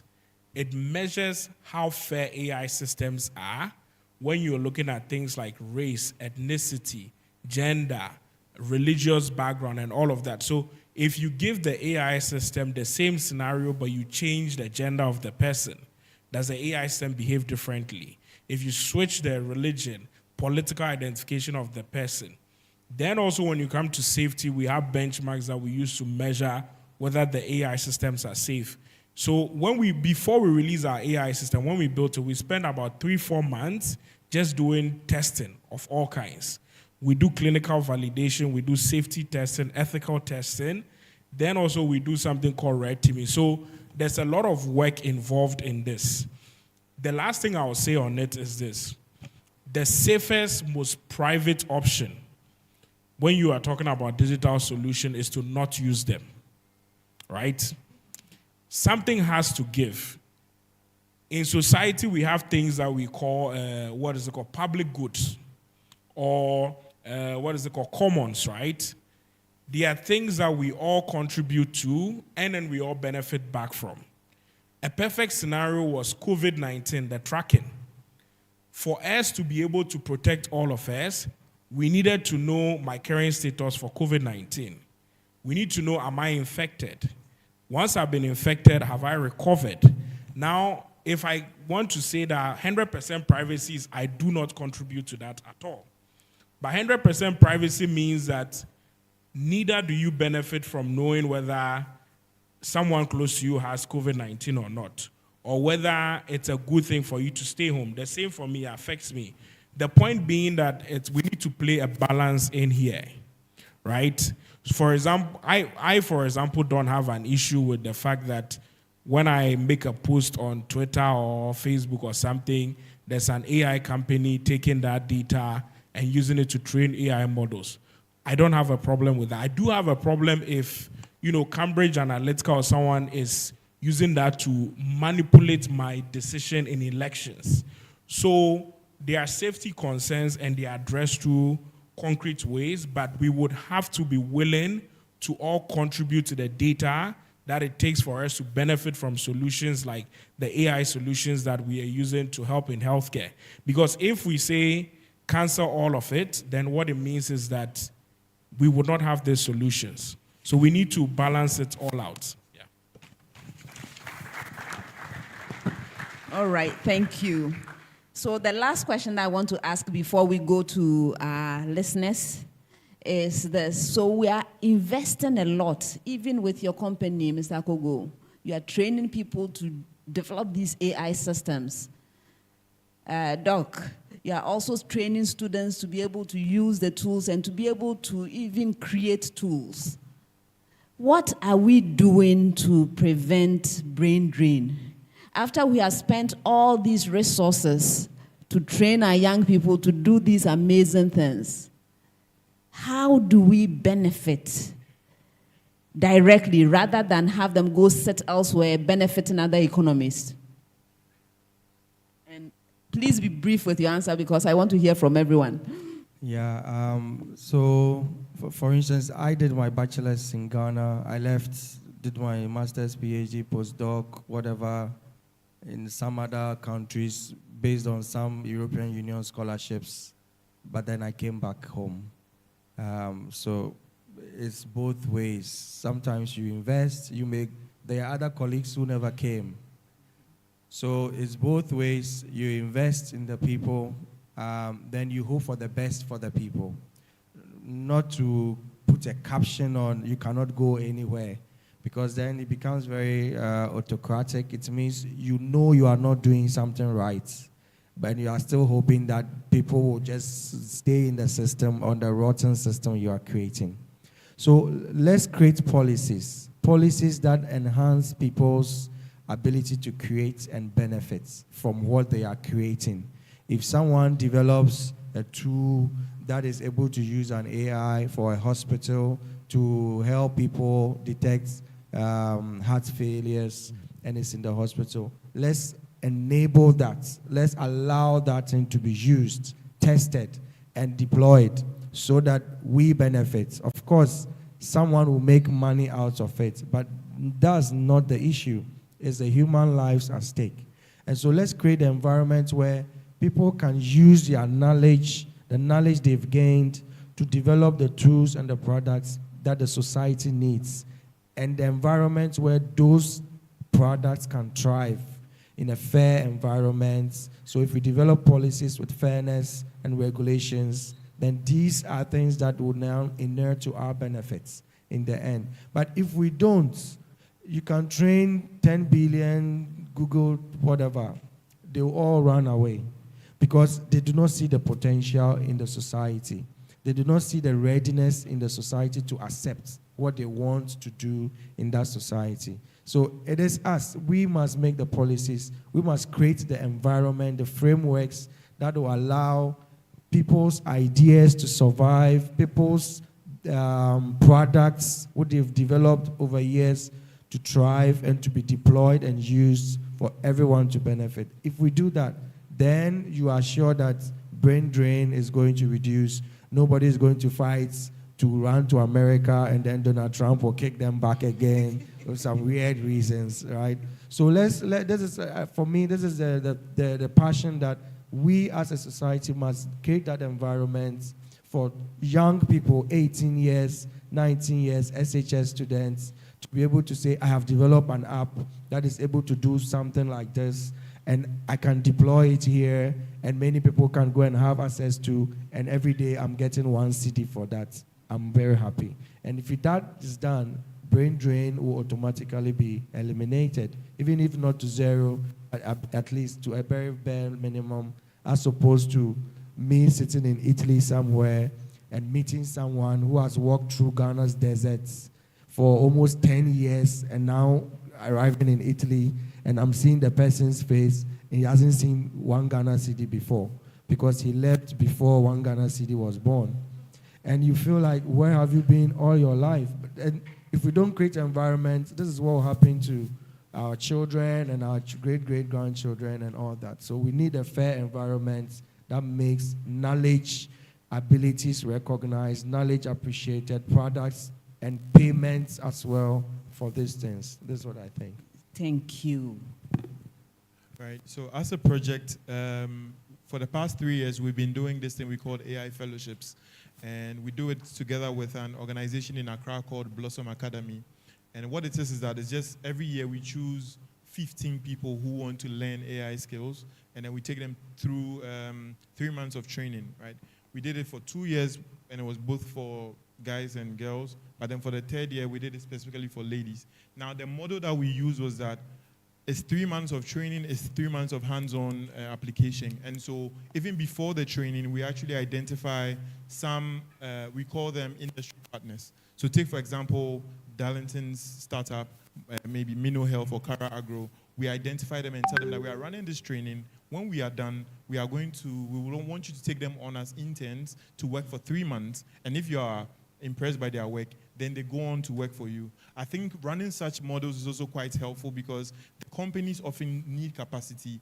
The the experts also often need opportunities. So creating a bridge between trainees and then companies creates the opportunity for them to learn on the job and also use their skills in a way that is worthwhile. Before you know it, it's actually creating employment, and then they see value in actually pursuing a career in AI. So I think that we should run such models, and then also understand that working in the AI space for some years now, I've seen that so many startups are coming up working in silos, and then unless we are able to identify them and then also help push talents there, we will just have this problem where people will see that, you know what, I develop my skills on my own, I need to just get an opportunity that will pay me a lot, and so I might as well just find a work opportunity outside. So let's do that, and then I think the brain drain thing will be a thing of the past. Yeah.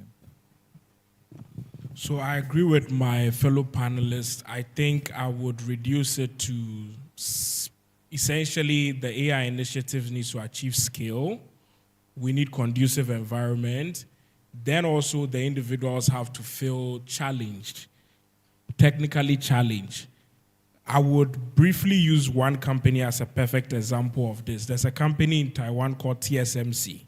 Arguably, this is the most important company in the world. It's one of the few companies that is worth over $1 trillion. It was founded by someone who was a researcher and a semiconductor scientist in the US. He went back to Taiwan, then brought in investors, partnered with the government. Mind you, Taiwan is a tiny island, but because he ended up creating something that was very specialized and they achieved scale, almost everyone so a lot of people ended up working within Taiwan in TSMC, and they ended up having roles that no one anywhere in the world matches. You can't even employ anyone in TSMC because whatever offer you give them in the US, they have way better offer, way better challenge and skill within TSMC in Taiwan. So we need to essentially create that TSMC model within Ghana if we want to retain our talent. Then you see actually the reverse of brain drain. So all our talented people will be like, well, why stay in the US where I'm dealing with Trump? If I can go home, I won't make exactly as much, but the cost of living might be less. But then I'm also technically challenged to solve very, very complex problem that I can be an accomplished scientist, but also I'm living a good life back home. So we need all those situations to make sure brain drain ends up reducing. Yeah. Thank you. Thank you all. Please clap for my panelists. I hope you have enjoyed the conversation so far. This is how we will proceed. If you have a question, kindly raise your hand. I don't know if we will have a microphone go there or if we have them come up front. When you get a chance to ask your question, please introduce yourself and then go ahead and ask your question. We'll take a few questions at a time, maybe 5 of them, and then move on. Do I have help with the questions? Okay. Yes. Any question? Please, when you do your hand like this, we won't see you straight. All right. Thank you. Unfortunately, I have to do ladies first. So, ladies, thank you. Please, good afternoon. My name is Blaise, and this question goes directly to Mr. Darlington. Please, earlier on, you said that, earlier on, you mentioned something that AI could scan you and be able to tell what's wrong with you. Then she asked a question that my voice has been everywhere, and someone could actually use my voice to know what's wrong with me.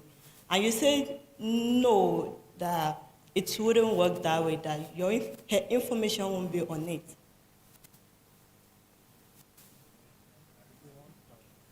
Yeah, yes.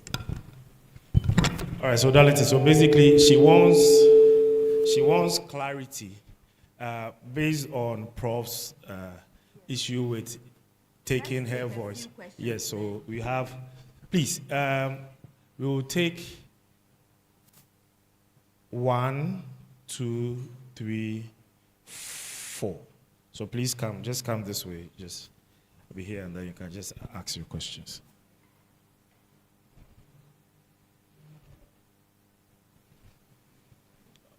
Okay, so you introduce yourself, and then you ask your questions. Yes, good afternoon. My name is Ziemwelo, and I'm coming from Spyro Cyber.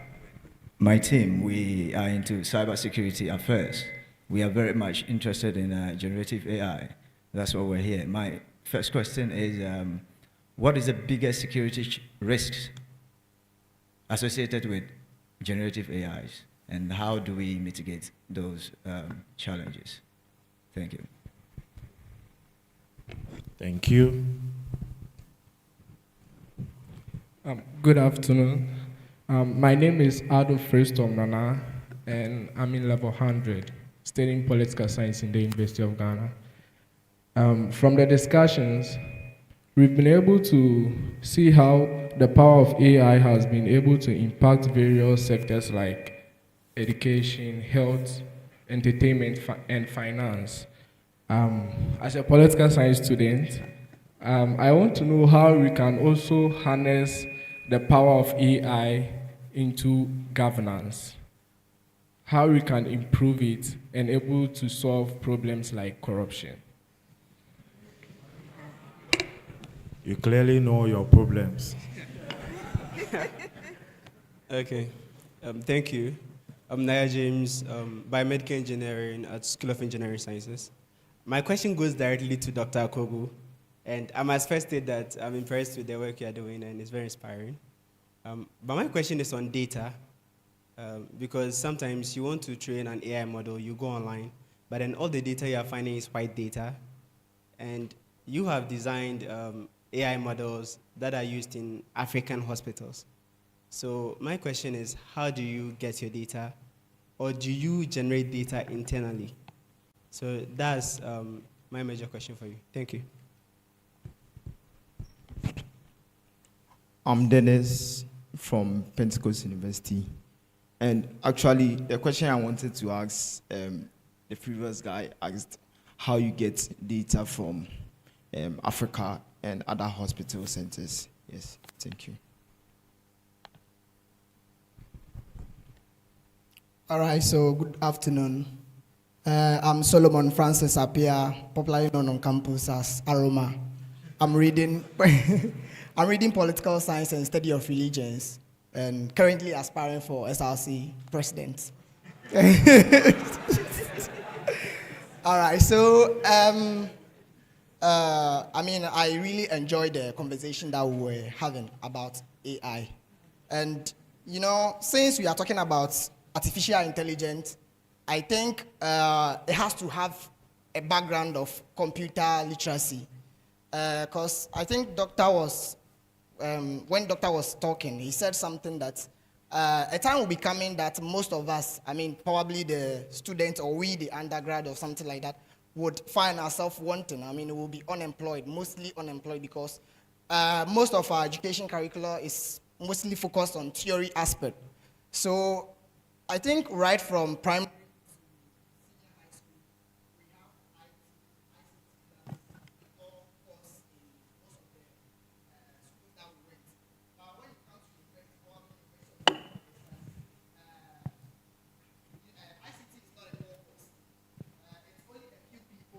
doing ICT or who are doing IT related courses, and majority of us are in the social sciences courses. And for us to utilize AI, I think we have to get IT background. We have to be IT literate, because most of the work or the job market is requesting or requiring people with IT background. Because once we get to the job market or the job firm to work, I think we give us a computer to work with. And here is the case, most of us, I think, when we come to level 100, we are being introduced to a new system where we have to use ICT to do most of our things. And most people don't even have access. They don't even know how to do it, go about it. So I think we have to do something to maybe institute or introduce something to the students for them to get IT background. I think every student, before you complete your undergrad, you have to get an IT background so that you be youthful in the job market. Yes, and to utilize artificial intelligence. So I think that will be my submission. Thank you. Thank you very much. Your name? Yes, so my name is Prophet Asamoah Kelvin, level 100 student reading political science, info studies, and theater art. I think this program has been a blessing because I've learned a lot. My question is that now I'm in political science, info studies, and theater art, but then I found interest and I really want to go into this AI thing. What's the way forward?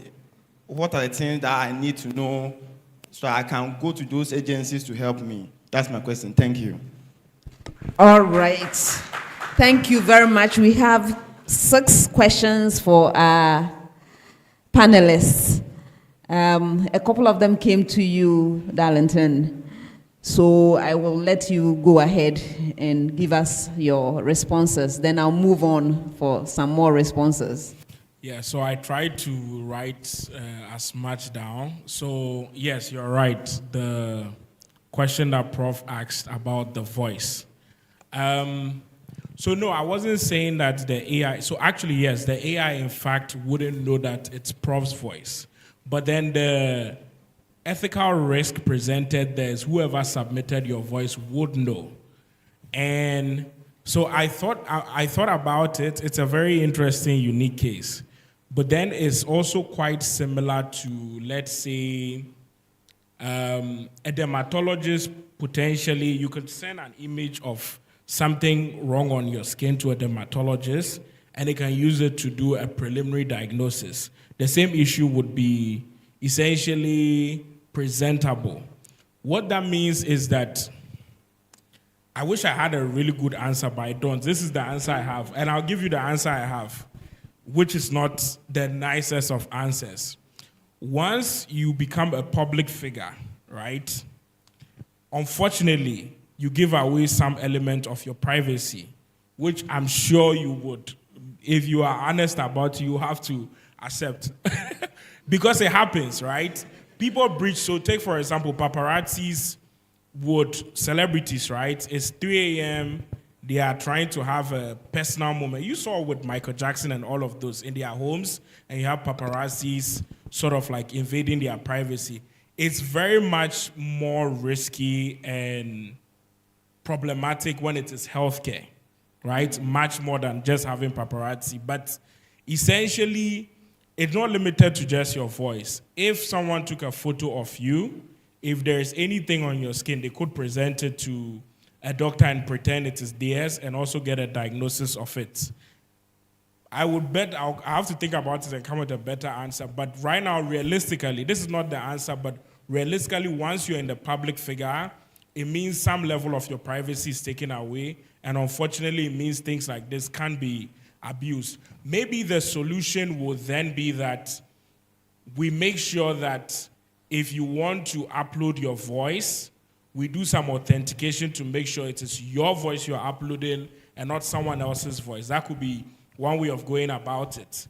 Or we could do some checks that make sure maybe we check based on a database to see, is this the voice of an already known person, a celebrity? And if that's the case, we refuse to do the diagnosis. So it's a unique case. I haven't thought about, I haven't encountered it. So it's kind of similar to AI systems that generate images, right?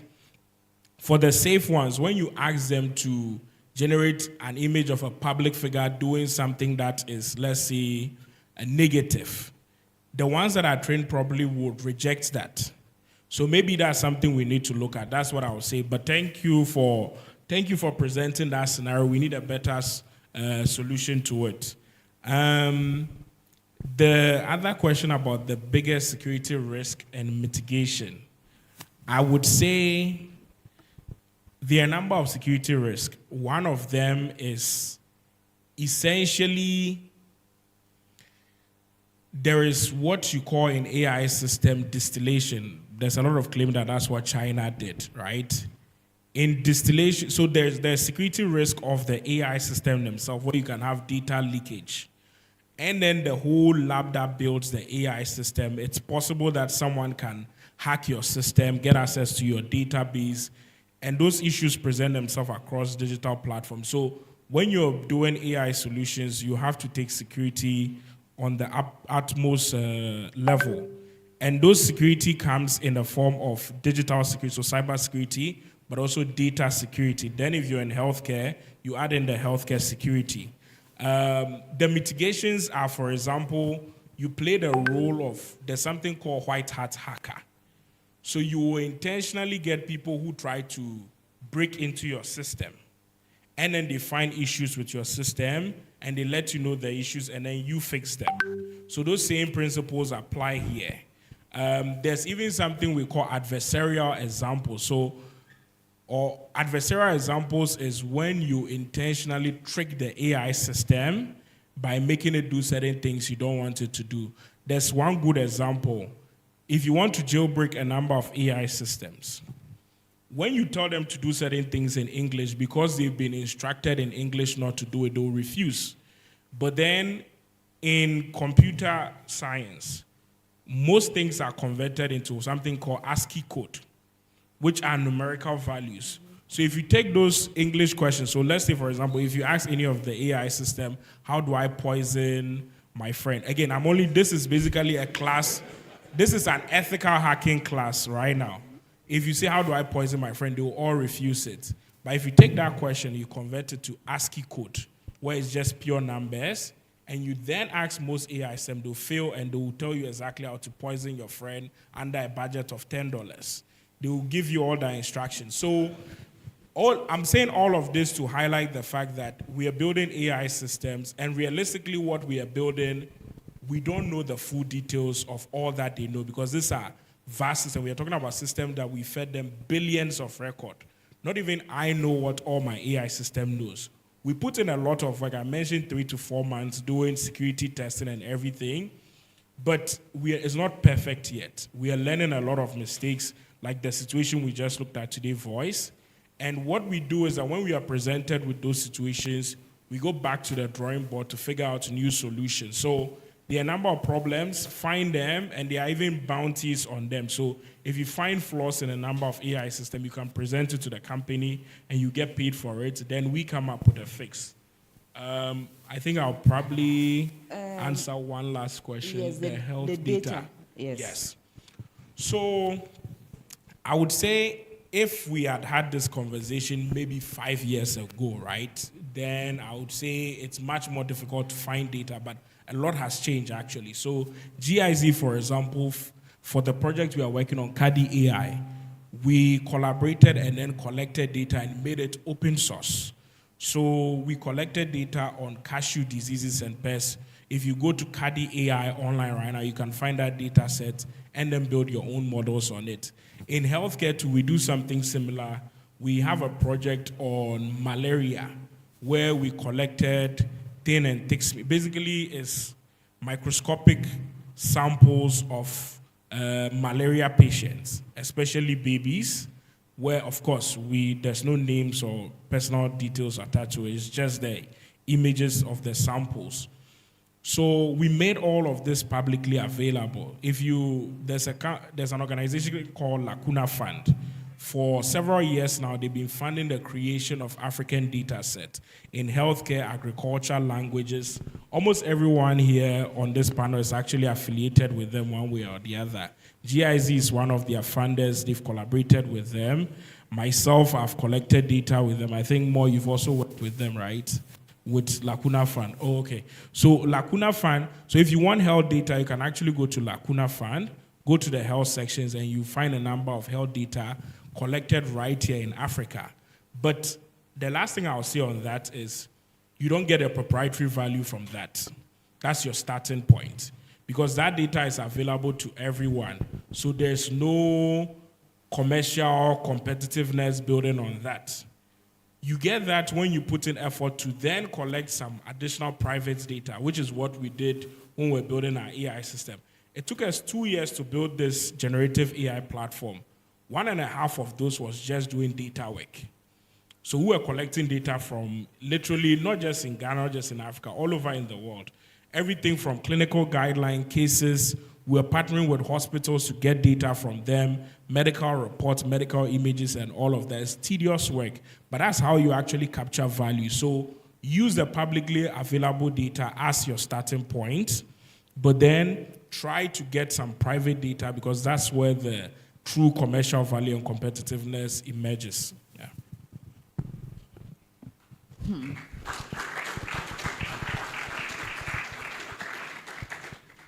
Right, so I want to also take up from where he left off. So first of all, the question about one of the greatest AI threats, generative AI and its high security threat. There's a type of AI called deepfake, and then it ties into the question that Prof has asked, where AI, I don't know, people manipulate AI to mimic other human beings because their data is scattered all over the internet. And so take, for example, the concern that she raised about her voice. Somebody can actually take data, collect data of her voice that we've seen online, on TV, and then create an AI that actually talks like her and says something that she wouldn't probably endorse. And so I find that to be one of our greatest security threats because somebody can do that with our president and then declare something, put the video out there. And I mean, you and I may be, you know, these days when you see something online, people say it's AI. It's not everybody is like that. People in some parts of the country or even in, should I say even in the elite class can believe these things. And so I think that my response to your question would have been that if we should strengthen or come up with more strict data protection laws that deal with especially people's personal data so that when if there are stringent punishments for people who use your data without your consent, it would actually deter people from doing that so that we don't have a situation whereby somebody is actually taking your data and processes it without your knowledge or your consent. I think that would be a deterrent so that we don't have such situation because the deepfake phenomenon is actually very serious. And it can create your whole image, your video of you yourself wearing one of your clothes and then saying something that you probably won't endorse, and then it will be a very huge problem for us. I mean, if you know, I think a week or two ago, even our president's Twitter was hacked and all of that. So there are people out there meaning to do evil, and so I really hope that there will be regulations in the space to check these things. The other thing I wanted to talk about was AI for governance. Somebody asked a question about AI for governance, and another asked a question about, as a political science student, I want to combine those two questions. Okay. The thing with technology and artificial intelligence is that often we limit it to computer scientists and say that because they are the ones who have studied it, they should be the one pursuing it. But one thing we found in the field is that we actually need people with domain-specific knowledge, right? And so we need somebody who has studied political science, but has a very good understanding of AI. This is a person who can actually point out the opportunities within the political science and governance space. Do you get it? Darlington, we worked on a project together where we went into the field, he mentioned it, to collect cashew disease data, right? But we needed an agronomist on board.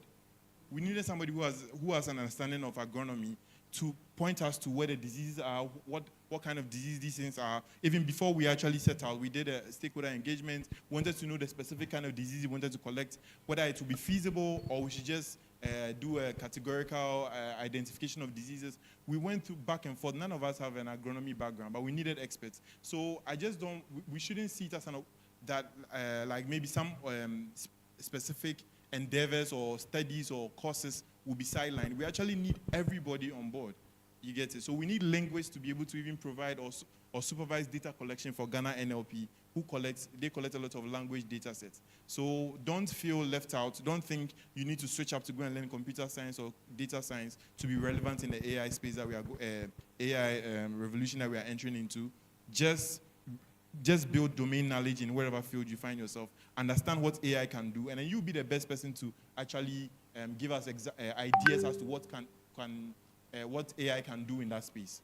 People in the data science and computer science space cannot really prescribe because they don't have a very good understanding of the course that you are pursuing. So yeah, that's my response to that question. I think these are the two questions that I wanted to talk to. And then the last one is on data access. So data collection is very expensive, and so that is why most of the initiatives that we do, we actually state that the data has to be open source and it's available online so that you can also go and download, reuse, and even redistribute. But the only point is that sometimes we leave a legal a license saying that just refer to the fact that you got the data from this source. So we do that a lot. So the cashew disease data set is also available online.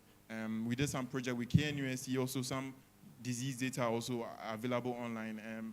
I think Ghana NLP also has some data available online to some degree. So at this point that the industry is budding in the country, what we can fall on is that those of us who actually collect data, we should also make it available, because somebody can pick it up and do something more innovative that you intended for it. So let's just do that at this point, and I believe that it will get to a point where data will be readily available, and then researchers and then innovators can pick it up and do some amazing stuff with them.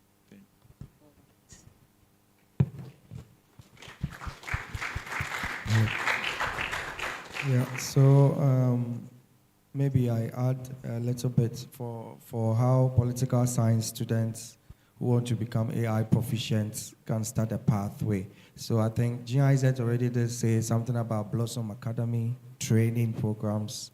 So there are a lot of such training programs online. So in UCC, we are doing also training programs together with Google. And this people from medical doctors, pharmacy students, language students are all parts. And then it's a training program. So you can actually train yourself to understand the basics, to build that competence and that knowledge as well. So there's no stopping there. And as he says, domain specific is also important. If I take some political stories and I'm trying to do analysis, I would definitely want to talk to a political scientist to seek advice and say, this is what I found in the data. What is the political consequence of this information?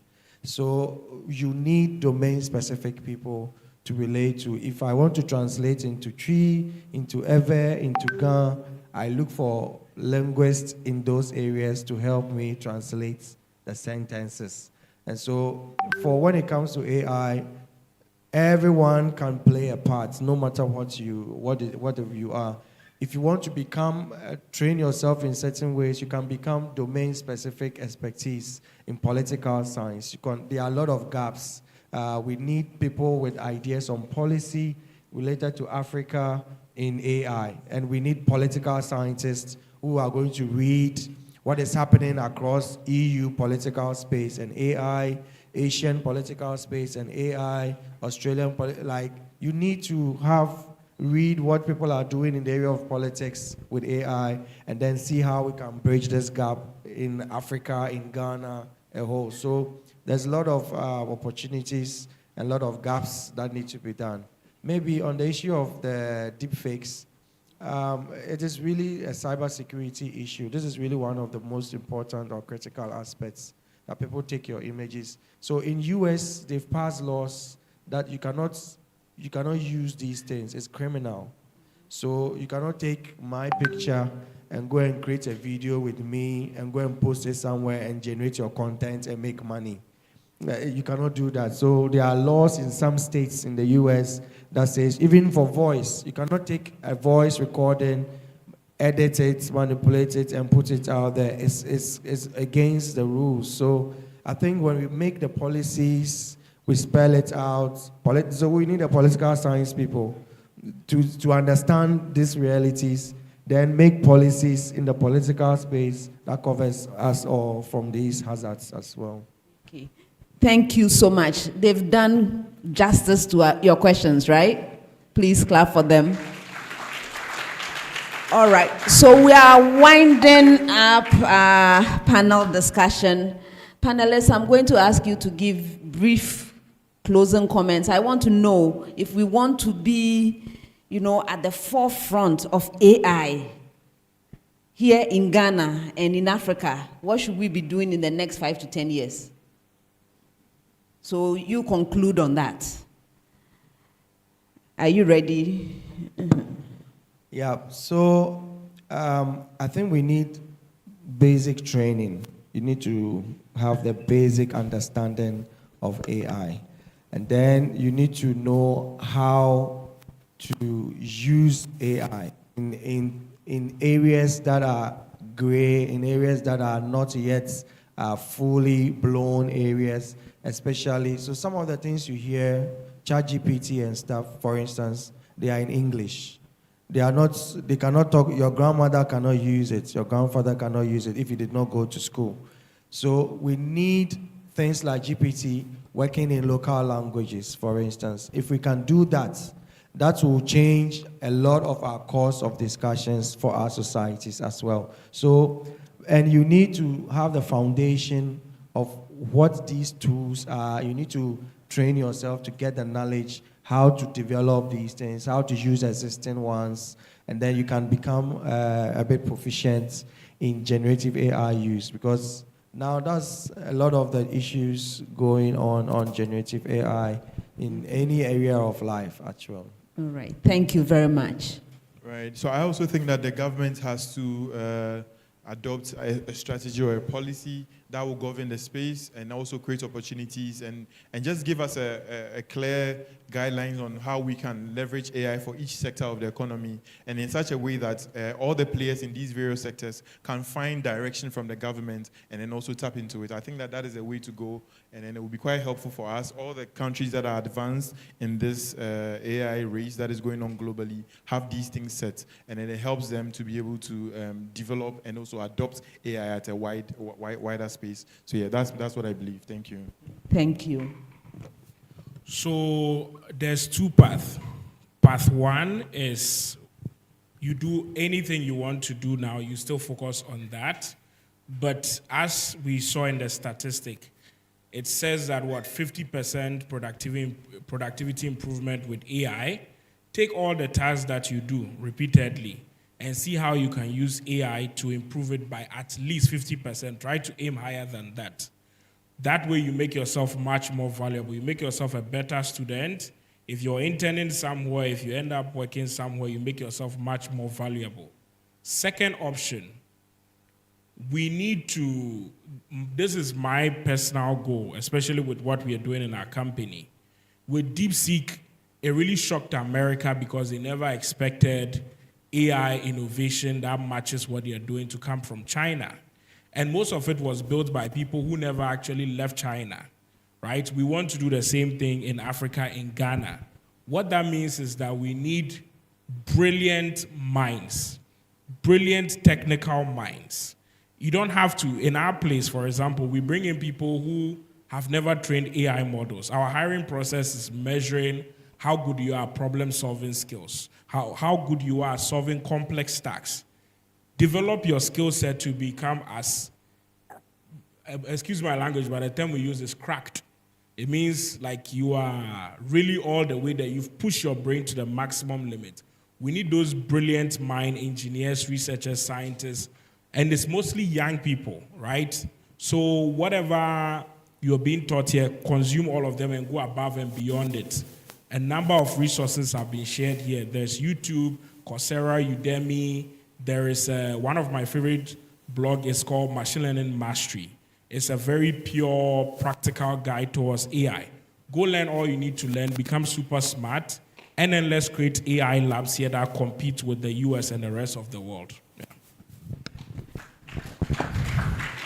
Thank you. So it's up to me to conclude this really interesting discussion. I have learned a lot myself. I have really appreciated our panelists and the wisdom they brought to this topic. So we've been discussing African intelligence and how to make progress in this world of AI, right? What I have learned, and let me summarize some of it, is the need for collaboration. To solve complex problems, we need everybody on board. Whether you are studying the political science, you are studying languages, whatever it is, get yourself really knowledgeable and valuable in whatever domain you are, and bring that knowledge to a team that is using this AI to solve complex problems. In order to do that, we must invest in training. Training and capacity building is extremely important, and we must contextualize what we are doing. So we can't just go anywhere, what they are doing elsewhere. What is our reality here? Let's contextualize what we are doing. We need government to give us direction and the policy so we know the do's and the don'ts. I'm going to add that we need government to also invest. While people are collecting all of that data that we will use, who is paying for that? Somebody must invest So we think government should be part of that. And then we have to make ourselves valuable. Learn as much as you can. Be really good. If you are good, people will even come and find you. However, we have to invest in ourselves as young people of Africa if we want in the next 5 to 10 years to be on the world map when it comes to AI. This is what we have to do. We have to develop our problem-solving skills and apply the tools that are available to develop even better tools to solve even more complex problems. Panelists, I want to say a huge thank you to you for making yourselves available for this really interesting discussion. I wish we could stay here forever, but unfortunately we have to get going. So I'm going to ask the Rethink Africa group to organize another one of these discussions so that we can continue this. And I want to say a huge thank you to you also, the audience, for being such good listeners and asking such great questions. Without you, it would have been less exciting. So thank you very much. Thank you, everyone. Thank you. Thank you very, very much. Thank you, Professor Kaufman, and all our panelists. Wow. Have we learned something? Apart from vying for SRC president, is there any? All right, so we would like to show appreciation to our panelists and also our distinguished moderator. So for the first presentation, I'll ask that, Prof, I'll call you back, so just so that you don't have to walk all the way back. Mr. Richard Daisu, you have to do this presentation to Prof for us.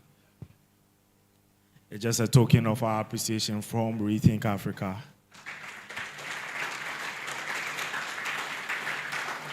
For wholeheartedly devoting yourself to do this for us and with us. Thank you very much.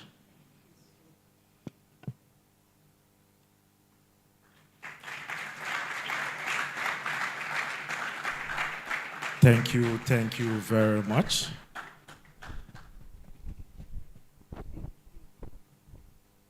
Thank you. Next up to do the presentation, I'll call on a rep from Academic City, PT, if you are here. Kindly join me up here on stage. Kindly give him a hand. Hey, it's a her. Okay, kindly give her a hand, please.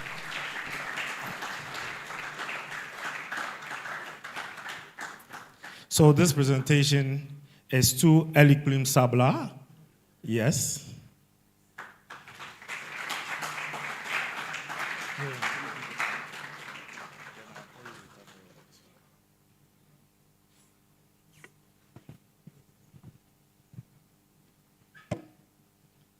Thank you very much.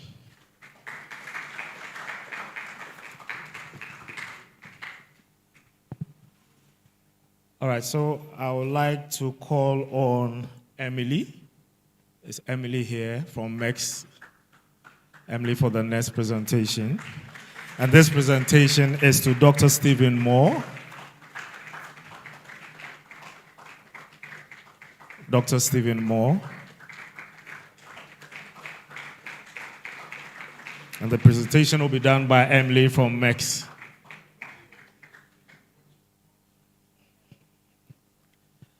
Thank you very much, Dr. Moore.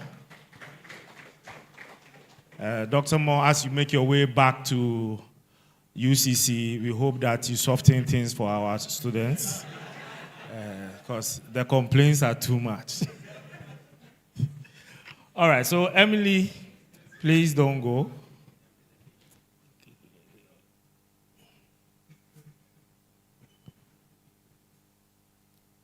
All right, so Emily here is from MEX.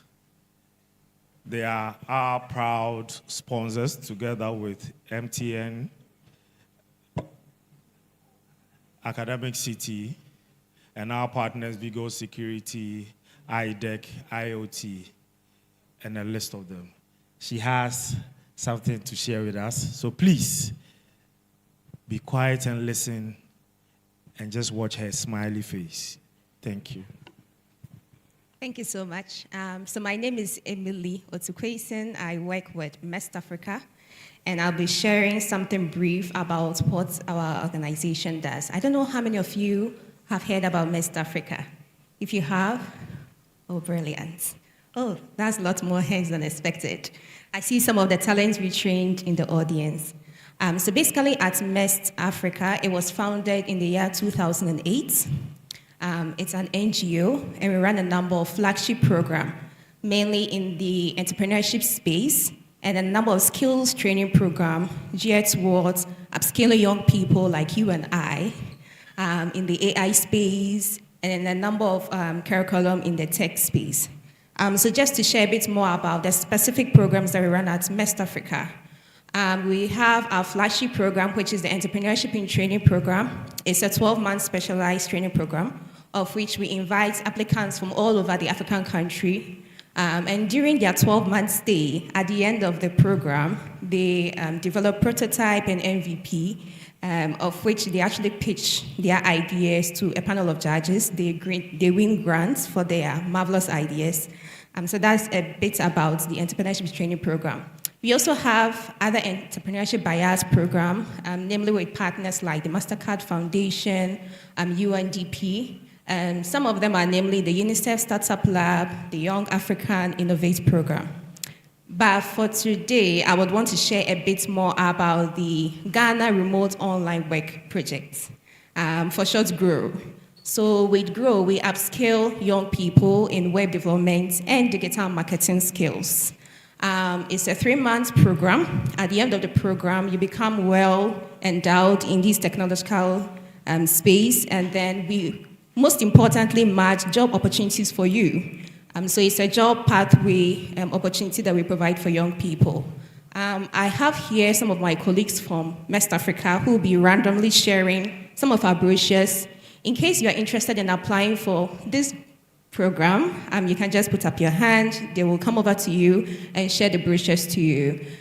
We also have our booth at the back. You can also walk up to us just to learn more about what we do. Aside, we're also on the lookout for employers and organizations who are interested in hiring the talents that we train. So if you want to hire top-notch web developers and digital marketers just to boost and grow your business, we have a large pool of talent who are more than willing to work for you. And more than happy to answer any questions that you have. I'll be at the back. In the interest of time, this is where I'll end. Thank you.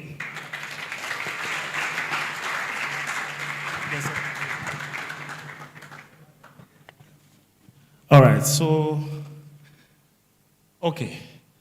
that has been delivered simply, and she's been emphatic. The opportunities have been presented in front of you. It is up to you to grab it. And I don't know if you were here earlier, but right now, if I say, who wants this? You will see the number of people who run to me right now. So now they know how to grab opportunities. Yes, so you don't have to worry. They'll grab the opportunities that you've availed to them. Now there's a presentation here, and it will be done by the president of Rethink Africa, to Mest Africa.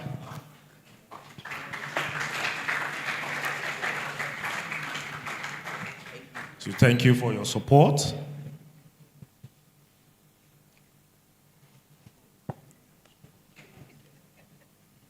Thank you very much. All right, so we've gotten to the part where I say things like, oh, don't worry, we've catered for refreshment. And then you tell your friend, Meji too.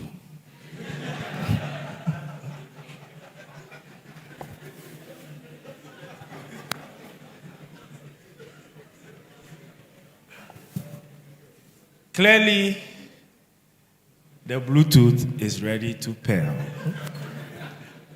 All right. So it's been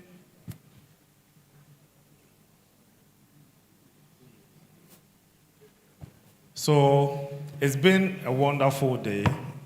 The part that amazes me is the fact that we've been here for quite some time and you are all still here. which goes to show that whatever has been done here today, whatever knowledge has been shared, you are indeed interested, and then you are interested in making your lives better. Now, we will hear from our main key and top sponsor. We will hear from MTN Ghana. They are here today because MTN everywhere you go. So we will hear from MTN Ghana.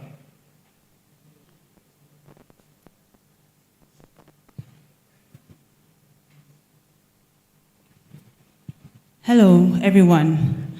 The last time I was at a session like this, the one who presented said she hated the time that she was given because it was she was standing between people and their food.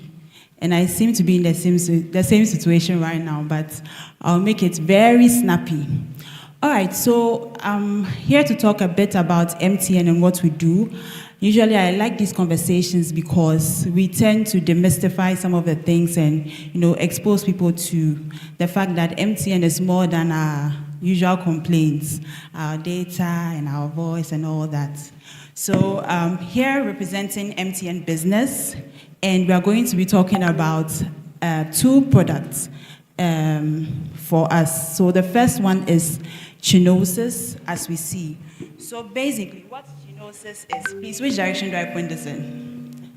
Okay, so Chinosis is basically an API marketplace.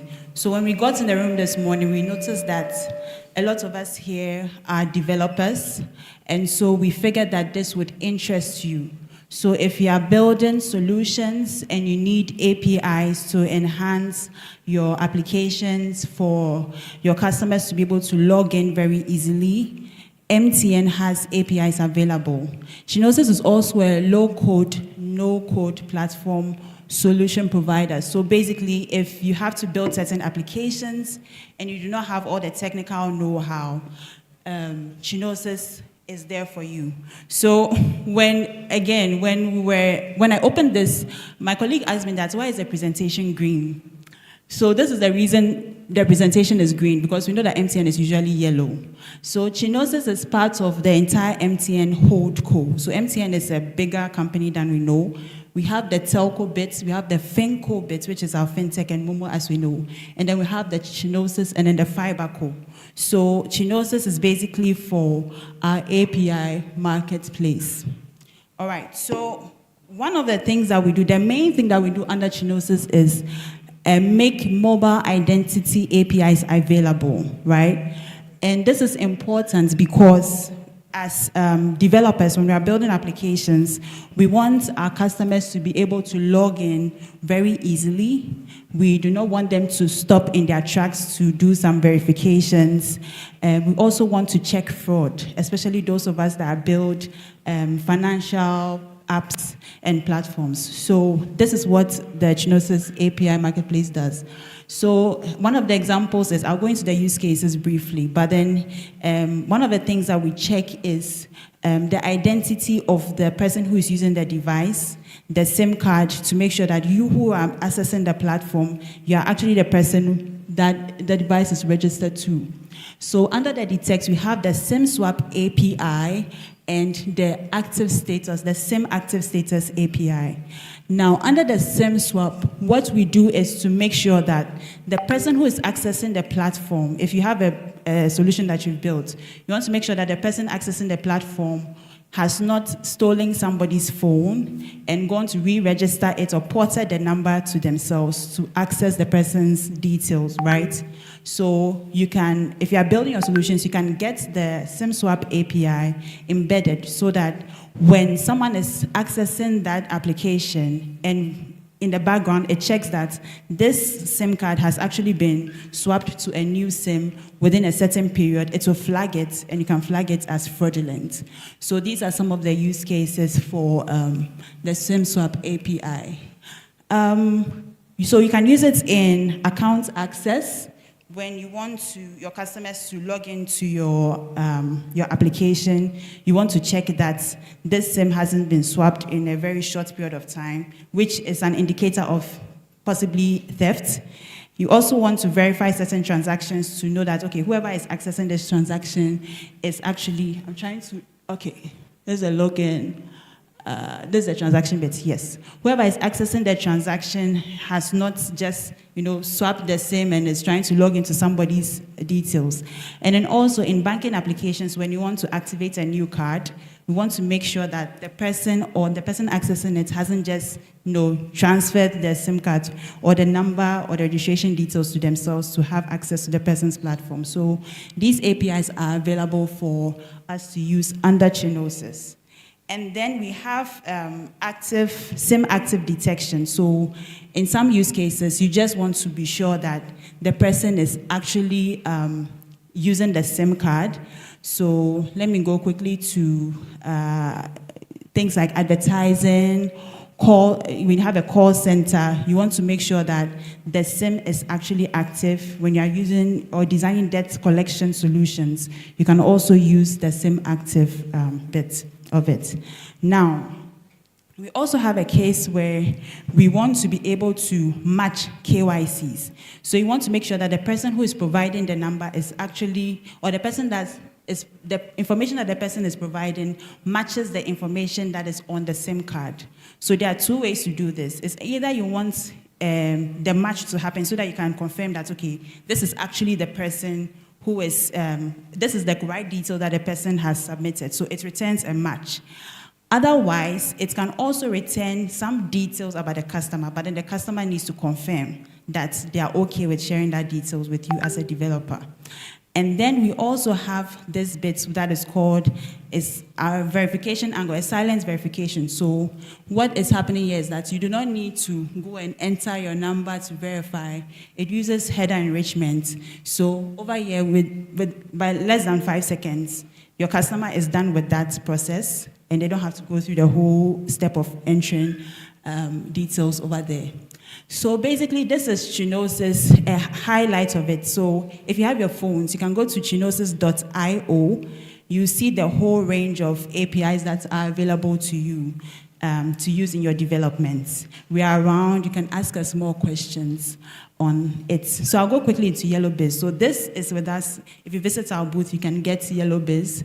It's basically an internet router from MTN Business that has been packaged with some cloud solutions for us to try our hands on.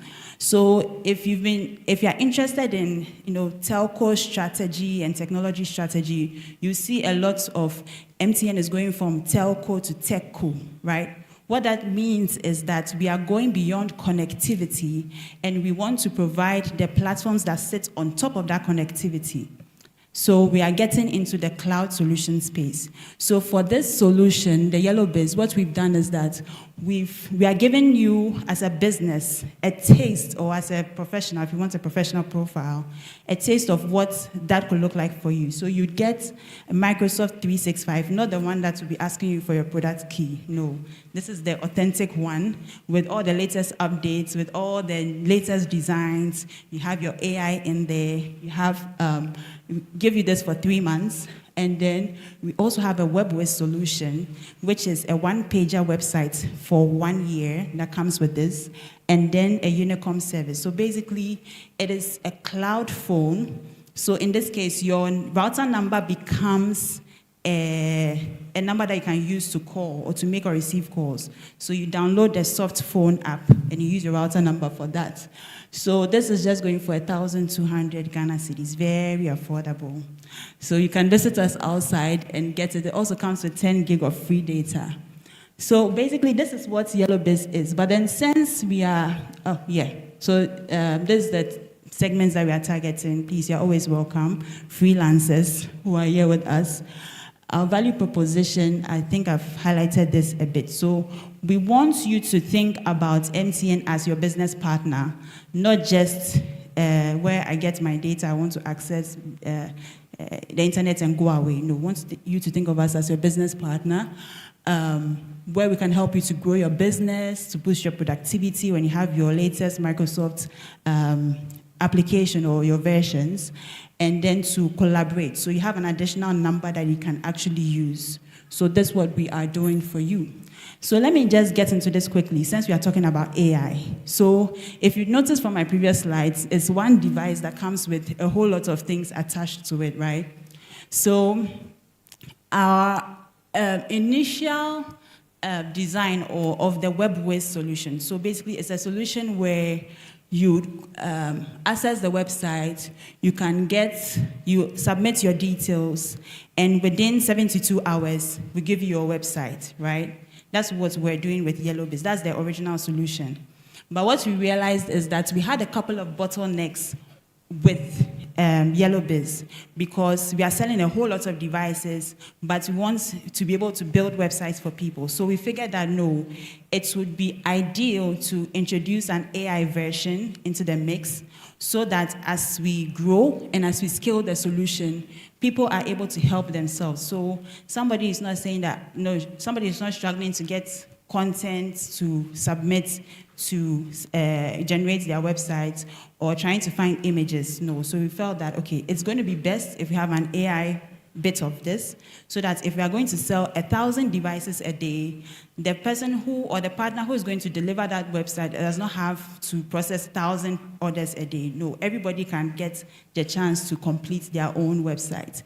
So this is what you get with YellowBiz. So I brought this in here for us to, appreciate in real life situations as a business, as we sell in the market. We are thinking of ways in which we can use AI to improve our operations. So just a few benefits to us, as I mentioned. We want you to see MTN as, the partner of choice, that we have the latest we are bringing the latest technologies to you. We are not keeping you in the dark.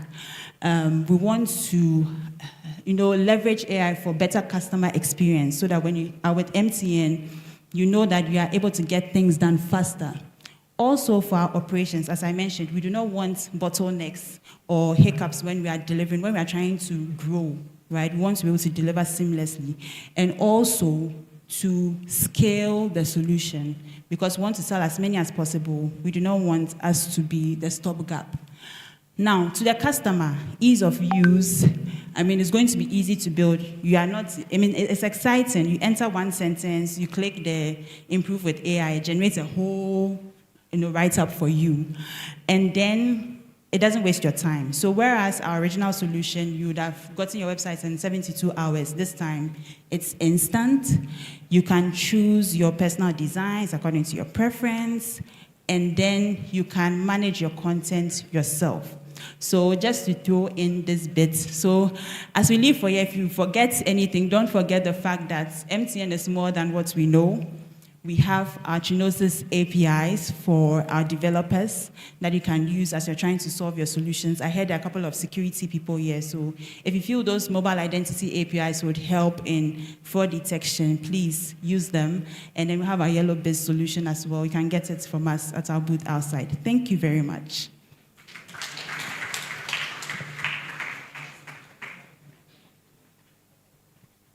I didn't mention my name. I'm sorry. My name is Hester.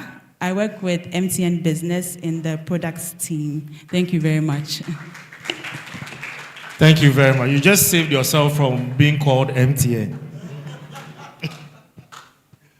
All right, so we will hear from Brad from Academic City, if he's here.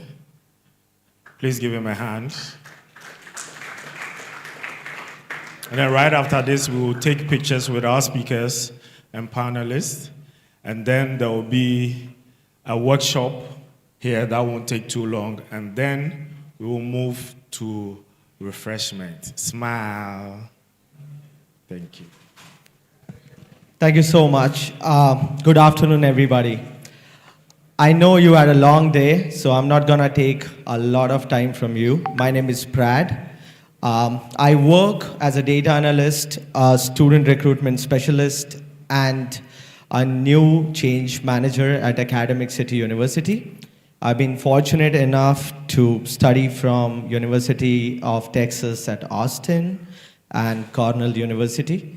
Prior to working with Academic City University, I worked with KPMG and OpenAI. and I worked in a domain of change management. Let's talk about AI. We have been hearing people talk about AI, its benefits, implications, and other stuff. What AI is really doing to the whole business system? Let's agree to the fact that everything that AI does is largely based on what businesses wants to do, what businesses wants to sell. And that's why AI is in such a huge boom. Let's talk about data. IBM released a survey last year stating that the 90% of the data that world knows today has been generated in last 2 years. Imagine such a huge chunk of data, and what is our understanding of that data? It's not even 1% of what the data is. So we don't even understand the complete 1% of data that is available today. And that's why careers like data science and analytics are booming.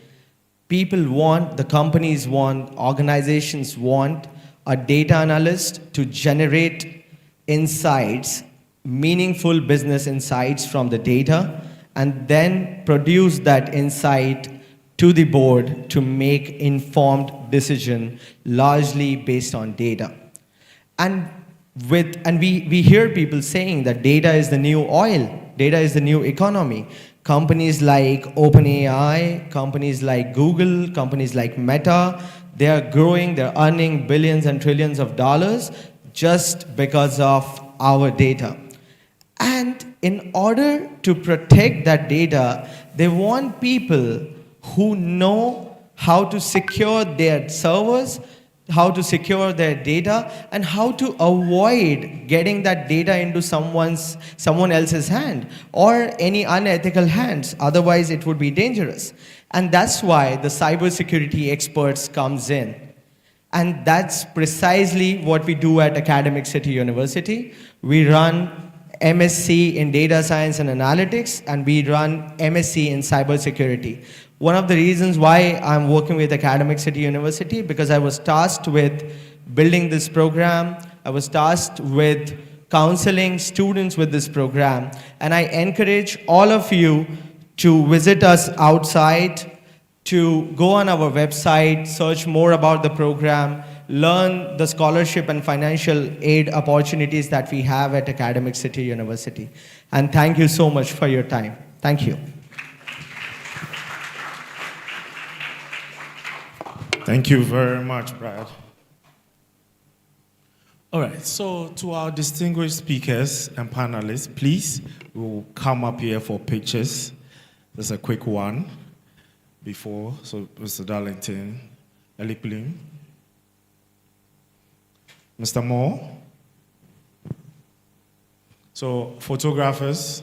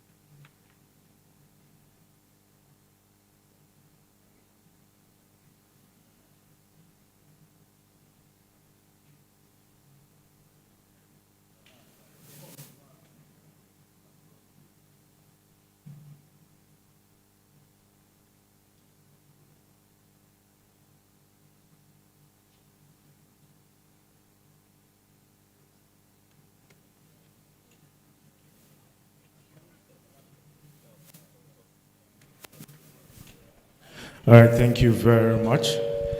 Joshua will stay.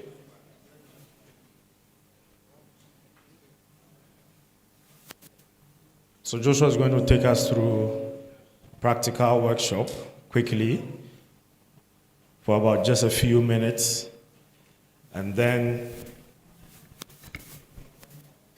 we will take closing remarks. We will take closing remarks, and then say a closing prayer, and then move out. So please, when we step out of here, we'll all go towards the left. What it is that we will interact with the brands. So MTN is there, Academic City is there. We also have Mex Africa. So kindly visit their booths. They are all stationed outside. IoT Network is also here. All the questions that you have with respect to these various brands will be attended to at the booths outside. And then also Rethink is 5. So there is going to be a cake cutting ceremony which will involve all of you as you celebrate with us as we finally chalk 5 years of Rethink Africa. Oh, clap for us. Thank you. Thank you. All right, so are we ready? Okay, a minute. Please, for the next 10 seconds, kindly go on your Instagram and follow Rethink Africa if you haven't done that already. Kindly, please. So you are made aware of our next events and then our next engagements.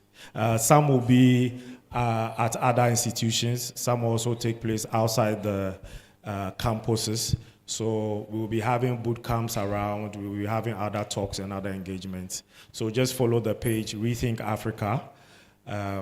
Definitely you'll see this logo, and then you follow the page on Instagram, and then you get to know what we do subsequently. We are still getting ready. So as we get ready, any observations, any questions? What do you think about the event so far? Hi, talk to me. Do you need the microphone? Okay.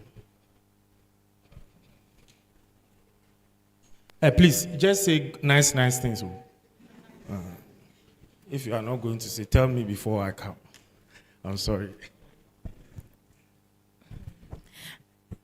Okay, I've observed that most of the panelists, I wish they were here so that they were here. They're just telling us the importance of AI. They're not telling us straight to the point. It's like they're all keeping the secret.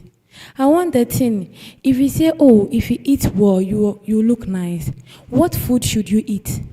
Go straight to the point. Give us the secret. They're telling us the benefit of AI. They're not telling us what type of AI to use. I will have to say, and kindly, don't take this badly. You weren't listening. Okay. The reason why I'm saying that you weren't listening is that an example is Darlington, right? If you are saying that they should tell you about, they can only tell you the tools.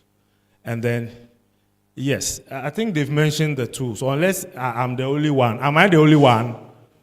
Thank you very much. Which one? If you can remember, I'll give you my 100 CDs. Which one? You are going to take book. Say it.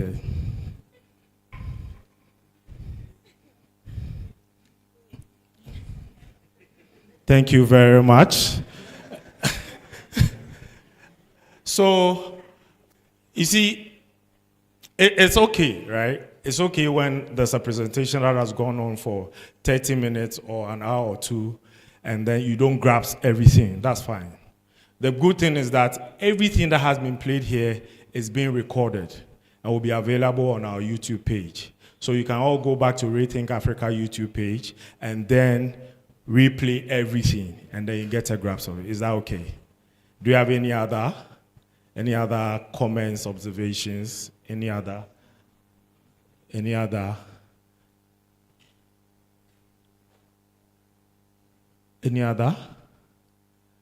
Should I put a price on it? If you ask a question, then I pay you. Is that okay? How much? 1,000. You want to ask question and get 1,000.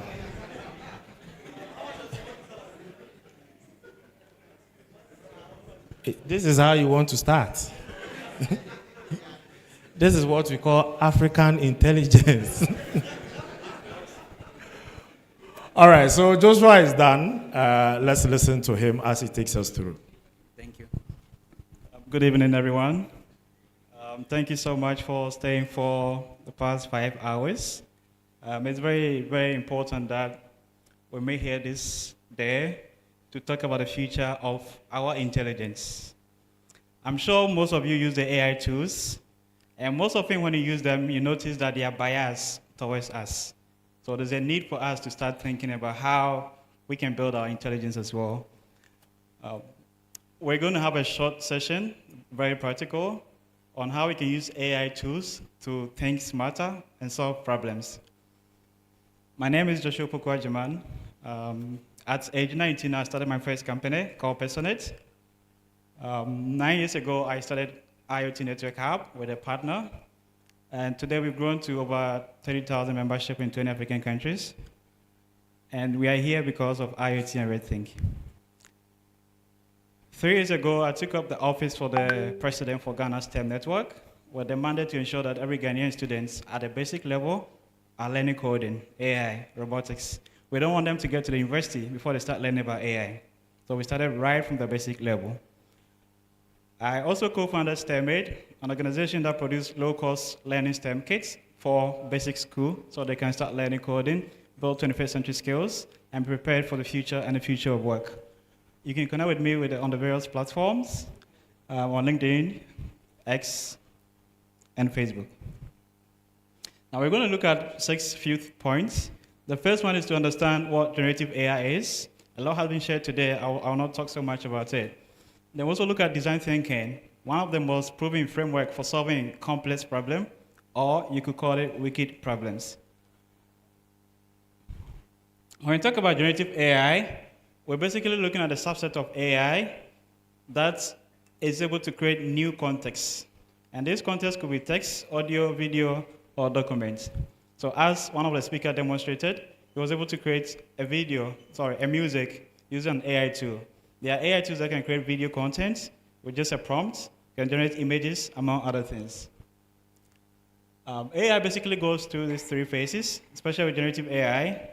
There's a vast amount of data called data sets that is mostly used to train these models.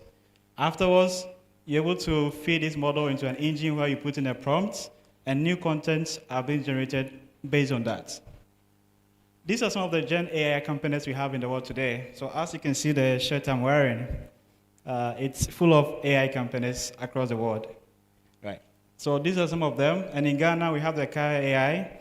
Professor Moore mentioned about his work he's doing with the Ghana LLP on the Kaya AI. We have the Kwame AI, also built to compete in national science and math quiz as well.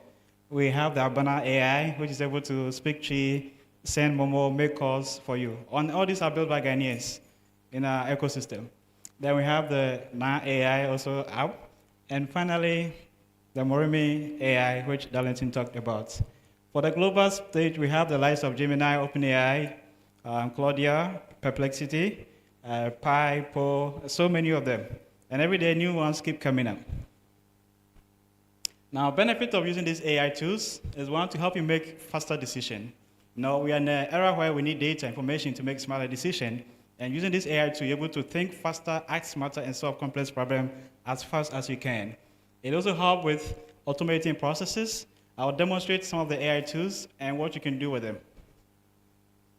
Now, when we talk about design thinking, we're basically looking at processes for solving problems, where you get to understand the user, you get to challenge assumptions, redefine problems, and create prototype and test them. And this is a very, very proven methodology for solving any problem you can come across. Tim Brown once said, design thinking is a human-centered approach that the innovators draw from the innovators' toolkits to integrate into the needs of the user and other possibilities to solve problems. So design thinking goes through these 5 stages of processes. So you have the first one, which is the empathy. This is where you get to understand the root cause of the problem, the people who face the problem, the pain they go through with the problem. Once you go through that processes, it helps you understand the problem you're trying to solve. I know most of you here are working on either your projects, your startups, or even products in your pitching. It's very important that you spend a lot of time at the emphasis level, where you empathize a lot with the user, understand the problem, how big the problem is, how it affects them, among others. From there, you define what we call the problem. After empathizing with the user, You then define the problem based on the data you collect. From there, you look at what we call ideation. And this is where we generate ideas. Most often what happens is that the moment you find a problem, the next thing you're thinking about solution, and you're actually prototyping without going through empathize, defining before you ideate. So most of the times, development from campuses and young people start from idea. They wake up one day, I have a good idea, have a great idea, and they are building. And that's why most of the ideas that we build never works. Because you're supposed to go through the first stage, second stage, ideate before you prototype. After prototyping, you test with the people you empathize with to understand whether the solution you came up with actually solve the needs that you're looking at addressing. In this same cycle of going through that processes, your end goal is to build what we call innovation. So when you talk about innovation, you're basically looking at a three intersection: viability, desirability, and feasibility. When you talk about viability, your innovation, your product, your solution should be viable. You should be able to sell them. Users should be able to pay for it. That's the viability of it. When we talk about feasibility, you should have the technical skills to be able to develop that solution. So if you don't have the technical skills or need to be able to solve the problem, you can have innovation. And finally, it has to be desired by the end users. There's no point building innovation where nobody wants to use it. So having intersection between these three is what gives you what we call the innovation sweet spot. And when you have innovation that falls into the intersection, it becomes disruptive. And the likes or example of that is Momo. Momo was a technology that was desired by the people. Technically, it was possible to build. Viability, it was something people can afford to use it. So it became a breakthrough or breakthrough innovation. So this is the processes you go through with design thinking to ensure that at the end of the day, you come with innovation that works, people will pay for it, and you could be able to build as well.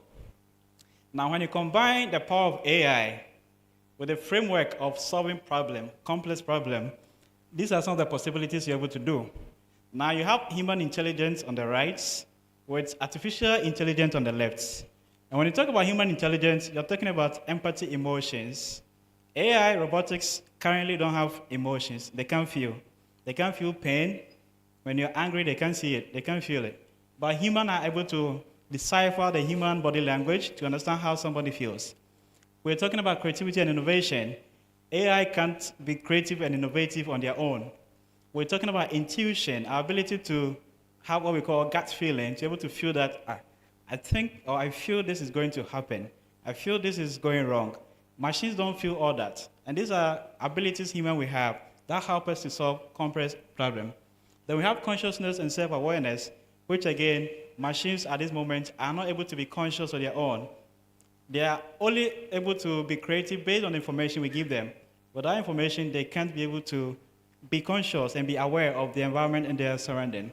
On the other hand, when you combine the intelligence of human to the intelligence of machine, which is AI, you find what we call AI-enhanced innovation. Then you can have AI plus human intelligence building amazing innovation. And that's what we're seeing today with all the AI products that we have today. With a prompt, you can create a PowerPoint slide. With a prompt, you can generate image. With a prompt, you can create content. You can create music. It's because they are combining the human values plus the AI values. Benefit of using AI with generative or design thinking is to enhance idea generation. With AI today, you can generate as many ideas as possible, especially be able to go through the process very well.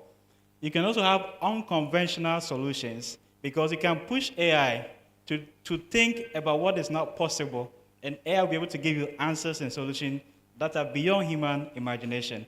That's the beauty about AI. You could also have improved efficiency among others. However, there are some challenges when it comes to using these tools, and one of them is bias. I mentioned earlier, if you go to either Meta AI, Gemini, and you want to generate image of a Ghanaian, I'm not sure you like what you see when it comes out. That's a bias. The reason why that happened is because when they were training their AI model, they didn't have a lot of our faces in their data sets. And they didn't care about our faces either, because they're not building it for us. What it means is that we need to start building our own data sets, capturing our own faces, and building our own system that address the needs of us as well. We have what we call hallucination, And hallucination is where you ask AI a question and AI is lying to you. You know this answer is wrong. Yeah, it's called hallucination. Again, it's also a challenge when it comes to AI as well. Then we also have privacy concerns where the more you chat with this AI, the more they get to know you better. Especially when Snap AI came, people felt so emotional connected to some of this AI. And whatever deep secret you share with the AI, you're not sure who is using it or who is going to store those data. So that's a privacy concern. I could also touch on misinformation and intellectual property constraint. Now, when you use AI to create image and you publish it on your blog, on your content or video content, who owns the content? Is it the company that built the AI tool, or the person who used the AI tool to create the content, or the people whose data was used to train the AI to create that content? So that's also another challenge of what it's dealing with when it comes to intellectual property of ownership, when it comes to generative AI content. Now, we're going to do a very simple practical demonstration. How many of you are using ChatGPT here? You can have it on WhatsApp. You don't even have to have the app. So if you don't have it, you can probably use WhatsApp. I want us to go through the process together so we understand how we can use AI to solve basic problems in our life. Now, this is the problem we're going to address right now in this room before we leave. The question is, how might we reduce food waste in university cafeteria? Maybe not here, but we are assuming that it could be restaurants. People go to restaurants, they buy food, they take a few of them and leave the rest there. Or we go for conferences, we are served with food, serve yourself. So when you give the opportunity for people to serve themselves, they overserve themselves, right? So at the end of the day, a lot of the food are left wasted. How do we ensure that we can use AI to solve such a challenge? And that's what we're going to do. We're going to start with the first one with empathy. So these are design thinking processes. So the first stage is empathy. We need to understand what are the common reasons for food waste. So we ask AI with this prompt, it will give us a lot of common reasons why food go waste. Then we can go and say, what are some of the most impactful areas to address out of the list that was given? So we're going to write these commands. From there, we'll go to number 3. Create 10 creative solutions to address the problem. A will give you top 10. From there, we can say, shortlist the 10 to top 3 best ideas. A will give us the best 3 ideas that fit into our desirability, viability, and feasibility. And AI will do all the thinking for us. All what we have to do is just type them. From there, we'll ask AI to design a prototype for us. So what we're basically going to do is that within a short period of time, we could pick a problem, let AI do the thinking, give us the best outcome, use the best outcome to design a prototype of which we will not do anything about it. All we do is just put in a prompt. AI will create a prototype of a solution for us. Then when we finish, we can still ask the AI to test the solution against the problem for the outcome. Are you ready? Right.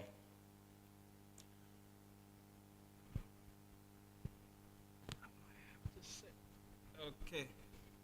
So I'm going to switch to add some notes and a prompt we can start with.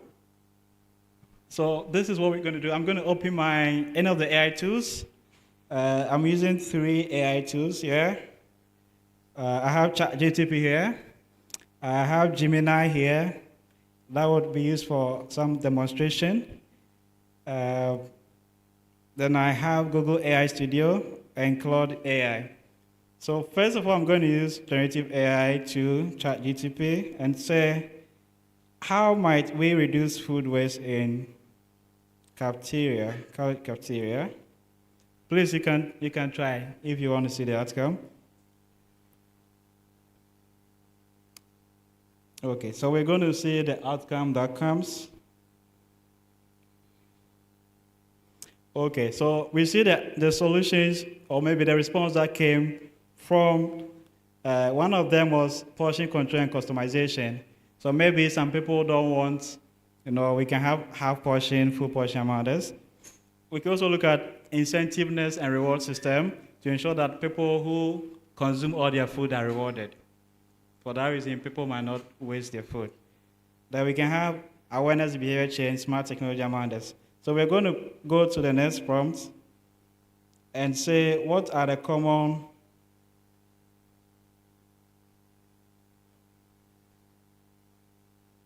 By the time we are done with the 5 steps, we'll have a solution and a prototype. Okay. So again, to give you a deep insight into the problem and what the causes are, because of time, I'm going to keep asking till we get a solution.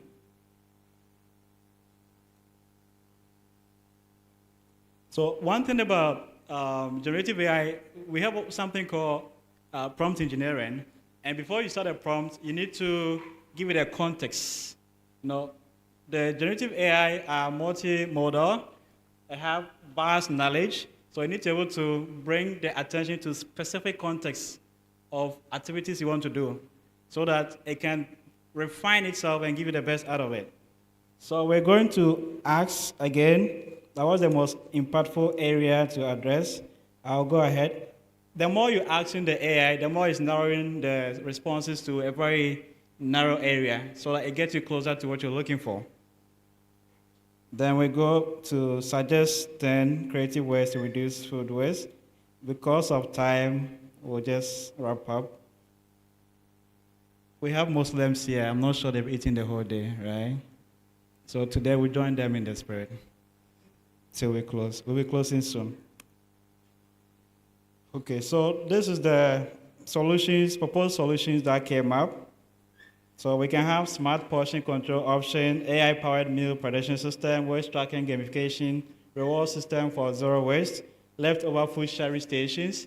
So AI will then, the more you go through that steps, the more AI is refining, fine-tuning, and giving the best outcome. So we're going to go and say,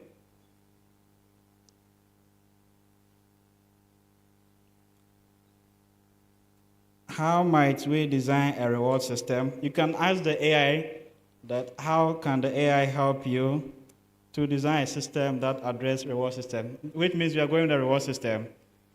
So it gives you the step. We need to have registration for the program, meal selection and tracking, earning of points, redeeming awards, and gamifying it so that it becomes a competition or a challenge. All right. So I'll go ahead and then say prototype. Now I want the AI to build a prototype of what the solution will look like. So I'm going to copy this again and type. So it's generating an image of what a prototype will look like. If I don't like it, I can use a different tool that gives me more visual appealing. So I just want to see what comes up. Okay, you saw what AI generated. So this is a prototype. So the AI is suggesting that we have step 1 over there, step 2, step 3, step 4. Right. I probably might not like this representative. So I can go back and say, instead of drawing a simple diagram, I'm going to type, use HTML to create an app, a prototype for this system.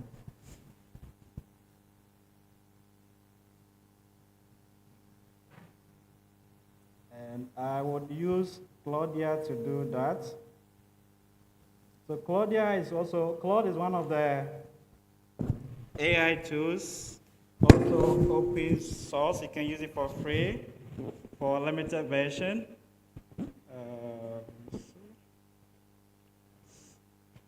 So Claude is able to give you an HTML interface with form. So I'm going to say, use HTML to create a simple diagram system. Okay. So Claude is going to design software for me based on the problem, the insight generated, and this will be a prototype. So prototype are basically to show a proof of concept, how your solution will look like.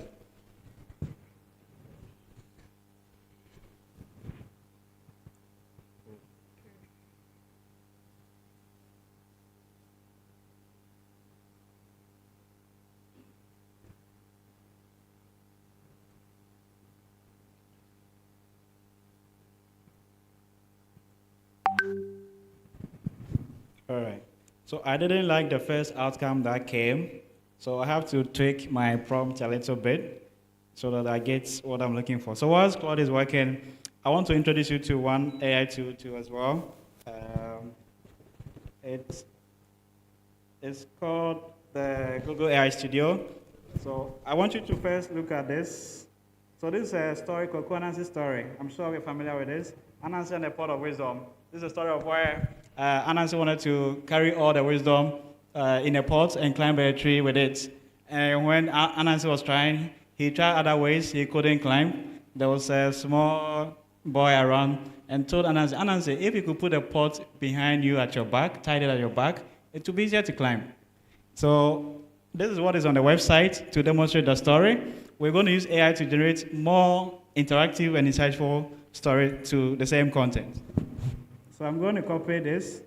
I have already copied them here, so I'm just going to. So we have the first part is this. We'll be done in 5 minutes, please.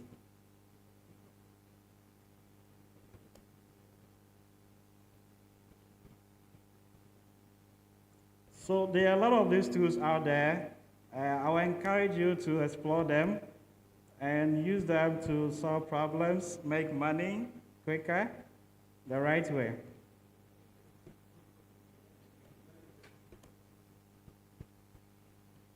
Okay. So it's just 4 stages of the story. So I'm going to edit it and say, generate a visual story for Anansi and a pot of wisdom. I'll copy the text. I'll come here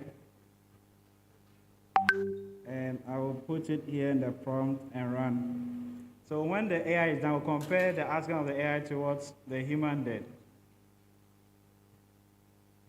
Okay, so this should be my application from Claude. So when I asked Claude to build an app, a prototype, so it built a system where I can choose, now students can choose what portion of meal they want.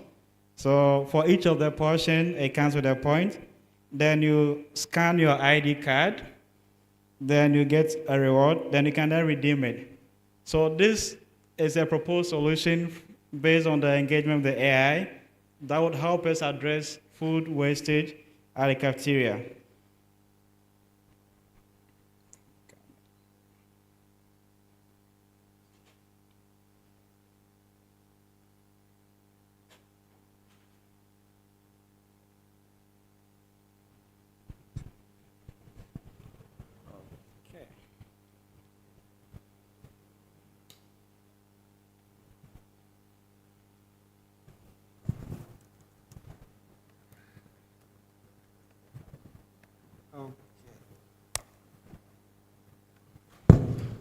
All right, so we'll be wrapping up soon.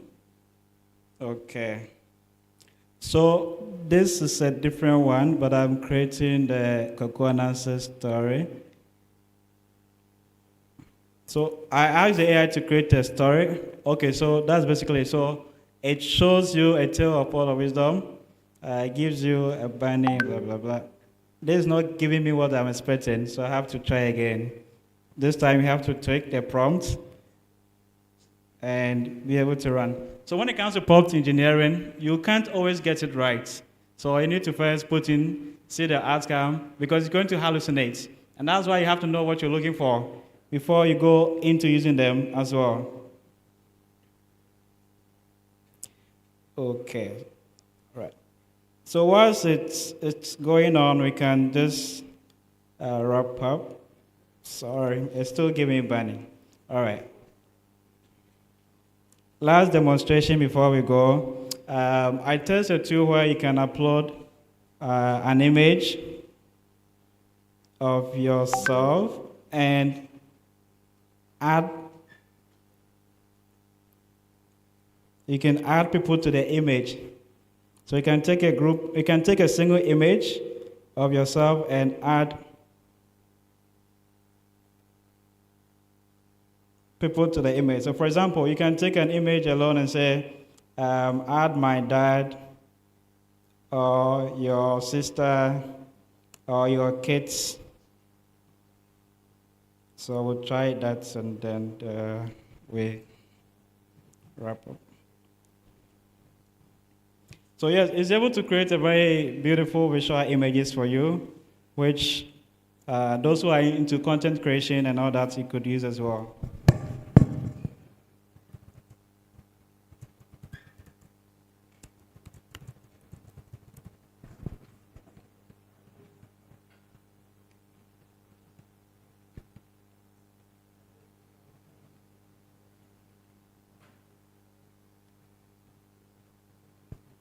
Okay, so I'm uploading my image. When I finish, I'm going to ask AI to add maybe my wife, which I don't know, and see what comes.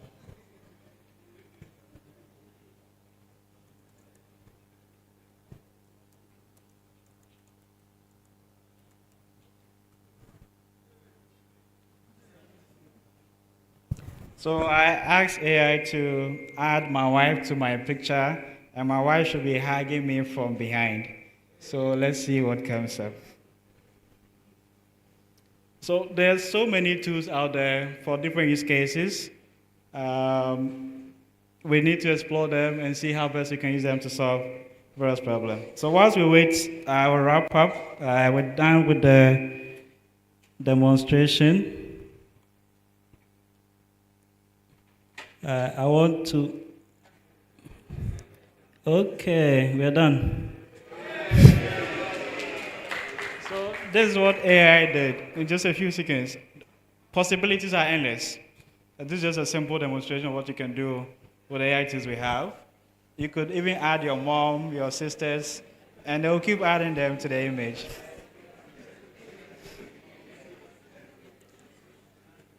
So what we're going to do, this is our first conference, medium for the year.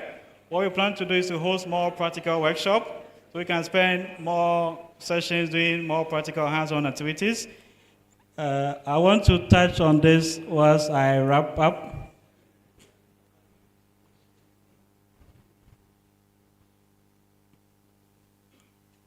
Okay, so this year we launched two ambitious projects I want to share with all of you. The first one is the Ghana Science, Technology, Engineering, Mathematics, Innovation, and Esports Meetup. We noticed that they used to like gaming or sports, and most parents think that is a waste of time. But esports is also one of the big industry now, where we have game developers who are software engineers, 3D models, modeling characters, among others, sound engineers. It's a whole ecosystem, and we're trying to bring them into the STEM field, so that if you're passionate about gaming, we can mentor, guide you to build STEM skills that help you in the esports space. So every month we host this event. It's free for participation on the last Saturday of each month, which means our next meetup is next week Saturday. It's free. So since you're all registered, we're able to share an invite to all of you to participate. And these programs are all practical, hands-on.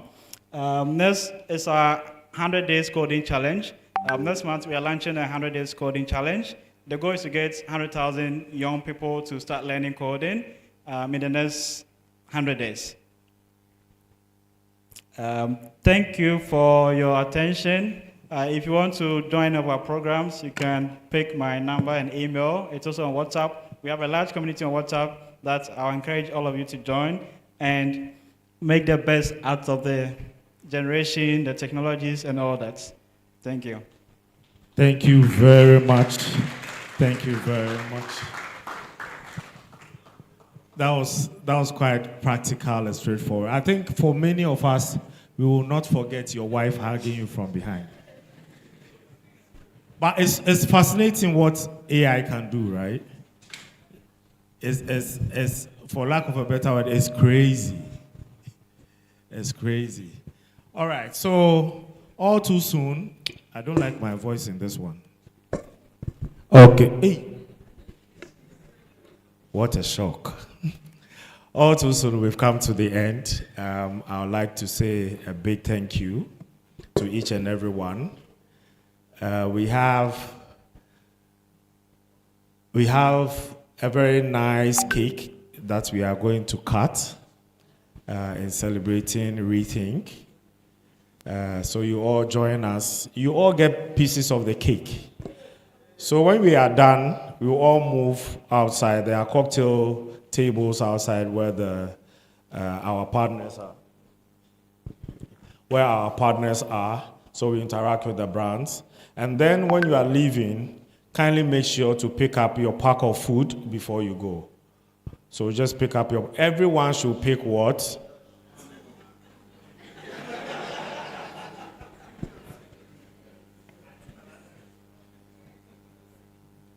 You all know this. Everybody, one. Only you.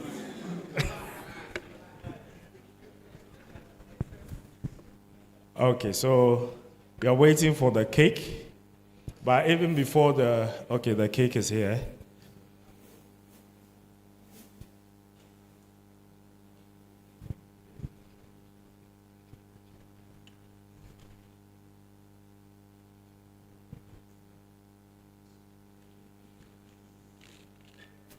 All right, so Joshua, John.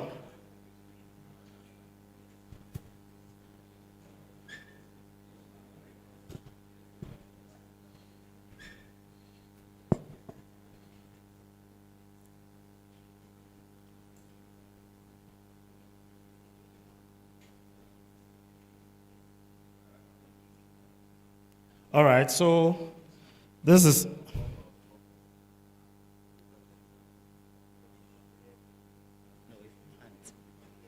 come and stand here. Cake that we've not yet cut. All right, so in the presence of everyone here, this beautiful initiative,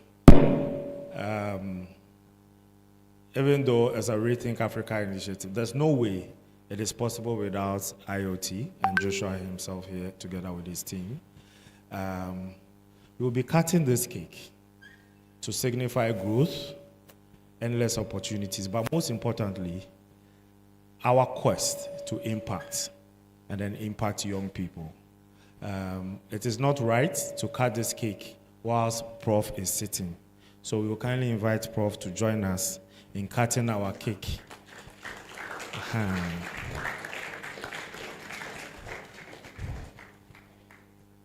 Oh, what's the rule? If you don't clap, no food.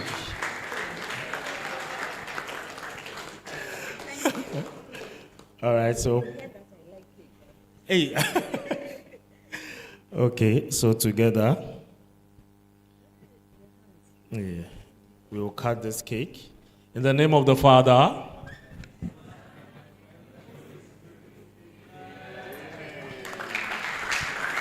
thank you very much. Thank you very much, Prof. Now you are part of our family. Yes. So anytime we need your guidance, we will come to you and we hope your doors will be open. Thank you very much. Thank you very much. All right, so Joshua will give us the closing remarks and then we will draw the curtains. Good evening, everyone, once again. We really apologize for keeping you here for too long. I want us to... Hello? Okay. So I'm going to pick a message from the first president of Ghana, Republic of Ghana, Osajifo Dr. Kwame Nkrumah. He said, revolution are brought about by men who think as men of actions, and arts as men of thoughts. Permit me to share a very short story. Yesterday I was at a conference at the Africa Research and Innovation Commercialization Summit. And then we have a speaker, Dr. Tommy, from Kenya. He's the head of the National Innovation Agency for Kenya. He said, for us to be able to solve the challenges we face as Africans, we need to have what we call the movement mindset. And he said, I quote, to navigate these issues, we need a movement of informed, determined, disruptive, and bold people who will continue to act and intervene within their cycles of influence to shape the future. Then he concluded and said, we are the architects of our situation. In the 19th century down to the 20th century and 21st century, two major technologies has literally changed our world and reshaped industries, economies, and our life. And these two technologies are electricity and oil. Now, electricity drove technological innovations. It powered inventions from the radio to the computers and all the appliances we have in our house today. It also helped with computers in fostering advance in healthcare, transportation, manufacturing, among others. Today we're talking about AI and data, and I always love to say that data and AI are the new oil, the new gold, and the new electricity for the 21st and 22nd century. Now, data is a new artificial resources. When we talk about natural resources, our gold, our timber, Africa, we pride ourselves that we have gold, we are rich, why are we poor? In the 21st century, all these are not relevant, but what is very relevant is the data, which is the new artificial resources, because it fuels industries. It also helps with decision-making, automation, innovation, among others. And AI has become the new engine for automation and intelligence, driving transformation in industries, manufacturing, logistics, among others. Just as electricity became integrated into virtually everything in our world today, what happens when the lights goes off? Connectivity goes off. Literally everything goes off. That's how connected electricity has been. And that's how AI is going to be for us. So the day AI goes off, like the cable was cut some couple of months ago, everything goes down. So it's very important that we start building our own AI solutions and technologies to help with what the future holds. And in conclusion, just as oil and electricity transformed the world in the past century, data and AI will drive the next era of progress. We shape industries, societies, economies, and make more interconnected, intelligent, and efficient. So as I'm wrapping up, I want to thank all of our sponsors, MTN, Academic City University, MES, Lancaster, and our supporting partners who had helped to make this program a very great success. The School of Engineering, University of Ghana, Responsible AI Labs, the IoT Network Hub, Test Connect, ADEC Digitals, and among all other partners who had helped us. A great thanks to the media for being our mouthpiece to ensure that our message and vision gets to the world as well. And a great appreciation to our chiefs who are here to grace our occasion, and to all volunteers who had helped to ensure that we've come this far, and to all participants here today with us who had been with us for the past 5 to 6 hours.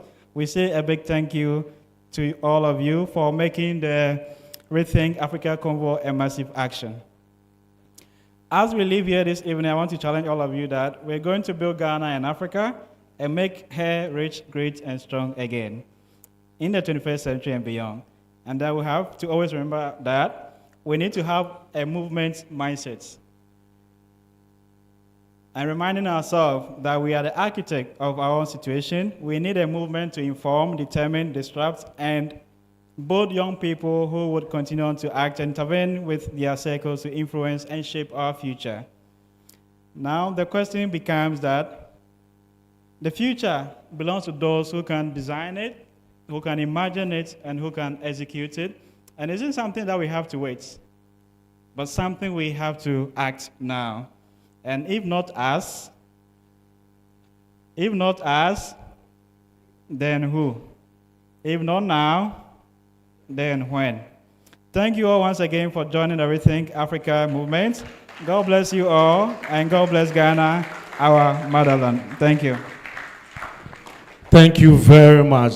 Good people of the University of Ghana, teaming youth.